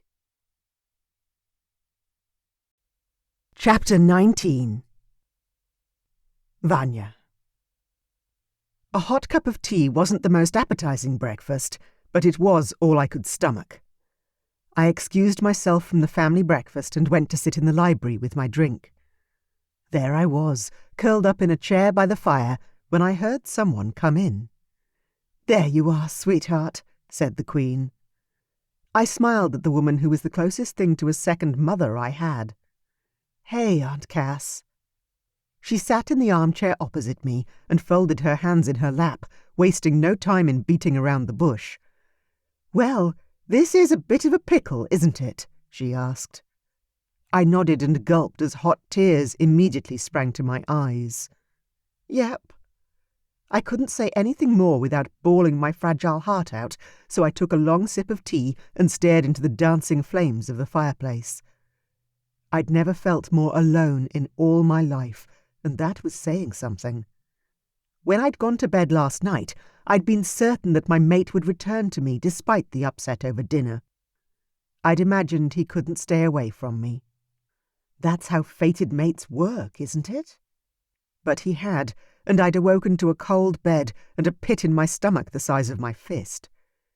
This wasn't how it was meant to be, and my soul ached at the distance that seemed to be growing like a great divide between us in the aftermath of his denial of the crown. Cass sighed heavily, as if the weight of the world were on her own shoulders. "You know, If I'd known he was meant for you, Vanya, I would have been nicer to him in the beginning." I chuckled out a laugh. "You weren't mean to him, surely? That's not like you." Cass's lips quirked up at the corners. "I wasn't terrible, of course, but I did suspect he was lying to usurp my sons of their birthright. And then there was the jealousy. He's my husband's son, but not mine." She shook her head. "Oh, that's a tough beast to master." Her sad smile spoke of many things. Of stories of love and longing and fighting and life with all its many ups and downs. Tears welled up in my eyes. "You've lived a really great life, haven't you, Aunt Cass?" I asked, though it was an observation and more rhetorical than an actual question. Cass, my dad's first cousin, turned to look at me. Like, really look at me. Her gaze ran over my face, and it felt like she was staring into my soul, looking for an answer to a question she wasn't asking aloud. When she finally spoke, she said what I secretly hoped. "He'll come back, Vanya." I nodded slowly and focused on sipping my tea, cupping both hands around the warmth of the porcelain in case I dropped it. I was feeling strangely woozy, and it was probably because I hadn't managed to eat properly. With Jaeger away, I just didn't have the heart in me to eat. "He will," she reasserted, obviously seeing the flicker of uncertainty in my eyes. "Maybe," I said with a sigh. "But I have no idea how we're going to make this work in the long run, if we even make it that far. We're so different that we might as well be from entirely different worlds." "But he's your fated mate," she said, blinking at me as though I'd just said the world was flat. I couldn't laugh, but her wide eyes made me smile. "I know you moved here for Uncle Damon, but you had a castle and you were always at our place. I can't move here to live in that little hovel of his, Auntie Cass. I love him, but I just can't. I don't mean to sound vain or selfish, but—" "You're not," she interrupted. "Damon saw Jaeger last night, and he said that his house is one of the worst he's seen in the whole town. And considering Jaeger has literally been restoring this kingdom from the ground up, it doesn't make any sense why he's left it like that." I pressed my lips together to stop myself from crying out, my heart lodging firmly in my throat. Cass moved closer and put a hand out to me. "It's okay, sweetie. Talk to me. This is a no-judgment zone." "It's all about his mom," I said, "and his childhood. He's so proud. So—" Cass chuckled. "He's a royal who is probably tougher than any king in our realm, living or dead. If he chose to lead the North, either as our king or beside Theo, we would become the most formidable force around." I stared at my aunt, realizing that she'd more than wrapped her head around the idea that a bastard could usurp her son. "So you really don't care if Jaeger ends up becoming the king and Theo doesn't?" Cass glanced away a moment, her cheeks flushing with a telling rosy pink hue. "I can't say I wasn't upset at first when Theo brought it up to me. But his points were all valid. My children have been raised much like you and your siblings. They have been pampered in many ways. Sure, they've helped the farmers and have gotten their boots on the ground, so to speak, but—" "But?" I asked, hope winging in my heart with a nervous flutter. "But the North is the toughest kingdom we have. Damon survived his father's downfall and managed to rebuild everything here, mostly due to his pure grit and determination. Like you said, I often flew down to your father's kingdom and hid there, away from the hard work and the pain of watching my husband claw back what had been so tragically lost. I wasn't as strong as I should have been, Vanya, but none of us are perfect creatures." It was my turn to reach out and grip her hand. "Uncle Damon is lucky to have you, and it's clear he adores you. Even though you came from different walks of life, it doesn't mean you didn't make it work. After all, just look at Anselm and Kayla." Cass laughed. "They're from literal different worlds, all right, but I'd say Sarah and Katerina have had it harder. They moved to our realm to live in the North. They've had to put up with a lot more than anyone. The adjustment period can be difficult without support, without someone to talk to about your fears and feelings. I nodded slowly, mulling her words over. Maybe I need to speak to them. Cass smiled. You can, any time, of course. But what they'll tell you is that they just adapted. They got warm clothes, pushed out babies, and simply loved their men. And how are their houses? I asked, as nerves jangled through me. Cass's sparkling laughter made me smile. They're lovely, actually. Dimitri and Lucien stayed here in the castle for years while they bonded with Damon and built themselves new homes in town. Remember, they grew up in the woods. I shuddered. I can't imagine how they survived that, but at least they had each other. She sighed. Neither can I, honestly. They're the toughest of us all. I set my now empty teacup down and pulled my legs up so I could rest my head on my knees. I can't see a way through all this, Aunt Cass. I mean, you should have seen his face when I told him I thought he'd make a good king. You'd think I told him he'd hurt children or something. He was mortified and filled with rage. I've never seen him like that. I couldn't even come up with a comparison that would make him look so angry. Cass sighed and stood up. It's a lot to deal with at once. Within a single week, Jaeger went from being anonymous and alone in this world to being a prince and a fated mate to foreign royalty. That would be too much for almost anyone. Maybe just try and be extra patient with him, Baby steps. Just take it a day at a time. I lifted my head and nodded with a sigh of my own. There was an undeniable wisdom in her words. There was no point catastrophizing. Okay, Aunt Cass.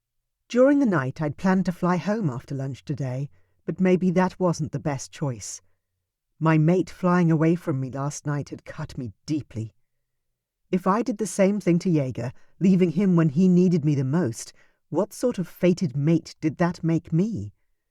What did it say of our bond if I flew back to the comforts of what I'd always known, unwilling to adapt like the other strong women that called the North their home? After lunch, I retired to my bedroom and just cried. The smell of Jaeger's body still lingered in the sheets, and I missed him so much it physically hurt. When a knock sounded at the door, I called out, "Just a minute," taking the time to blow my nose and wash my face with cool water. I probably look like hell. My eyes were still red and my cheeks were puffy, but I opened the door anyway, assuming it was most likely one of my cousins coming to check up on me. "Jaeger," I whispered, staring up at him as if he'd disappear like mist in the morning. "Are you really here?" He'd washed his long hair, and it glistened with good health. Even with the pain in my chest upon seeing him, I wanted to reach out and tangle my fingers in his dark locks. "What are you doing here?" His smile was sheepish and reserved. "Can I come in?" he asked. I stepped back and waved him in, shutting the door behind him. I wasn't dressed nicely, and surely I looked like an utter mess. But what did it matter if he was coming to tell me that we needed to break up? Is that even a thing with fated mates? Can we break up? He walked over to the fireplace, probably to warm up. He'd been outside all day, most likely, knowing him. I made my way over to the bed and sat down on the same mattress we'd made love on only a day ago. Part of me wished I could sit somewhere else, but my heart clung to the small and desperate hope that he'd come back to me. That he'd deny his stubborn nature and decide we were worth fighting for, that I was worth being a little uncomfortable for. He was silent for too long. My poor fried nerves fizzled, and tears pricked at my eyes again.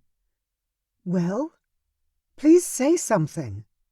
He walked over to where I sat, then kneeled on one knee. My jaw dropped and I stared up at him. "What are you doing?" I breathed. He took my hand in his and stared back at me with those amazing blue eyes of his. "Please forgive me for the other night, Vanya. My anger was not toward you, but you copped it, and for that I'm sorry." I nodded, gulping at the emotions lodged in my throat. It's okay. I understand. And I had. I knew that all of this had been a lot for him to digest, but that hadn't stopped me from being quite a teary mess after. Do you realize that I don't know you? I asked. If I were honest, that's what had hurt the most. I could handle his anger and anxiety. I hadn't liked it, of course, but his words about not knowing my fated mate had been what had cut me to my core. He shook his head slowly. No, you aren't the problem here, Vanya. I am, and I know that. I'm not good enough for you or this family. I'm common trash. Horror struck my heart, and I fell onto my knees before him, taking his beloved face in my hands. No, you're not, and you never have been. I wanted to wring his mother's neck at this point, but didn't dare voice anything disparaging against her memory. Jaeger should never have grown up believing anything other than what I was about to say next. Jaeger, you are my mate. You are loved. You are worthy. And you can be whoever you want to be. And if that is someone who stays relatively anonymous and lives in the village, then so be it. His head, which had been bowed, came up to stare at me. Do you mean that? You'd come here? Live with me? My lips quirked up at the edges. I would. There was no other choice. I couldn't live without him. I knew it in my bones. I'd known for some time, despite my own discomfort and shock upon coming to the north more than a little unprepared. But I'm sorry, we need a new house. Somewhere with no ghosts and no memories, and maybe even a few creature comforts. His eyes glistened with unshed tears, and his lower lip trembled ever so slightly. And with that, I knew I'd hit the nail on the head. He swallowed hard, his throat working overtime. You deserve a palace. I shrugged. We have 2 of those, but it doesn't mean we have to live in them all the time. I just need you, Jaeger, and a really warm, well-insulated house. 2 castles. He shook his head and chuckled softly.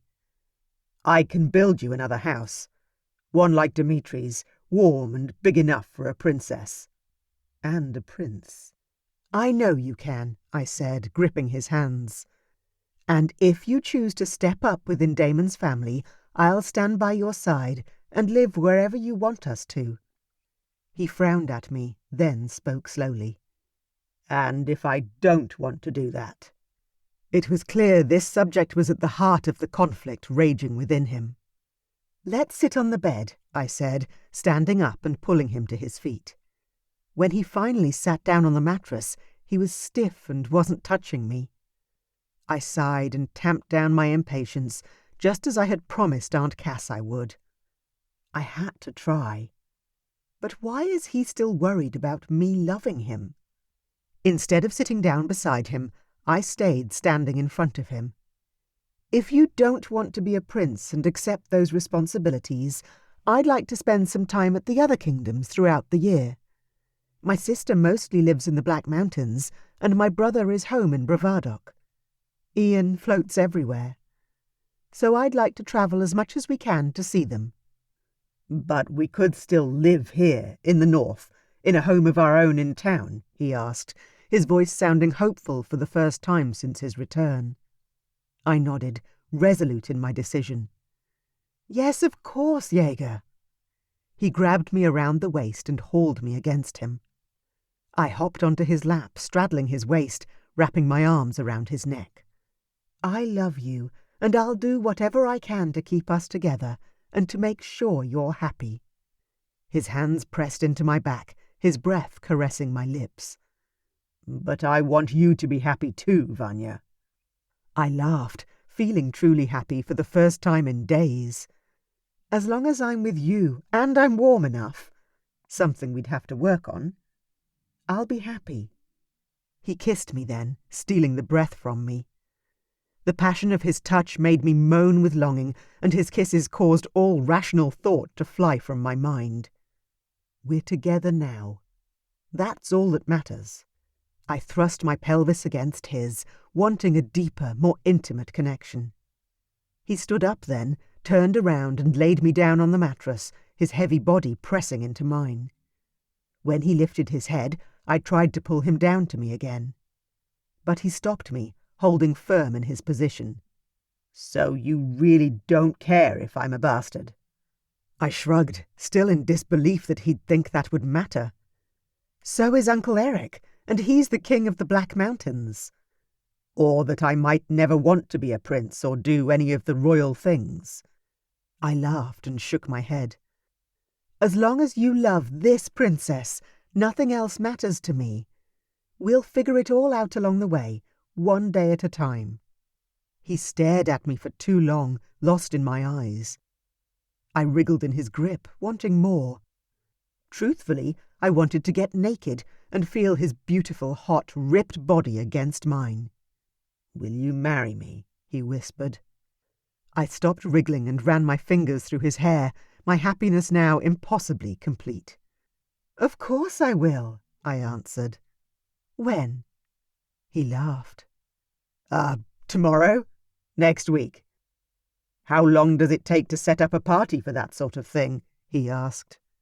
"Kiss me," I whispered up at him, arching my back to feel him against me. "We can sort all that out later. For now, I just need you." He grinned and came down on me once more, sweeping me up and away into a world of mind-blowing bliss and physical rapture that lasted so many hours, I lost count. Epilogue. Jaeger. A year later. I threw open the doors to the servants' quarters and bolted down the hallway until I reached the medical wing. The doctor was sitting at his table, drinking a cup of tea. "You've got to come! Now!" I roared, before I turned and ran back, hearing the commotion of the staff coming behind me. The stupid doctor had left Vanya, telling her she had plenty of time before giving birth and that she should get some sleep. Sleep? Asshole. As if. "Jaeger, what's happened?" Stavrok called out after me. But I didn't dare stop. "Baby!" I yelled over my shoulder, still running. My wife needed me, and all I could do was pray that Anthony's vision from almost a year ago would come true, and that soon we would have our beautiful child. I could hear Vanya's screams before I got to our bedroom, and they made my heart race. I burst through the doors, the king and the doctor hard on my heels. "He's coming," I said, leaping onto the bed beside her. "I'm here, beautiful. Everything is going to be okay." She was panting hard, her white cotton nightgown now drenched in sweat so that it clung to her body. "I think I need to push," she gasped in between breaths. The door opened again, and the king and queen of Bravadok came in. Lucy went around the bed to the other side of Vanya, grabbing her hand tightly. "I'm here, sweetheart," she assured her daughter. The doctor walked in a moment later, far too cool and calm for the situation. I almost rose up from the bed to snap his damn head off his shoulders. "Princess Vanya, let's see what's happening here." He lifted the hem of her nightgown and reached beneath it, performing a quick physical before voicing his professional opinion. "You're fully dilated now and can push when you're ready." "I could have told you that," Vanya growled at him, her eyes fierce as her cheeks reddened with exertion. I shared a look with Lucy, and we both tried not to laugh. Vanya had turned into a right dragon mother through and through the moment she'd become pregnant. She was every bit as tough and strong and as fiery as I was. And I couldn't be prouder. She began to cry out, squeezing my hand hard. She strained and pushed, her big belly heaving with the effort. The king stood behind me by the bed, nearby if we needed him. Vanya fell back against the pillows, sobbing as her body trembled. "This is so hard." "I can see the head, Vanya. A few more pushes, and you'll have your baby in your arms," the doctor advised. A servant came up beside me with a bowl of cold water and a washcloth. I grabbed the cloth and dabbed her face and neck tenderly, hoping to ease even the smallest of discomforts. "You're doing so well, my love," I cooed, lending her whatever strength I had to give. "Oh, no," she sobbed, her eyes wide. "It's coming again." She sat up and this time yelled out loudly as she pushed hard, her brow creased and her teeth bared. "I have the head," the doctor said. Vanya turned her head to me. She was so exhausted, but so damn determined. I wiped her face and kissed her brow. "Good girl," I whispered. "Good girl. You're so brave. You can do this. I believe in you, baby." "Slowly, Vanya," the doctor said. "Small, careful pushes, and the baby will slide right out." With a final mammoth effort, she began to bear down on her final pushes, groaning loudly until the baby slid out between her thighs and into the doctor's waiting hands. "You have a son," he announced, checking our child over thoroughly before cutting off the cord and wrapping the infant in a blanket the servant gave him. I kissed Vanya, sending up prayers of thanks to the gods for the safe arrival of my son and the health of my wife. Queen Lucy stood up and moved behind the doctor. "Watch her bleeding," she warned. I had a lot of trouble after the triplets. The doctor didn't say anything in response to Lucy, simply handing the baby up to my wife and moving to check on her health. "Oh, he's beautiful," Vanya cooed, settling into the pillows mounted up behind her. "And he looks just like you." I chuckled out a laugh. "If he's beautiful, sweetheart, then he gets that from you."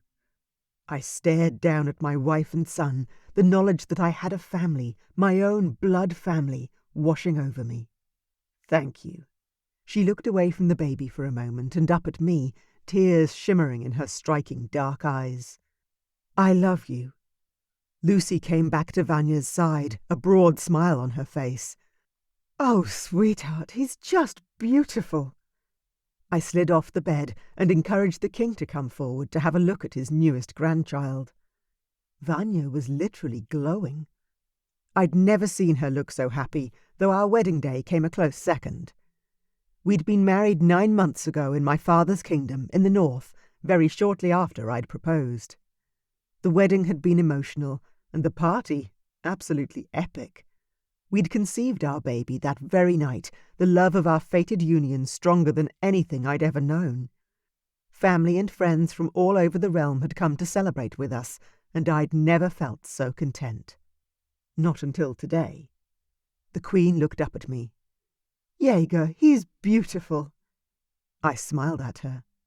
"That's all your daughter, Lucy." "Jaeger, look," Vanya said, her breath catching in her throat as she pulled back the baby's blanket. I didn't want to dislodge my in-laws, so I walked behind Lucy and stared down at what Vanya was trying to show me. There, on the baby's chest, was a tiny little birthmark. "Is that?" My heart exploded and was reborn 1,000,000 times over in a single breathless moment. Vanya smiled at me, rather smugly, a gleam of pride in her eye. "Yes, my love. He is a dragon king, if he wants to be." Vanya went back to staring at our son and pulled down her shirt to offer the baby her swollen breast for his first feed. Stavrok moved off the bed and walked around to me. "Congratulations, son." I reached out and shook his hand, a wave of relief washing over me. "I'm just so relieved they're both okay," I said. Stavrok looked at his wife and daughter. "Vanya, can I take your husband to my study for a drink to celebrate? We'll only be an hour." "Oh, I don't think so," I began to say, not wanting to leave my baby and wife quite so soon. Vanya nodded, a tired smile on her lips. "Of course, Dad. Mom will stay with me." "And Jessa will be here any moment now," Stavrok said, and slapped a hand on my back encouragingly. At that moment, Jessa hurried into the room, her belly swollen with her second pregnancy. "Oh my God, Vanya!"